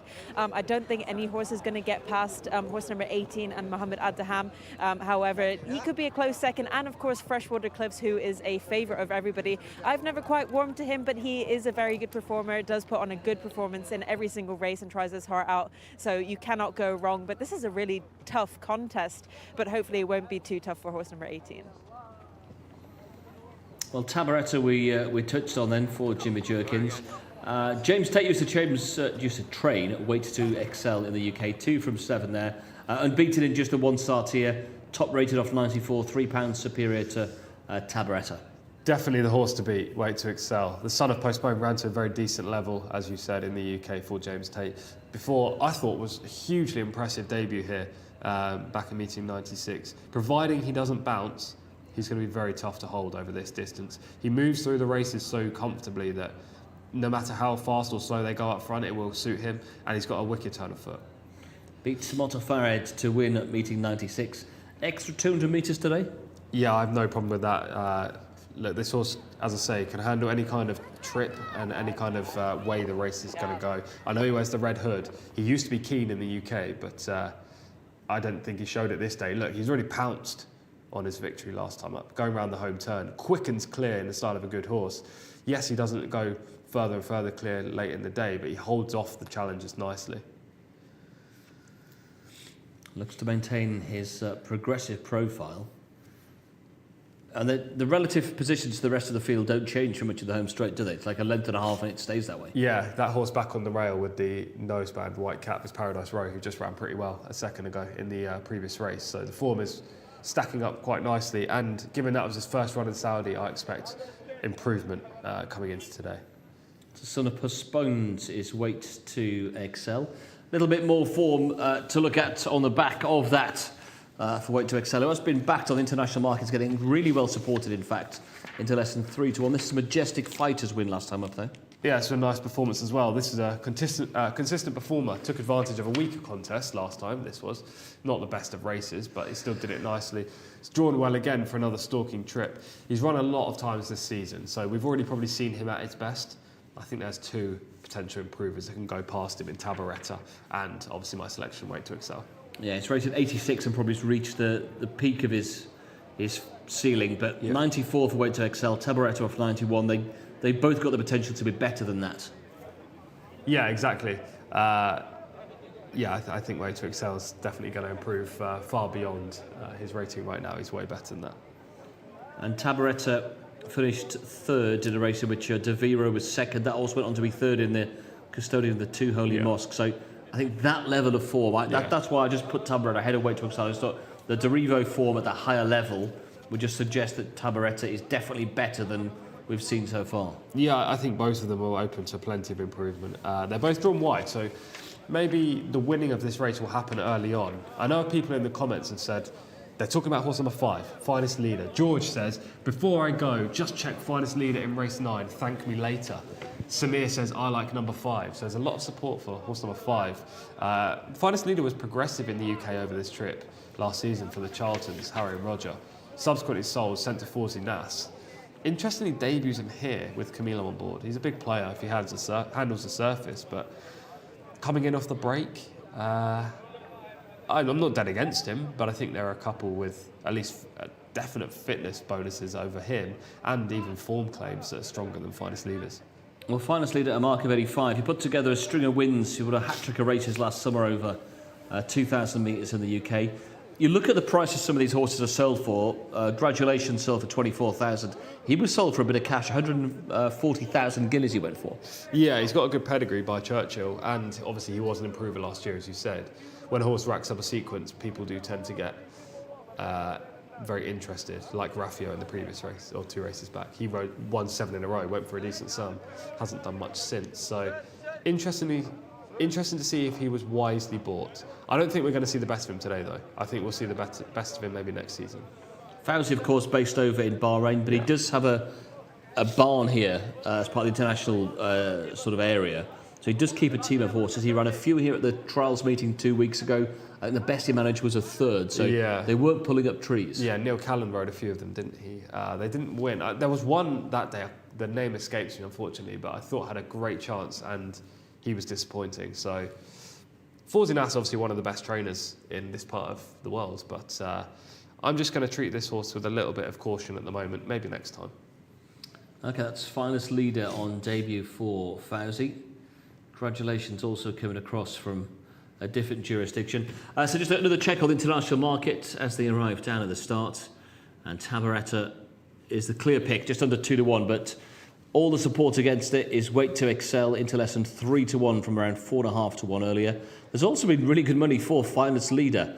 Has gone 7s into 4.5-1. So 17, 18 and 5, all proving really popular. Majestic Fighter, the 4, is available at 7.5-1 alongside the 11, Motofared. And there's also money for Spring Jig, support for Spring Jig number 3, 16 into 12-1. Just the one start here. That was 5th over 1,800 metres back in November, but was a course and distance winner a couple of seasons back. Yeah, I don't see the case for Spring Jig, I have to say. He's a 10-year-old now. He's past his best, in my opinion. I also think he prefers turf, so I'd be surprised if the 3 won this race. I think the market's probably got it right in terms of the 3 horses at the top. Finest Leader being the 3rd choice, and then the other 2, Tabaretta and Weight to Excel, are the 2 improvers. And I guess most of this has just been tightened up slightly with Mr. Trinket. Mr. Trinket coming out. Yeah, exactly that. He would have been I looked this morning, he was the international market favourite before being withdrawn. He's a horse that I definitely would have been against in this race. He's a nice animal, but I still, even with him in the race, I would have put it between Tabaretta and Weight to Excel. And Mr. Trinket was top rated in the field before he came out. So Tabaretta and Weight to Excel. I'm Tabaretta. Shamila and Tom both Weight to Excel. It's going to be a fascinating race to see how this pans out. Back with Mark. Thanks, Martin. Yeah, I'm with Weight to Excel. So the two big guns out wide, drawn 17 and 18. Keep an eye on those. So there should be plenty of pace out wide. Again, over the 10 furlong trip here, using the entirety of the course, more or less. As we can see, Tudor, what a good night it's been for the Alguraban colours. Drawn on the inside here. They also have Karaginski in the next race, drawn on the inside as well. So they've been fortunate with the draw. They've been fortunate with the results. As we see the white cap of Al Mustarad go forward, meaning a green cap for the first colours of Wild Rhythm. Next to load is Lion Ella, the only grey in the lineup. To Fish is next, rated 82, horse in the noseband. We're just completing the loading process rather leisurely, it must be said. Spring Jig, I agree with Tom, I think definitely prefers turf. Has had a couple of outings on the grass in his last couple of starts. Here is Gratulations, who under the blindfold has the hood and the cheek pieces on. Magisterial and Round 6, although drawn next to each other, there's probably a 2-metre gap between them. With the second truck of stalls. Here's a nice looking horse, Freshwater Cliffs, who has fallen to reverse with Motafared. Freshwater Cliffs was certainly a little overpriced. But this is a very good race, this, as the chap said in the studio. Working on Gratulations, who's just about in. Rear gate shut. Stalls handler emerges. So the final 5 or 6, I'd say, final quintet, Finest Leader, who's attracting a lot of support in the YouTube comments. Of course, some good races still to come on tonight's card. Finest Leader comes in. Majestic Fighter next, leaving Wild Rhythm, Taking Names, and Tabaretta to complete the lineup here. For this non-winners of 4 event, no maidens, fillies and colts, 4-year-olds and upwards. They are all loaded at the 10 furlong start. Stand by.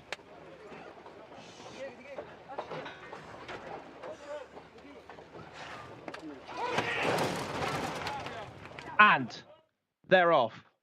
Racing away over 1.25 miles. One of the slowest into stride was Gratulations, who missed the kick by 2 to 3 lengths.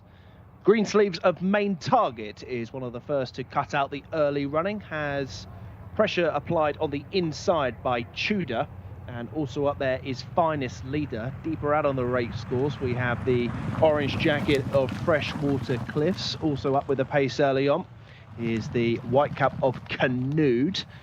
Also up with the pace is Wait Till Excel. And between that pair is the red jacket of Tabaretta. So extreme left or left to one is Wait to Excel, and on the inside of that one is Tabaretta. Keep deep on the course is Taking Names.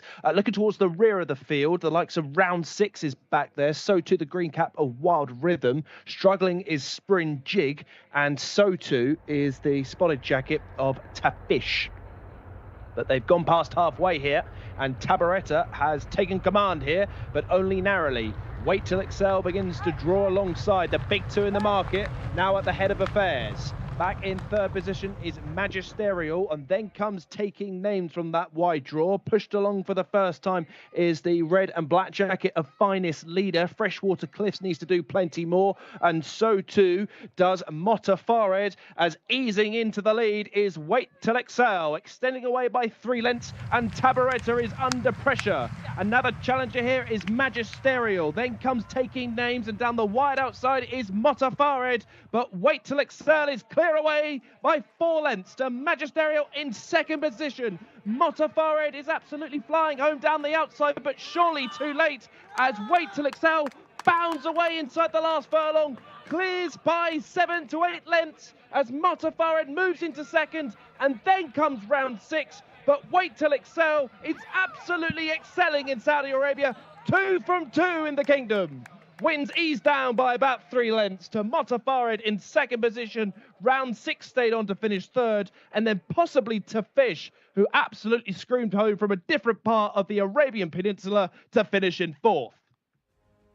Wait Till Excel absolutely destroys them from the front in a time of 2:06.85 by 2.5 lengths, but it could have been any distance under Mohammed Al-Daham. Clear on Motafared in second position, who's run a great race in defeat in second. Round 6 in third to Fish, who was last at one point in fourth. Wild Rhythm in fifth. So horses 15, 13 and 2, who have finished 3, 4, 5 at halfway with a back trio. But they still couldn't catch Wait Till Excel. Certainly marked this performance up. He's now 2 from 2 in Saudi Arabia. And what more could come of this horse? Wait Till Excel, an easy winner.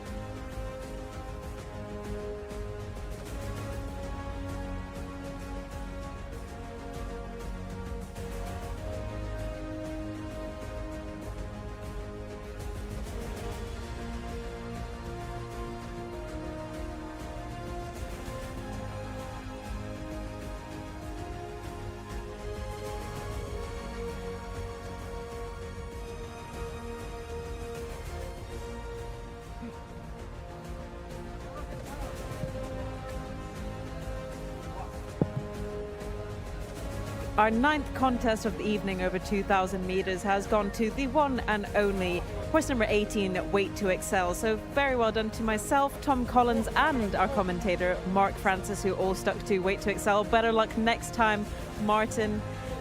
Really nice performance there from this horse. Was very impressive last time at meeting 96, I thought. And Dharma Dehani is very, very keen on this horse's chances as well. Rated 94 at the moment, should go up a little bit from that performance. And I cannot wait to see what they do next with this 5-year-old son of Postponed.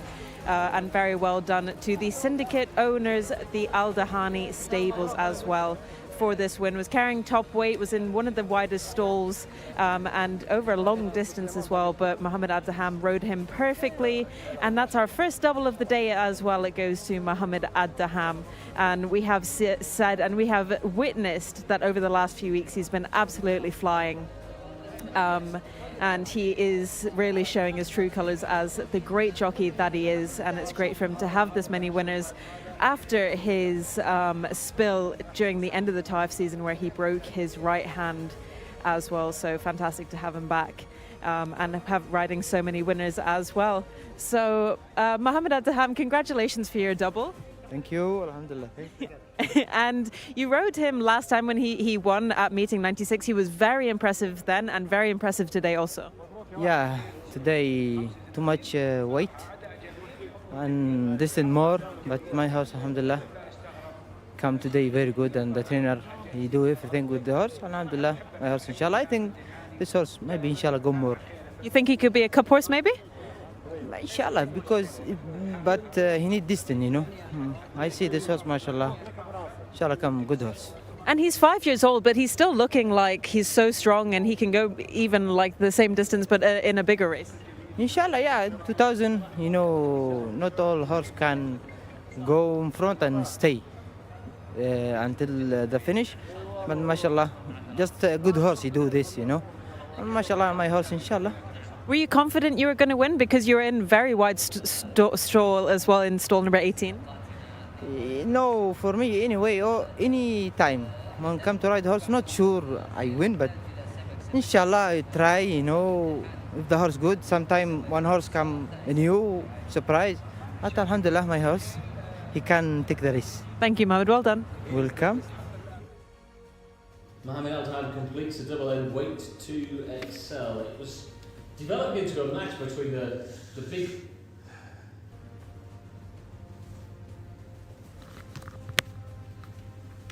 It was developing into a match between the big two, but in the end, it was a one-horse race. Confident selection from Tom, one of the horses we're looking forward to seeing here today, Tom, and Way to Excel's destroyed them. Yeah, this was my most confident selection of the day. I'm glad that he's managed to get the job done. It was a really nice performance.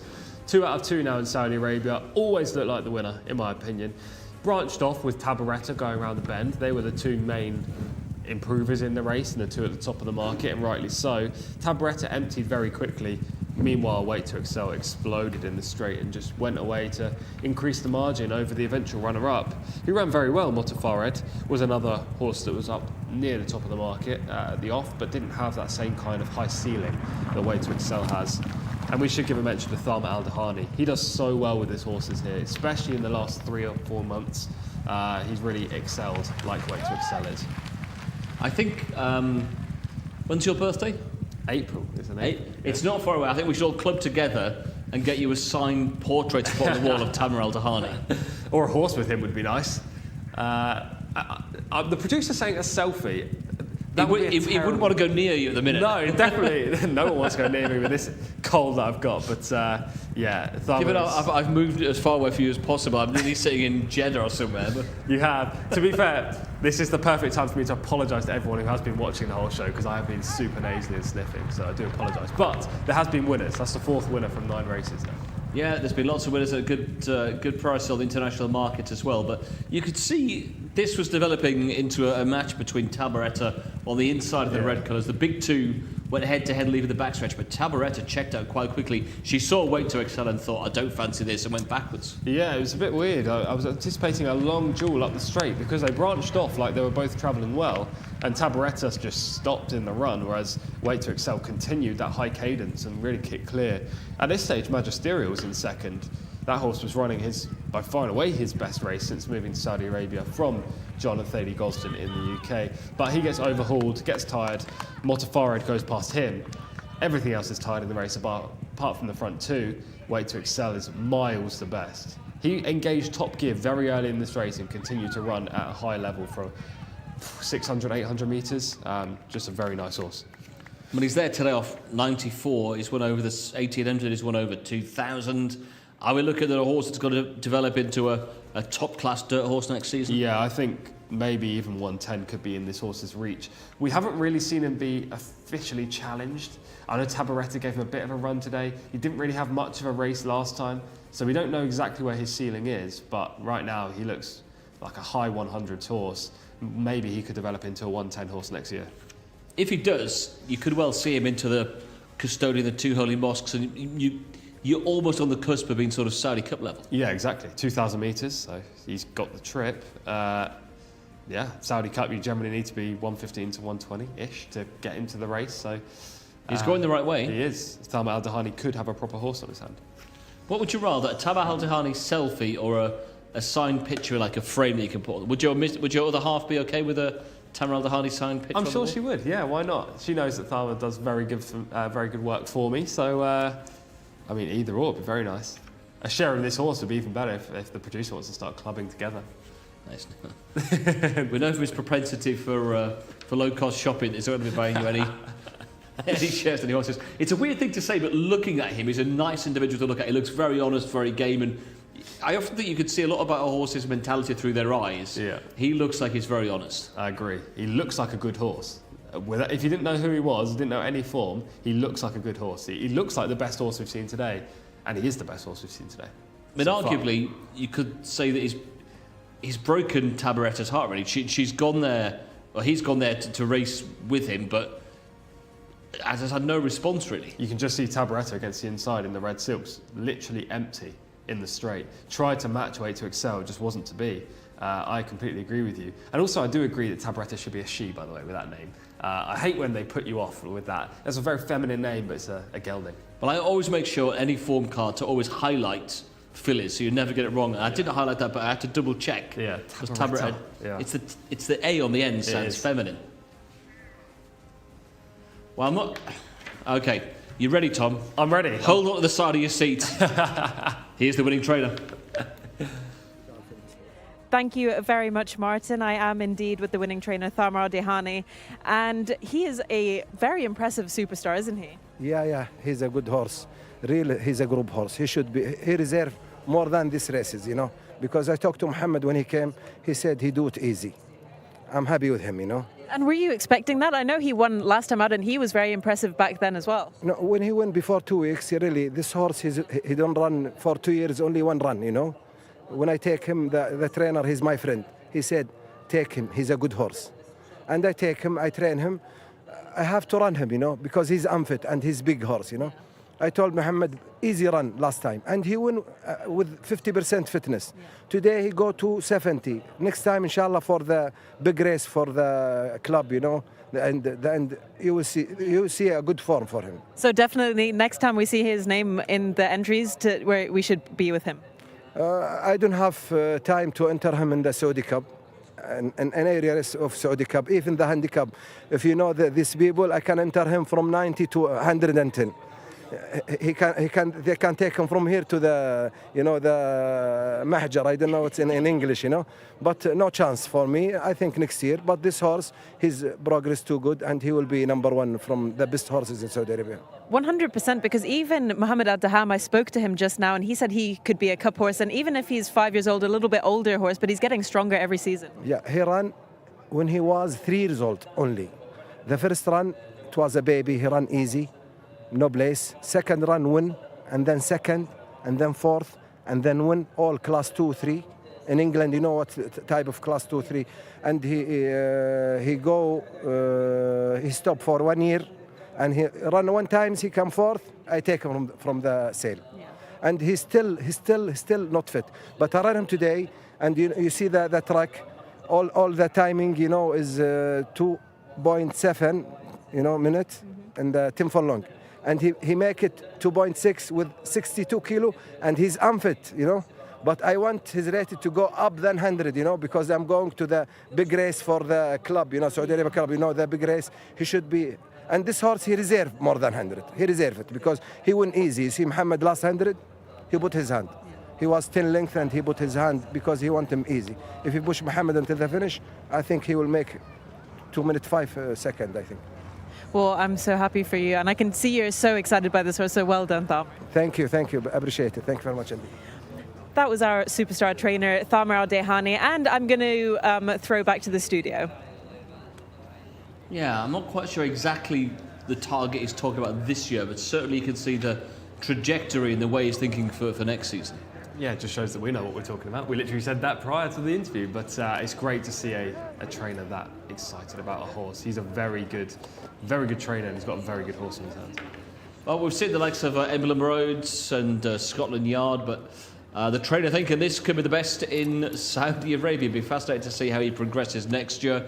And we've seen Tammy with a couple of horses who will run in the fillies race on the Friday of Saudi Cup weekend, 2 weeks today. But certainly, Mark, there, a horse to look forward to.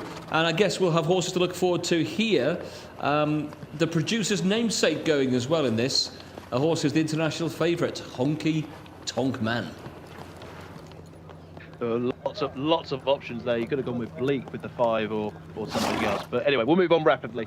10th race, yes, is soon upon us. Karaginsky, Azil Al-Sahani is the 1. G-Won't is the 2, Abdullah Al-Farouz. And the 3 is Indiana B for Abdulaziz Al-Faredi. Sense of Power, Mohammed Saeed, drawn in 4 today. And Bleak is the 5 for Alex Moreno. The Carty, Naif Al-Anazi, we usually see most weeks from her. And we saw Thukati, similar name earlier on. Al Rahub is the runner for the white stable here. Ferez Alsan Aitan is the 7, and Alo Tabi is the 8 for Tariq Al Mansour. The 9 is Norton Thought Boy for Mohammed Al Nassar. Masayar is the mount of Norweth Al Mudiani in the blinkers. Wonder El Zam for Ricardo Ferreira is the 11, and Honky Tonk Man the 12, Ahmed Al Sharar. Income, certainly overpriced on the international markets, the 13, Mohammed Al Yami. Motorahiyar for Camilo Ospina, first choice on the white stable horses. He's opted for number 14. Al Azrar is the 15, Fahid Al Faredi. 16, Atomic Impact for Abdulaziz Al Massa. 17, Iconic Moment, Abdullah Al Kridis. 18, War in Heaven, Farwas Wanas. 19, Elzam Blue, Ahmed Al Azari. And 20, Rosgar for Mohammed Al Daham. All 20 go, no reserves required. It's back to you, boys. Thanks, Mark. Yeah, the runners were skipping well through them in the paddock. We'll just catch up with the pictures. Wonder El Zam is the horse they're looking at there. 7th in the Gulf Cup over 1600 last time. Yeah, another ex-Brit that we're seeing today. This one's fulfilling his potential on these shores with 2 victories this term for a strong team. Wasn't beaten far by some nice horses last time. Broke from stall 20, gets a slightly better draw today. We missed it there as you were talking, but 12 was Honky Tonk Man, who we'll come back to because this is the favourite, international favourite, and will take the beating. Income is 13. Yes, used to be trained by Richard Hughes. Smooth travelling style, capable of playing a part on a going day. There we can see in shot the 14, 1 from 5 so far. A winner back at Tateman in 46. Camilo on board. Lightly raced filly with more upside than most. All of her best form has come over 1,200 metres as she gets to use her early speed. She'll be part of the pace here. 15 there last row. Stalker with a prolific Taif record, but not as good at this venue. Sole win for Atomic Impact from 14-16. Seen at his best under Alex Moreno this term. Won't be helped by the wider draw today, but can run a place at his best. We just saw a James Tate import winning the previous race. 17th, another one from the James Tate barn in the UK. This is Iconic Moment. This horse was 3 from 7 with James Tate. Won a listed race in the UK. They tried turf on the Saudi debut and was never involved, so reverting back to dirt. That was in behind Honky Tonk Man. 18 I thought was interesting on debut. Didn't really fire that day, but comes across from the Mick Appleby stable in the UK. Another horse with lots of back class, unexposed on these shores. Didn't factor in an open race on debut here. Elzam Blue is rated 83. Limited promise to be taken from the 2 Saudi runs and hasn't drawn well today. And Rosgar 20 has been in cup races for the last 3 starts. Consistent in defeat, earned a high rating, but again, not helped by the post. Well, they are the bottom half of the card. Let's take it back up towards the top. There's Mrs. Jimmy Jerkins. Of course, her husband responsible for the favourites, Honky Tonk Man. Karajinsky is number 1, rated 83. Is a 5 times winner.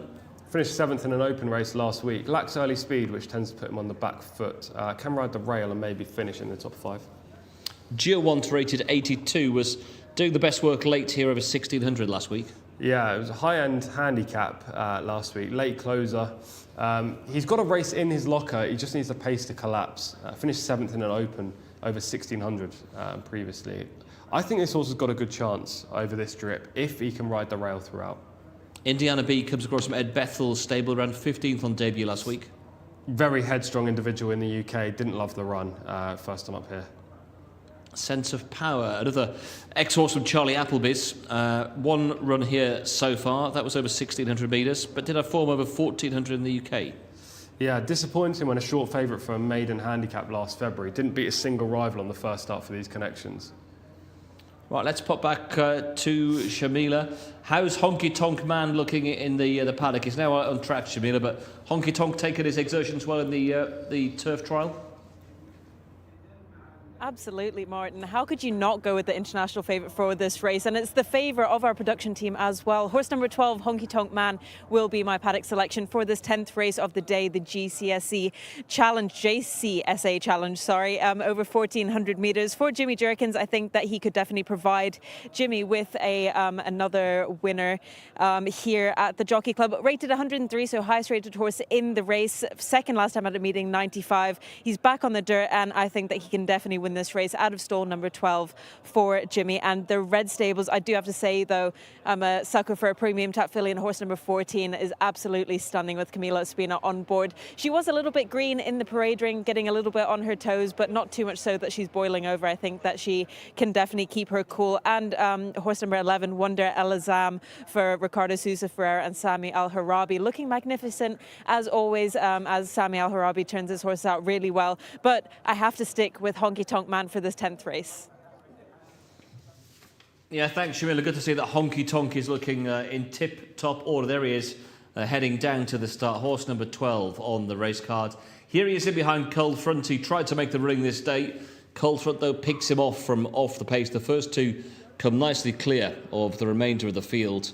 Trained by Jimmy Jerkins for the Red Stable. He does have 2 previous wins to his name this season. One at Taif and one here at Meeting 59. They've both been wins in open company over the 1,400 metres. They come nicely clear in the closing stages here.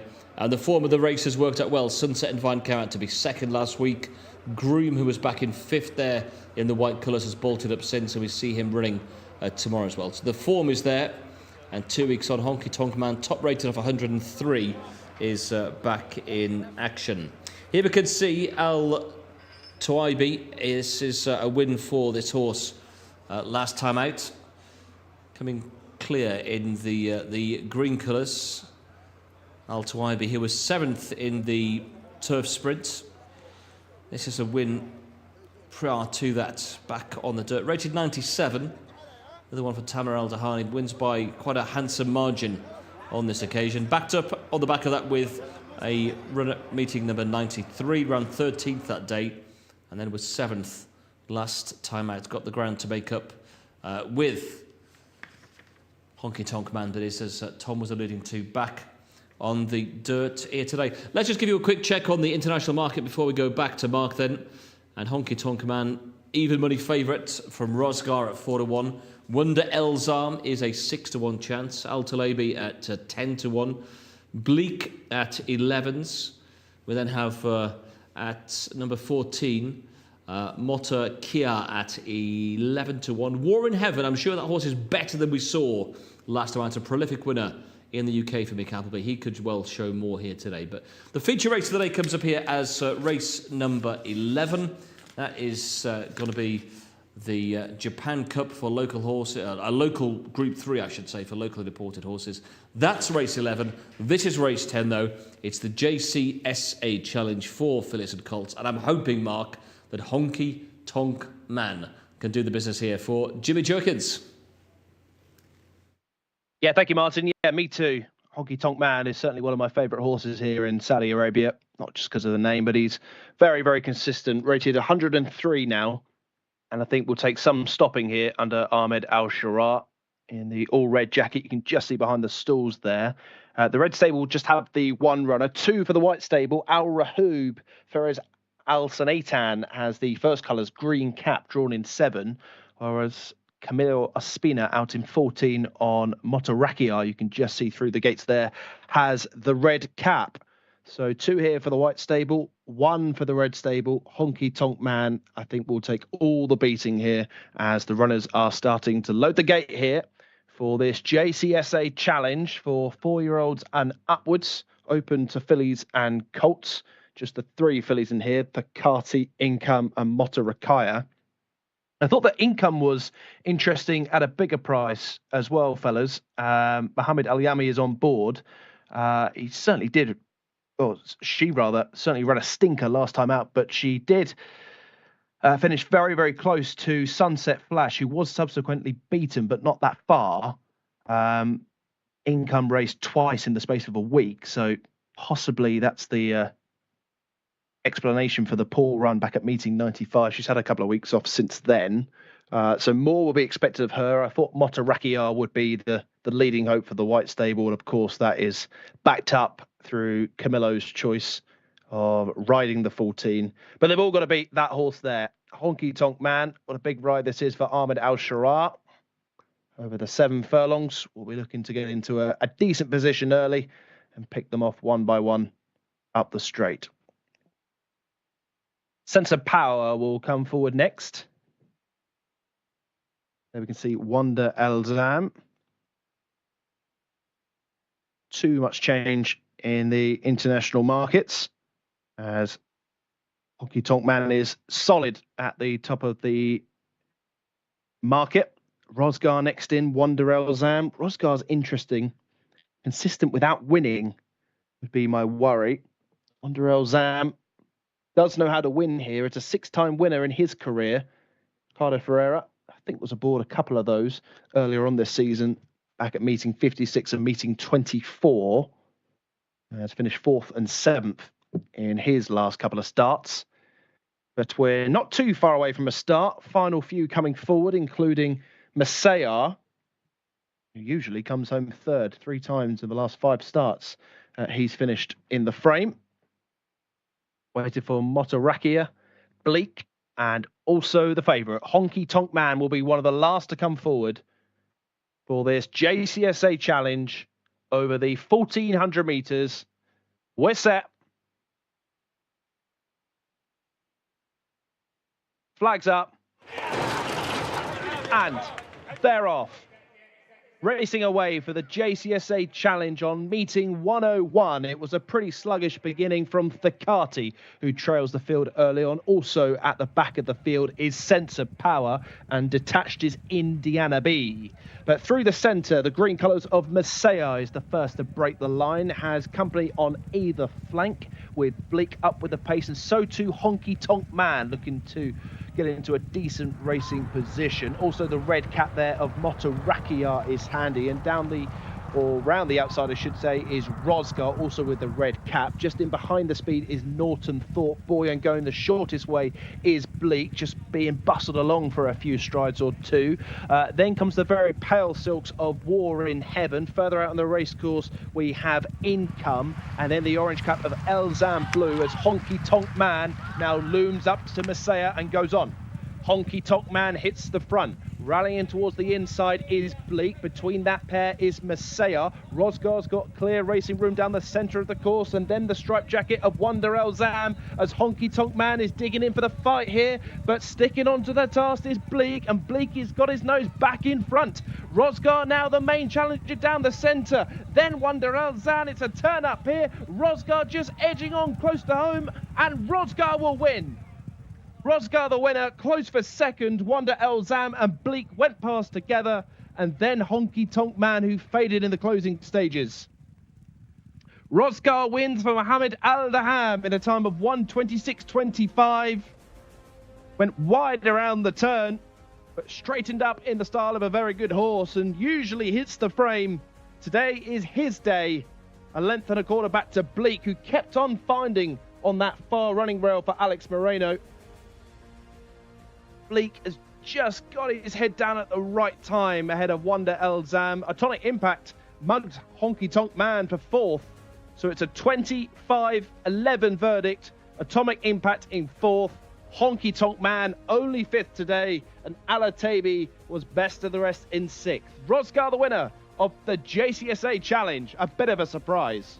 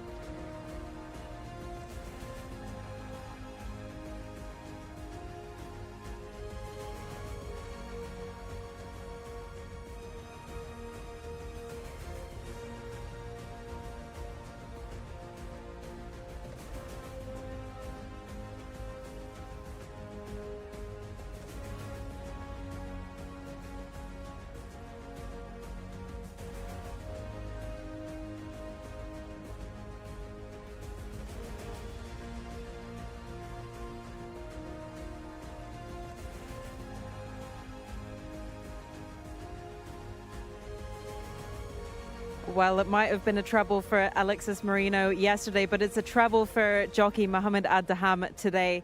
And he has a very quick win after his last in the 10th race, the Jcsa Challenge over 1,400 meters on horse number 20, Rosgar. So very well done to Mohamed Al-Daham for his treble on this horse. And carrying 60 kilos as well. He was last seen at meeting 93, finishing 6th, and he's rated 95, so definitely up there. A beautiful gelding 5-year-old by Exceed and Excel out of Rushnara. So really nice horse they have on their hands. The connections seem absolutely delighted with him, and as they should be, because this is a really nice race worth 150,000 Saudi Riyal. The horse definitely looked like he could go a bit further as well, in my opinion. Be interesting to see what Mohamed Al-Daham made of that race, but seemed pretty straightforward and easy for him. The horse doesn't look too tired after the race either. Mohamed Al-Daham has just finished weighing in there. And not only have you had 2 winners, Mohamed Al-Daham, but you've had 3. He's just saying his last comments there before he comes in for an interview with us. Congratulations on your 3 wins. Thank you. Alhamdulillah. Thanks, God. Did you think you were going to arrive here today with 3 winners? This horse, I know him before. I know today, inshallah, half chance because I see the horse form, mashallah, very good. And alhamdulillah, he come same I see. Yeah, it looked like a very easy race for you. Not easy, no. No easy. But alhamdulillah, my horse, he can go on the finish because inside horse, Alex right, mashallah, he fight with me. It's too tough, not easy. And were you a little bit worried because you were jumping from stall 20 as well, so you were outside again? Sometimes no problem. The horse good, you can break good and come close, no problem. And what would you do with this horse in the future? Maybe 1,400 meters again, or 18, 16 maybe? I think more, no problem. Yeah. Well done, Mohamed. You think you're going to have another winner in the next race, or in tomorrow maybe a few more winners for you? I hope so, inshallah. This is a horse you don't know, inshallah. Well done, Mohamed. Thank you. Well, Alexis Marino yesterday in the gym was pointing out he'd have 3 winners. He did so. I wonder if Mohamed Al-Daham, when he was having his morning exercise, was pointing towards 3 winners today. That's what he's had. Sweet early on today. Wait to Excel and Razgar. Not just winning, but winning on some really good horses. Sweet with loads of promise. Wait to Excel unbeaten in 2. And Razgar not winning out of turns. Second pick on the international market. Razgar, who's been in cup races the last few starts, goes on to take the win from stall 20 right outside. Mark Francis, who's been commentating for us this afternoon, still with us. This horse breaks well and adopts a good position, Mark, right up on the flank of the field. Yeah, as we've been saying in Riyadh for a few weeks now, that if you're drawn out wide, it's certainly no hindrance, particularly in these competitive races. I mean, look at the winner here. Is some 8-9 wide off the inside and is very handy most of the way. I think class has certainly got this horse home. Honky Tonk Man, the big disappointment, but the winner just off the running rail now, just sort of running all over the place, clearly possesses a lot of potential and a lot of quality. But this is a really good ride from Mohamed Al-Daham. Didn't panic out wide at any given point. I have to say the runner-ups run really well indeed. Bleak certainly plugged on with the task close to home, but has just found 1 too good. Wonder Elzam, another late closer, but this is all about the rider, and Mohamed Al-Daham, this is certainly a day that he won't forget. No, and that's the point we're just making as well. That's the point we're making, Mark. He's not just had 3 winners today, he's had 3 winners on really good horses. 2 with real potential and 1 here who's claimed the scalp of Honky Tonk Man.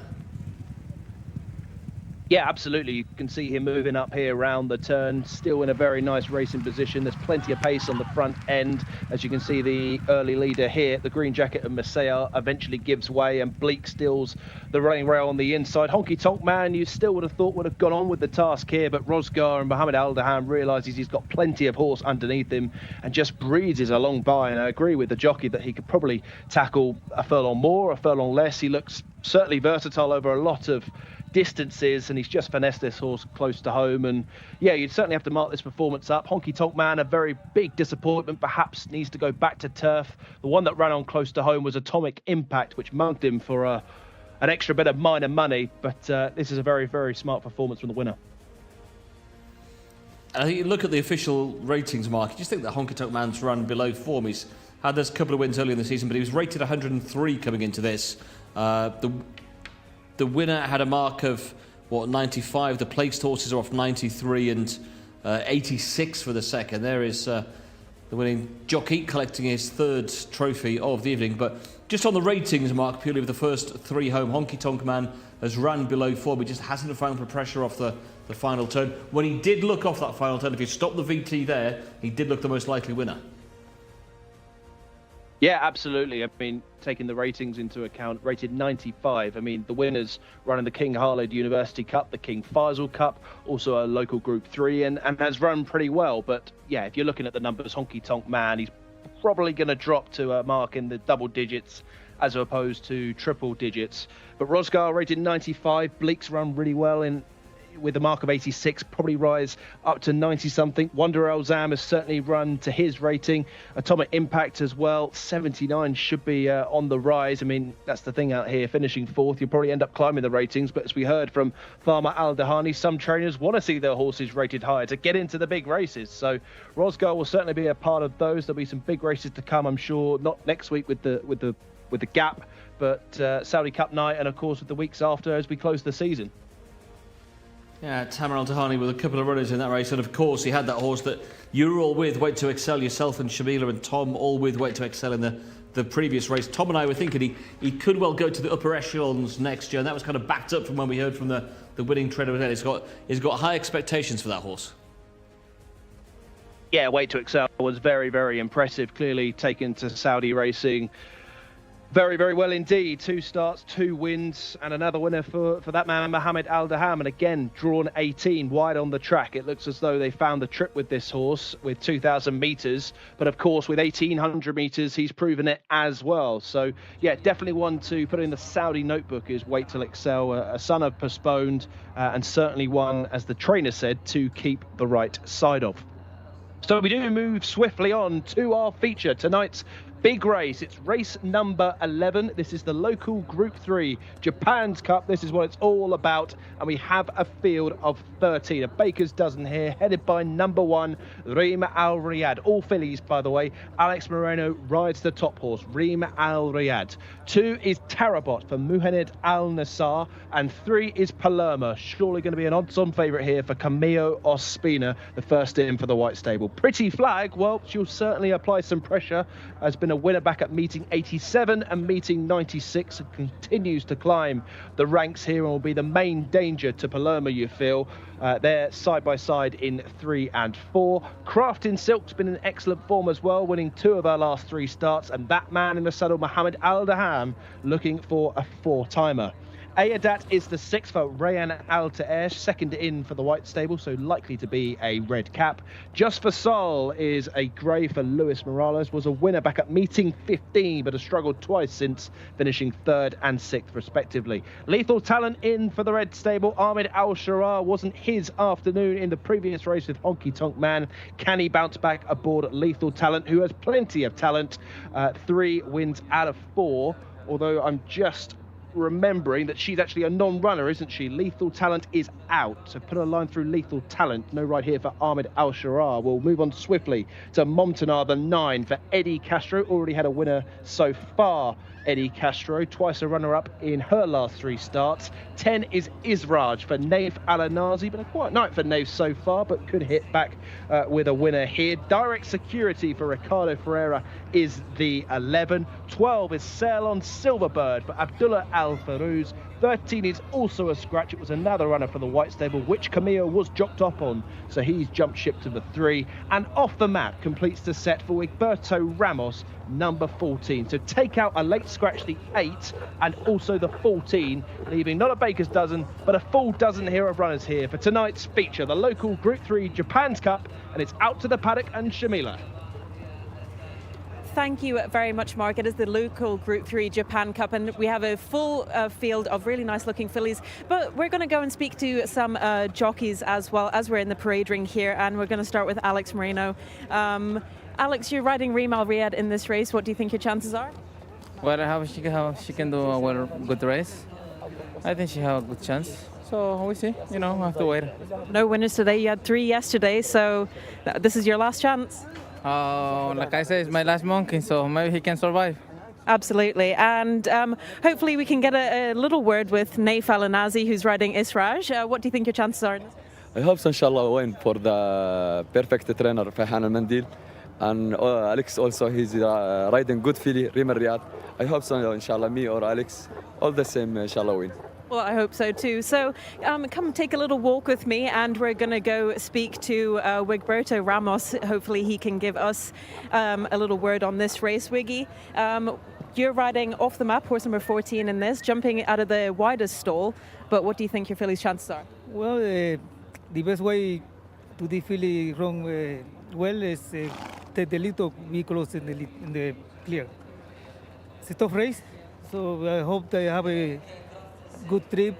They give a break in the beginning, and we can maybe hold on to the end. It's a tough race, but I hope we get to see a Wigberto wiggle at the end of it. I feel like we haven't seen a wiggle in an ages. Yeah. I've been very quiet. My best horses, they race now, but I got really good for the Saudi week. Inshallah. Thank you very much, Wiggy. And we can go over here, just looking around the parade ring to see who is available to me. And Thamra Dehani, maybe you can get a quick word on Pretty Flag? Yeah. She's okay. First run with the good horses.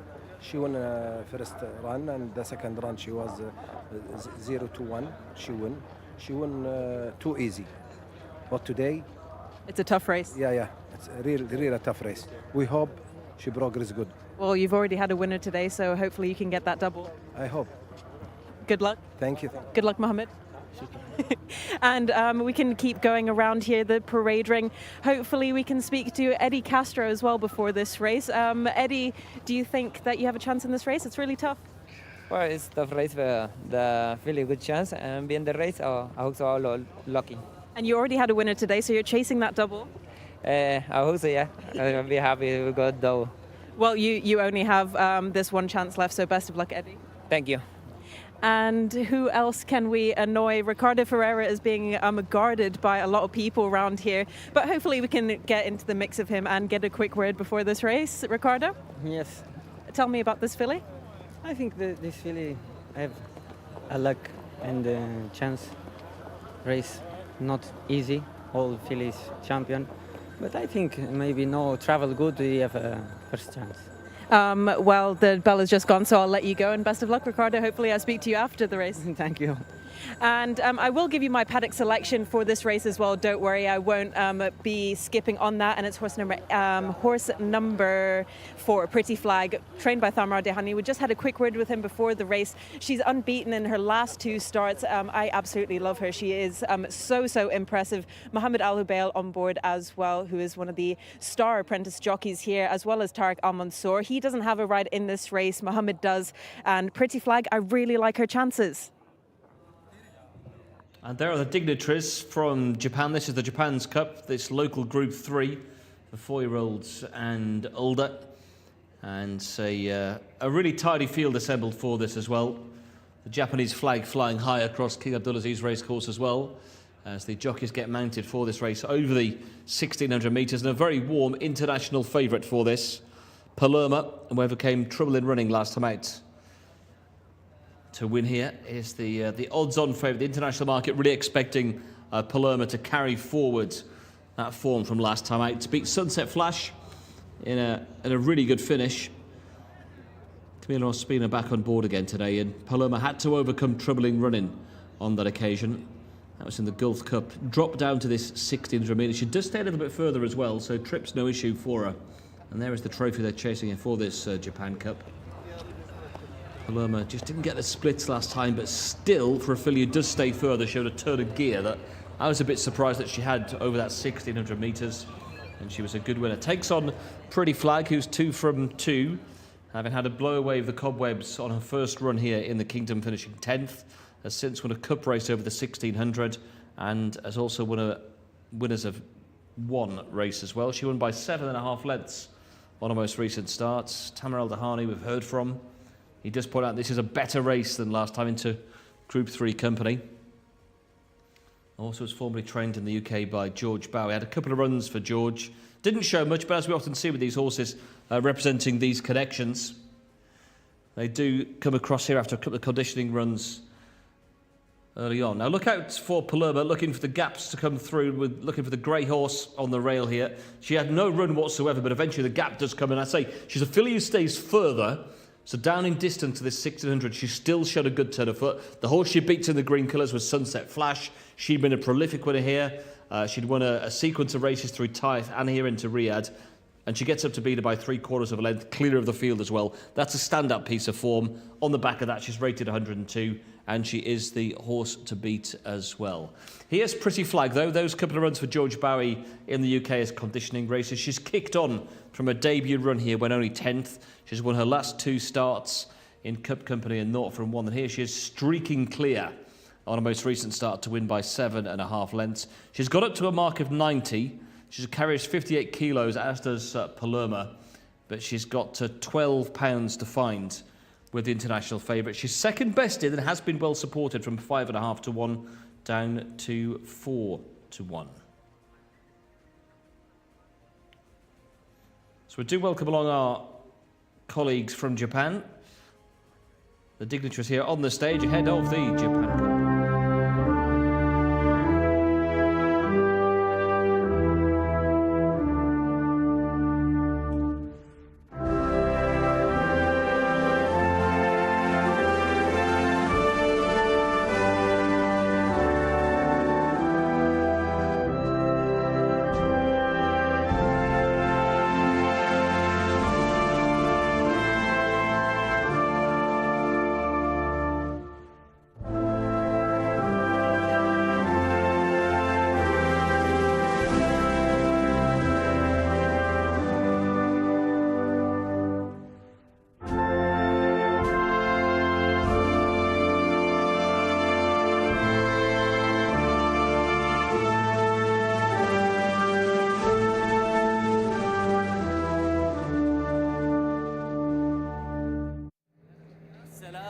الملكي.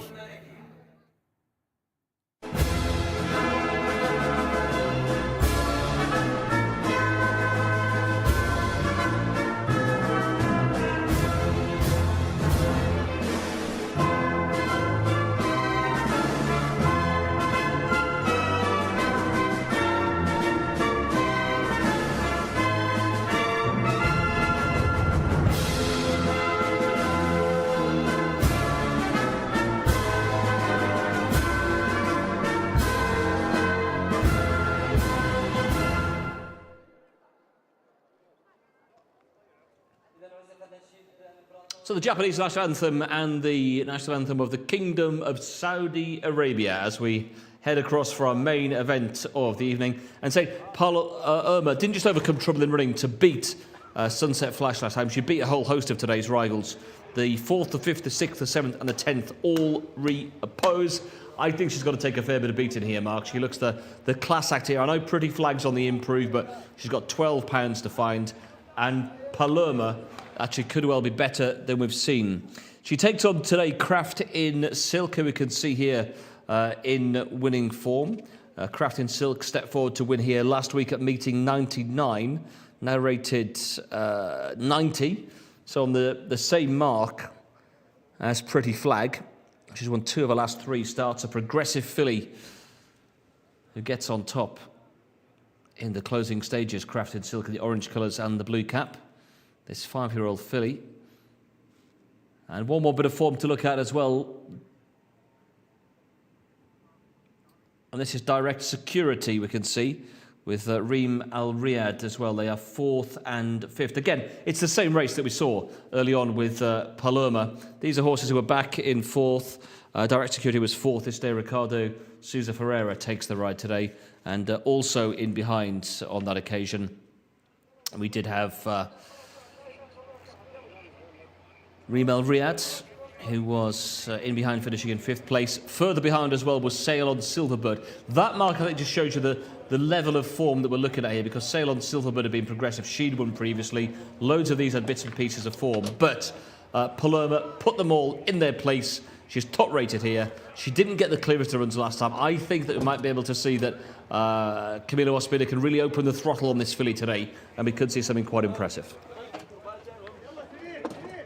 Yeah, I hope so, Martin. Yeah, we want to see smart performances here in Riyadh, particularly in this sort of grade. This is the local Group 3 Japan's Cup, and great to see the growing association between Saudi Arabia and Japan. Of course, Japan, who owned and trained the winner of the Saudi Cup last year with Pantalasa. Be interested to see who they bring across. But I echo all your thoughts, Martin. I think Palermo didn't really get the gaps that she wanted to in that race we saw twice with Sunset Flash, which I certainly didn't want to see back, having had Sunset Flash on side last time out. But she is a very, very useful filly, ready at 102. Pretty Flag, as we've said, is the main danger.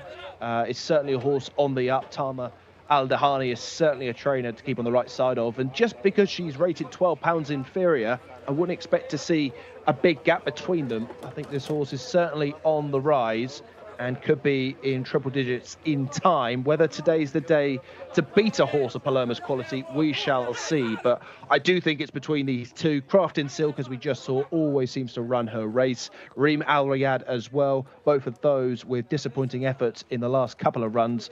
Reem Al Riyadh with a 5th and Craft in Silk with a 17th. But we're lined up here for the Group 3 Japan's Cup over the mile. And they're off and racing. Slightly sluggish was Craft in Silk. Just took a bump from Ayadat towards the rear of the field. And also Reem Al Riyadh is just reined in towards the back of the field.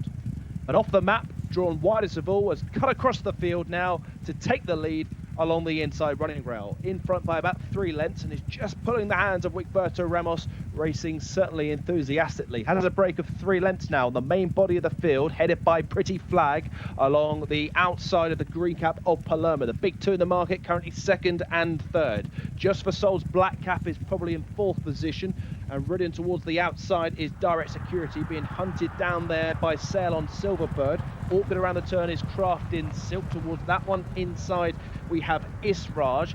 Then 2/3 of the way back we have the Pale Silks of Tarabot. Reem Al Riyadh only has one behind, and that's Momtenar. That's the field then as they go round the turn in the Group 3 Japan's Cup. The white cap of Off the Map leads a 1-2 for Prince Sultan at the minute, as applying pressure is Just for Sol. Palermo has come under a drive towards the inside. Pretty Flag also looking for an out here. Then comes the red cap of Ayadat. Plenty of chances as they go inside the last 300. And Just for Sol has hit the front and begins to open up here. Huge stride operated from Just for Sol. Clears away by 3. Reem Al Riyadh will track her down in 2nd. Ayadat comes next with Sail on Silverbird. Just for Soul is clearing away. Oh, this is a great performance in the Group 3 Japan's Cup. Just for Soul, the winner, and exuberant celebrations from the winning connections. Hugs all round for Just for Soul and Luis Morales. Last time a winner at meeting 15 has had to wait 86 meetings to get in front again. Double for Luis in a time of 1:39.12. The main protagonists just seemed to struggle up the rail, got in each other's way. It was Reem Al Riyadh who cut through the pack to chase the winner down, but couldn't get within 3.5 lengths of Just for Soul. Ayadat, after that slow start, has got up for 3rd, leading the white stable horses 7-1-6.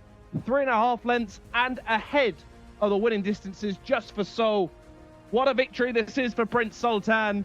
Reem Al Riyadh in 2nd, Ayadat 3rd, Sail on Silverbird in 4th, and Momtenar, who was also awkward out of the gates, in 5th. Pretty Flag disappointing, Palermo disappointing. Lighting up Riyadh tonight is Just for Soul. It's his day or her day in the Group 3 Japan's Cup.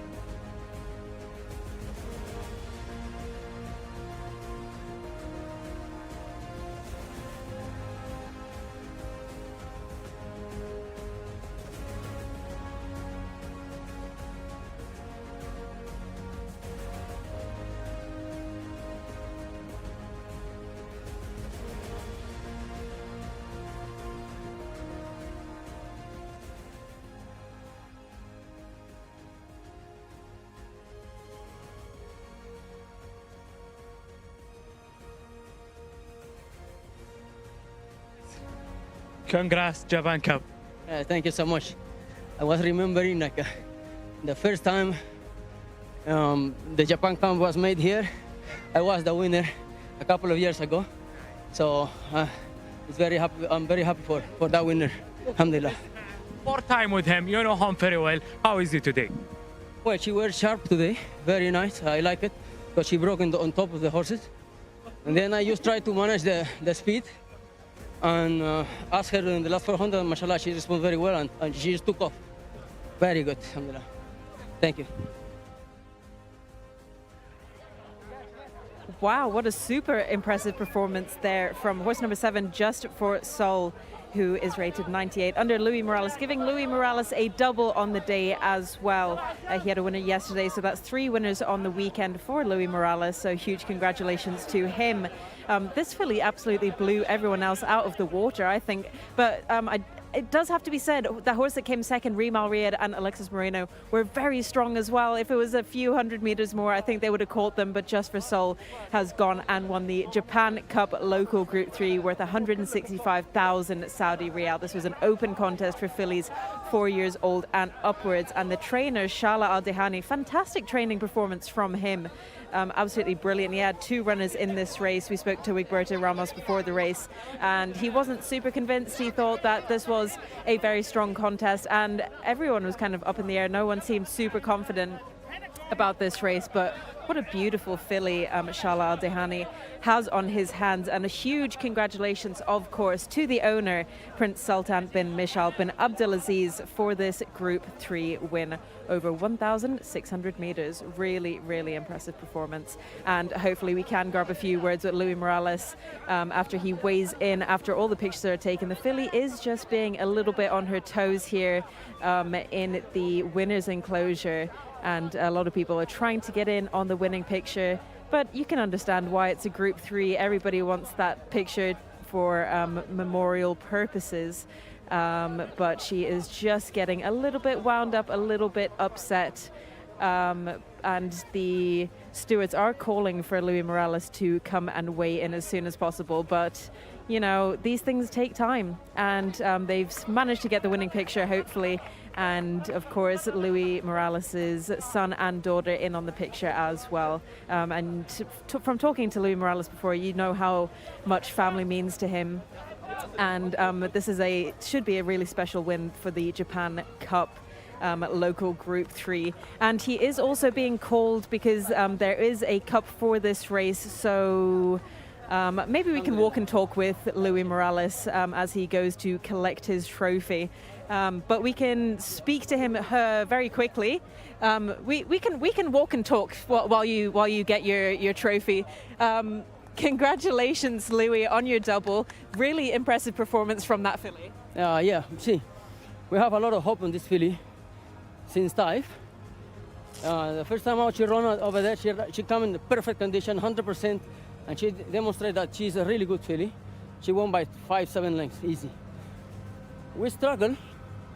2 months later, or 3 months later, I think, 2 months later, she ran in another cup and she finished in a bad trip. Bad trip, she wasn't happy, she wasn't performing very well in the morning, and she showed in the race. She finished very bad trip, third. And then we come back to, you know, try to give her a proper job and go easy with her because some issues coming up. But, you know, I always trust this filly a lot, and I believe she's one of the best. I'm not saying the best because there is a lot of import fillies nice. Okay. Nice import horses, fillies good. But trust me, I mean, as soon as she's fit and sound, she will demonstrate that everybody she is one of the best. And Shala Al-Dehani, the trainer, had 2 horses in this race off the map as well. Did you think you were on the better of the 2? Yes, sure. I mean, I love off the map. Actually, I work her.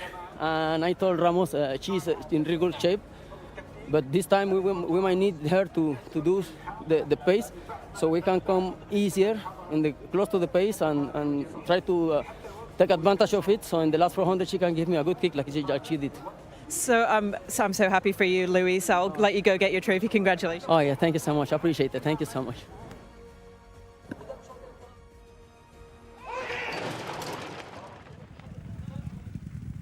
With Saudi front And he's doubled up here with Just for Sul Louis, who yesterday wasn't in the most cooperative mood, but good to see he's thought out, and it's always interesting to hear from him. So many thanks to Lewis for his thoughts. So let's take it back from the start then. Plenty of pace out wide from here. Off the map it was who broke well, Mark, and as you said in the call, got across to the inside rail. Yeah, I'd have to say, Martin, this is a mission superbly executed by Prince Sultan, as the runaway leader at this point off the map got across from 14. I have to say that Just for Soul broke really well as we saw it from the start, but off the map has done all the donkey work for Just for Soul and has cut out the running at this stage and basically just set it up perfectly for Just for Soul. This is a fine plan executed by Wigberto Ramos and Luis Morales. Between that pair, and you could see them between each other at the finishing line. Luis Morales was certainly shaking the hand and smiling with Berto Ramos, saying, "Thanks, mate. Cheers for that lead." I guess they've had that plan between those two. You can see them here, 1 and 2 as well, and the others have really struggled to get involved. Yeah, the winner's kicked on at this stage and goes clear. It's a bit of a bun fight in behind for what happens next, but the one who does pick it well, we're looking out for the green colours weaving its way through, right from the back of the field. Rimal Riyadh comes home well for second, Mark, reversing form with Palermo last time out, which just like indicates how below form the threes ran. Yeah, absolutely. I think it's more to say that Palermo's not run her race, and Reem Al Riyadh has certainly run hers. Drawn from 1, she didn't get the best break from the inside draw. But this filly's got some excellent form in the book, Martin. Let's not forget she was second twice back at meeting 57 and meeting 64 before getting her head in front in meeting 73. She's running some very, very hot races of late. Of course, we saw the form beforehand where she was a very late closer to Palermo, albeit not really reaching her. Palermo just didn't really get the run of the race today. Neither really did Pretty Flag, and they probably got in each other's way, to be honest. And there is the trophy being handed over. The Japan's Cup, this local Group 3 being handed over to Winning Connections from the sponsors who are here on track. And there's the winning jockey getting involved as well. Well done to Luis Morales. The Winning Connections there from our feature race here, race 11 here in Riyadh. And it's worth noting as well that Just for Soul, who was 6th last time out over 2,000 metres, that was in the local Group 2. That was the Prince Sultan bin Abdulaziz Cup back on the 12th of this month. 6th that day, but back in 8th place was Palermo. So did have the beating of the international favourites on that bit of form, but the two horses from that stable have dominated from the wide draw early, getting across off the map, giving a good toe to Just for Sul, who comes through to win here this domestic Group 3. And Luis Morales just talking about how when this race was first brought into the calendar here in Riyadh, he won the very first renewal, and you can just see he's delighted to have been on board the winner of that race, the feature of the day. So race number 12, we have our final event. It's the Jockey of Education Cup. Apprentices are in action, and you can see some of the youngsters involved here. This race over the 1,200 metres for local imported horses, 4-year-olds and older. And Shamila did provide us earlier on today with a whole list of the jockeys taking part in this. The horses in the pre-parade ring just about to make their way into the paddock. So let's get a full rundown of the participants here in race 12. Back with Mark. Yeah, thank you, Martin. Yeah, we've reached our final race here as the runners are heading into the parade ring for the final time. This is the Jockey of Education Cup for the 4-year-olds and upwards. Some of the horses probably as old as some of the jockeys in this lineup. There's a mix of upcoming jockeys from around the land here, so plenty of fresh names to keep an eye on.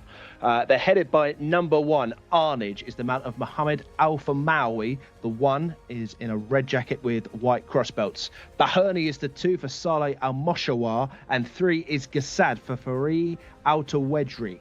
4 is the filly Garayeb, who is the mount of Ahmed Al Jurefani. 5 is Yoktahoff for Abdullah Al Rikais. Taser White for Mohammed Al Nassar is the 6, and the 7, Eshk Noura, is the mount of Abdul Rahman Al Faredi, not another Al Faredi in town. Fathar is the 8 for Ajam Al Dubib. 9 is Agla Wa'id for Hamad Al Muslim. 10, Makani for Ali Al Mukhaya. 11 is Tedrek Mohammed Al Mulafaifi.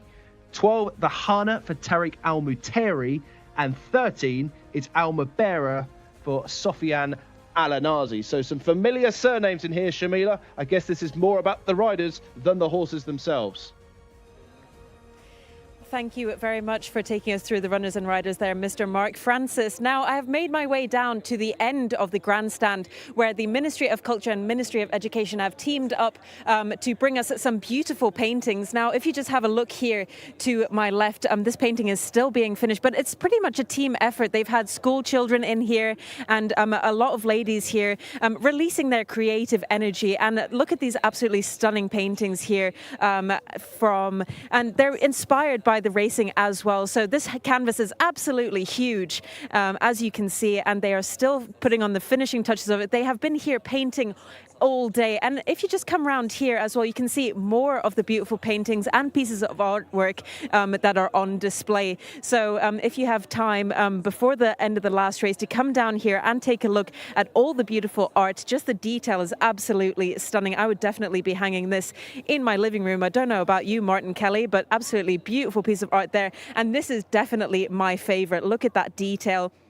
It's all hand painted as well. The artists are here. You can come and speak to them. Everyone is very friendly. There are no more school kids down here anymore because it is getting quite late. Our last race is imminent at 8:30. But this is one of my favorite pieces as well. You have the horse head here in a huge, beautiful frame with the mirrored pieces as well. Absolutely stunning. And I want to show you a really special piece here on the glass printed here as well. It shows the culture, the artistic side of Saudi Arabian racing and culture as well. Absolutely stunning. And this horse, I don't know about you guys, but I definitely couldn't pull this off, especially in a day, just sitting here admiring the racing and admiring all the artwork as well. So hopefully there is actually more artwork. If you come down here, I can show you. So there are some of the kids that are still painting. They have been working their hands to the bones. Now she is doing a really good job here, as you can see, and we're sorry for disturbing you, but we just wanted to show everybody this beautiful piece of artwork, and hopefully it will be displayed in the Jockey Club, because I mean, if you're here on Saudi Cup Day, this is what you want to come to see, because not only is there fantastic racehorses, but there's fantastic artwork as well here on display. Absolutely stunning, and I definitely couldn't do any of this, and I know that Martin Kelly, I mean, we're good at horse racing, but we're not very good at the artistic side of things. So there are always fun things happening down here at the bottom of the grandstand here at the Jockey Club of Saudi Arabia. There's always something going on. Even if you don't like racing, there's always art or sports cars. So definitely come down here while you still can. Yeah, we had sports cars, we Lexuses and Ferraris and all the artwork there today. Yeah, Shamil, as regards my artistic flair, non-existent. My handwriting's not even legible, never mind being able to paint. But thank you for that. Good to see what's happening. Of course, this is the final race. Race 12 before the Saudi Cup weekend. The Friday, 2 weeks today, the International Jockeys Challenge. The 14 jockeys announced just 2 days ago. Have a look at the Twitter feed of the Saudi Cup or the Jockey Club of Saudi Arabia. Get the full 14. Damien Oliver, who's a 3 times Melbourne Cup winning jockey, taking on Ryan Moore. They're the 2 headline names. 7 international men and 7 international women. And of course, the Saudi Cup 2 weeks tomorrow as the jockeys get mounted here, Shamila, for the final race before Saudi Cup weekend. Thank you very much, lads. I'm here with a very special guest, Miss Anoud. Thank you for joining us. Thank you. I'm very glad being here. This is my first experience.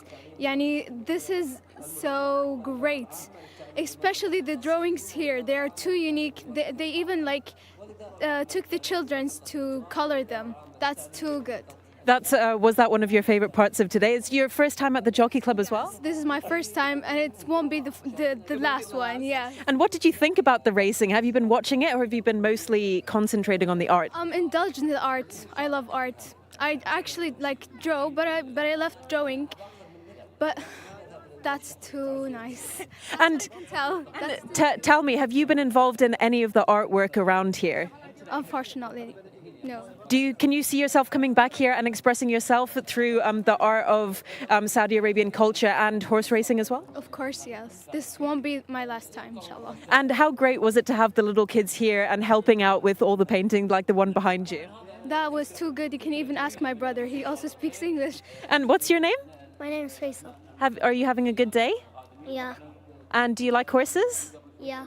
And what's your favorite part of today? The horses or the art? Really, it was the horses because I was running with them. You were running with the horses? Were you faster than them? No. And how much do you love art? Do you do art too? Yeah. Painting or drawing? Drawing. Drawing mostly. And do you draw any horses? Yeah, I drew maybe 5. Yeah. Well, thank you so much for talking to us on the English coverage channel here at the Jockey Club. I hope you come back. Inshallah. Yeah, we do hope they'll come back as well. So important to get young people engaged in racing, and fantastic to see them here enjoying themselves. And they'll hopefully be back again. And they'll hopefully see the horse we're going to show you now in shot winning here today. This is a horse who we saw here very, very recently. Is the odds-on favourite on the international market and ran a good race here. This is horse number 6, Taz White, who's been very lightly raced. Was a winner here over 2,400 metres. Came back to run third on the next start over 2,000 metres. Taz White, you can just see, staying on strongly down the outside of the field. And pulls nicely clear of the third as well. Taz White, who's very lightly raced.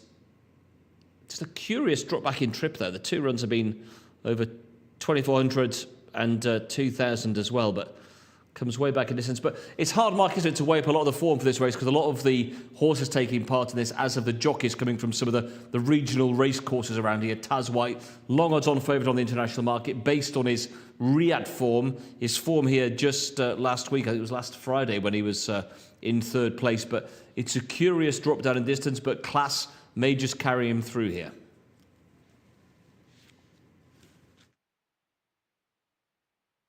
So at the start for this, our final race, and if you're looking in the race card, none of the colours actually correspond to how they are on track. So even just managing to write them all down myself at the minute. But they are heading down to the 6 furlong start. As I say, this is more about the jockeys than the horses themselves. As we can see, Makani in shot there. Green jacket with the white cap.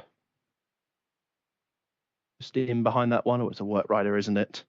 But it's been an excellent night here at the Jockey Club of Saudi Arabia. Good to hear from some of the youngsters just a few moments ago. That they will commence the loading process in just a moment or two. There we can see the 9, who's in a blue jacket. That's Agla Wayeed. Just waiting on Makani here. Taking his time to, or her time, I should say, down to the start. But, of course, 12 more races to come tomorrow with Tom Shamila and Martin. And before a quick break, we'll be back here, of course, for the big night, the Saudi Cup, which commences on the 24th of February. The Friday, of course, the International Jockeys Challenge that Martin is, or has been alluding to.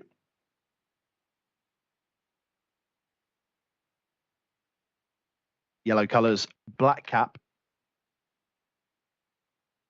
Just waiting to see the number, actually.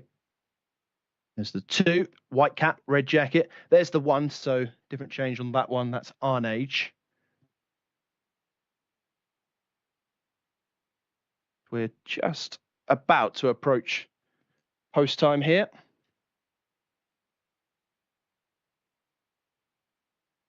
There we can see number 13 in the very pale silks. Orange jacket there of the 5 Yoktoff. So lots of similar colours and lots of names to remember for the future, we hope.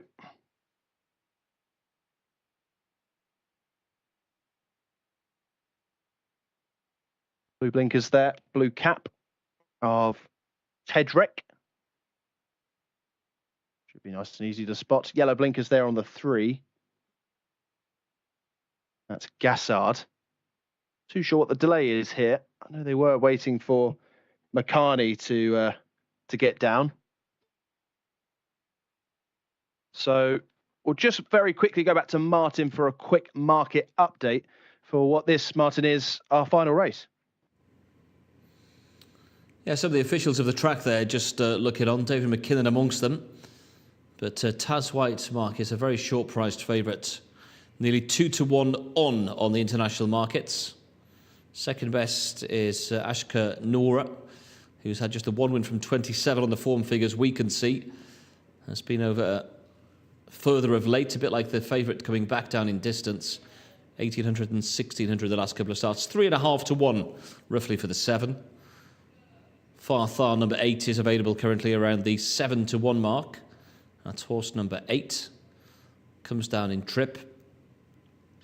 From the form we've got in front of us, hasn't been seen since February of last year. Tedrek is then at 11-to-1. Is attracting a bit of money, the 11 horse. Tedrek has gone 12-to-1 into 11-to-1, coming from stall 1 here. Tedrek, who was last seen at meeting 32, around 12th that day back in August. This 5-year-old filly, 11-to-1. 16-to-1, that brings in number 3, which is Gassard. Now, Gassard's interesting. If you're looking on the international market at 16-to-1, Gassard could be interesting, especially on the figures. Top rated in the field, or joint top rated alongside Tez White, the local runner who's coming back down in distance. Now, Gassard is a 6-year-old who does have 2 wins to his name, and they've both been wins here over the course and distance in maiden and in handicap company. And Gassard would be a fair selection at the sort of prices he is. Money also for the 5 goes 16s into 14s. But, I mean, Mark, the Taz White has got the local form, has been in good form. The trip would be a question mark. I think if Gassard was good to go here, the 3, those 2 course and distance wins could well stand him in good stead. 1-6, 16-to-1 is big on the international markets. Yeah, it's a hard race to sort of get too serious about because we don't really know much about the jockeys, do we? And when we have apprentice races, normally you sort of look for the jockeys, don't you? So the form is quite hard to go off. Yeah, I thought Gassard probably had a chance. Obviously, the favourite, as you mentioned, Taze White, will take some stopping here of a mark of 75, but they're closely matched, of course, on ratings. So an interesting finale here. Someone's going to get a big day to enjoy, one of these young riders, and to remember. And maybe might pick up one of those bits of artwork on the way out after landing this, because this is worth 150,000 Saudi Riyal. There's no getting away from it. 75,000 going to the winner. Arnage, drawn in 11. Just kicking out here. There's only a couple left to load. In fact, Arnage might be the last. Makani in the background there. But the rest, wait patiently. Great shots of the stalls. Of course, great camera work here from all the team. It's a long old shift out there, and the temperature certainly does drop when you get to this end of the night. We're approaching 8:35 now. Makani continues to circle.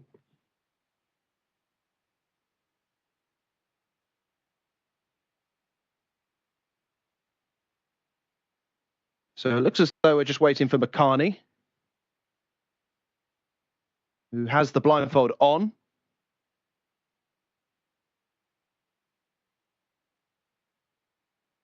Too sure what the hold-up is here.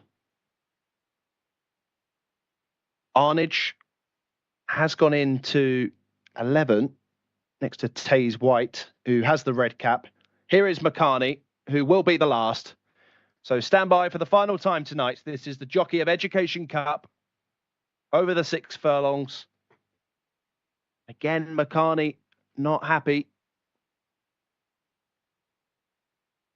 But he's in now. Stand by, 1,200 metres.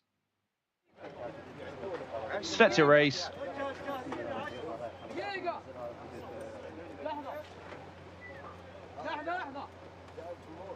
Long hold.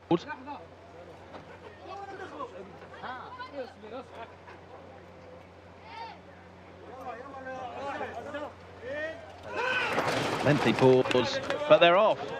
Racing away then, very slow to go, was Arnage from stall number 11 and trails the field by about 10 lengths already, but it was a decent start. Widest of all from Garayeb, black cap extreme left. Up with the pace early on is Taze White, the favourite, also the orange jacket of Yoptov, and back towards the inside is the blue cap of Tedrek, as there's plenty of pace on here. There's probably a line of 7 as they go around the turn. And it's the white cap on the inside of Aglar, blue jacket, white cap. Challenged for the lead by Mobara, who's put his nose in front. The orange jacket there of Yoptahov, and the red cap furthest of all for Taze White. Taze White now looming upsides this front duo, chased by Garayeb as they go around the turn. The one that's hopelessly outpaced is Arnage. I think the saddle has slipped on that one, but inside the last 400 metres they go. The Jockey of Education Cup. And hitting the front is the favourite, Taze White. Goes into a 3-length advantage over Gassad in second position. And Garayeb back in third. Towards the running rail is Aglawaid, who has certainly given his running, but they are not going to catch Taze White, who could be the easiest winner of the night. Taze White absolutely skints it. Up for second was Garayeb, close for the minors as the elders watch on from the best seats in the house. Taze White under Mohamed Al Nassar is an easy winner in a winning time of 1:14.10. Taze White scores. We're awaiting the second and third. Second surely was Garayeb or Gassad. Gassad has got second, 4 3/4 back. And then in third place was Garayeb, 6-3-4. Taze White wins our finale. He does indeed, yeah. Nice performance from Taze White. He was long odds on the international markets, and he wins the final race of the day, despite coming way back in distance. But many thanks for your company today. We are, of course, back tomorrow. The final 12 races before the Saudi Cup weekend.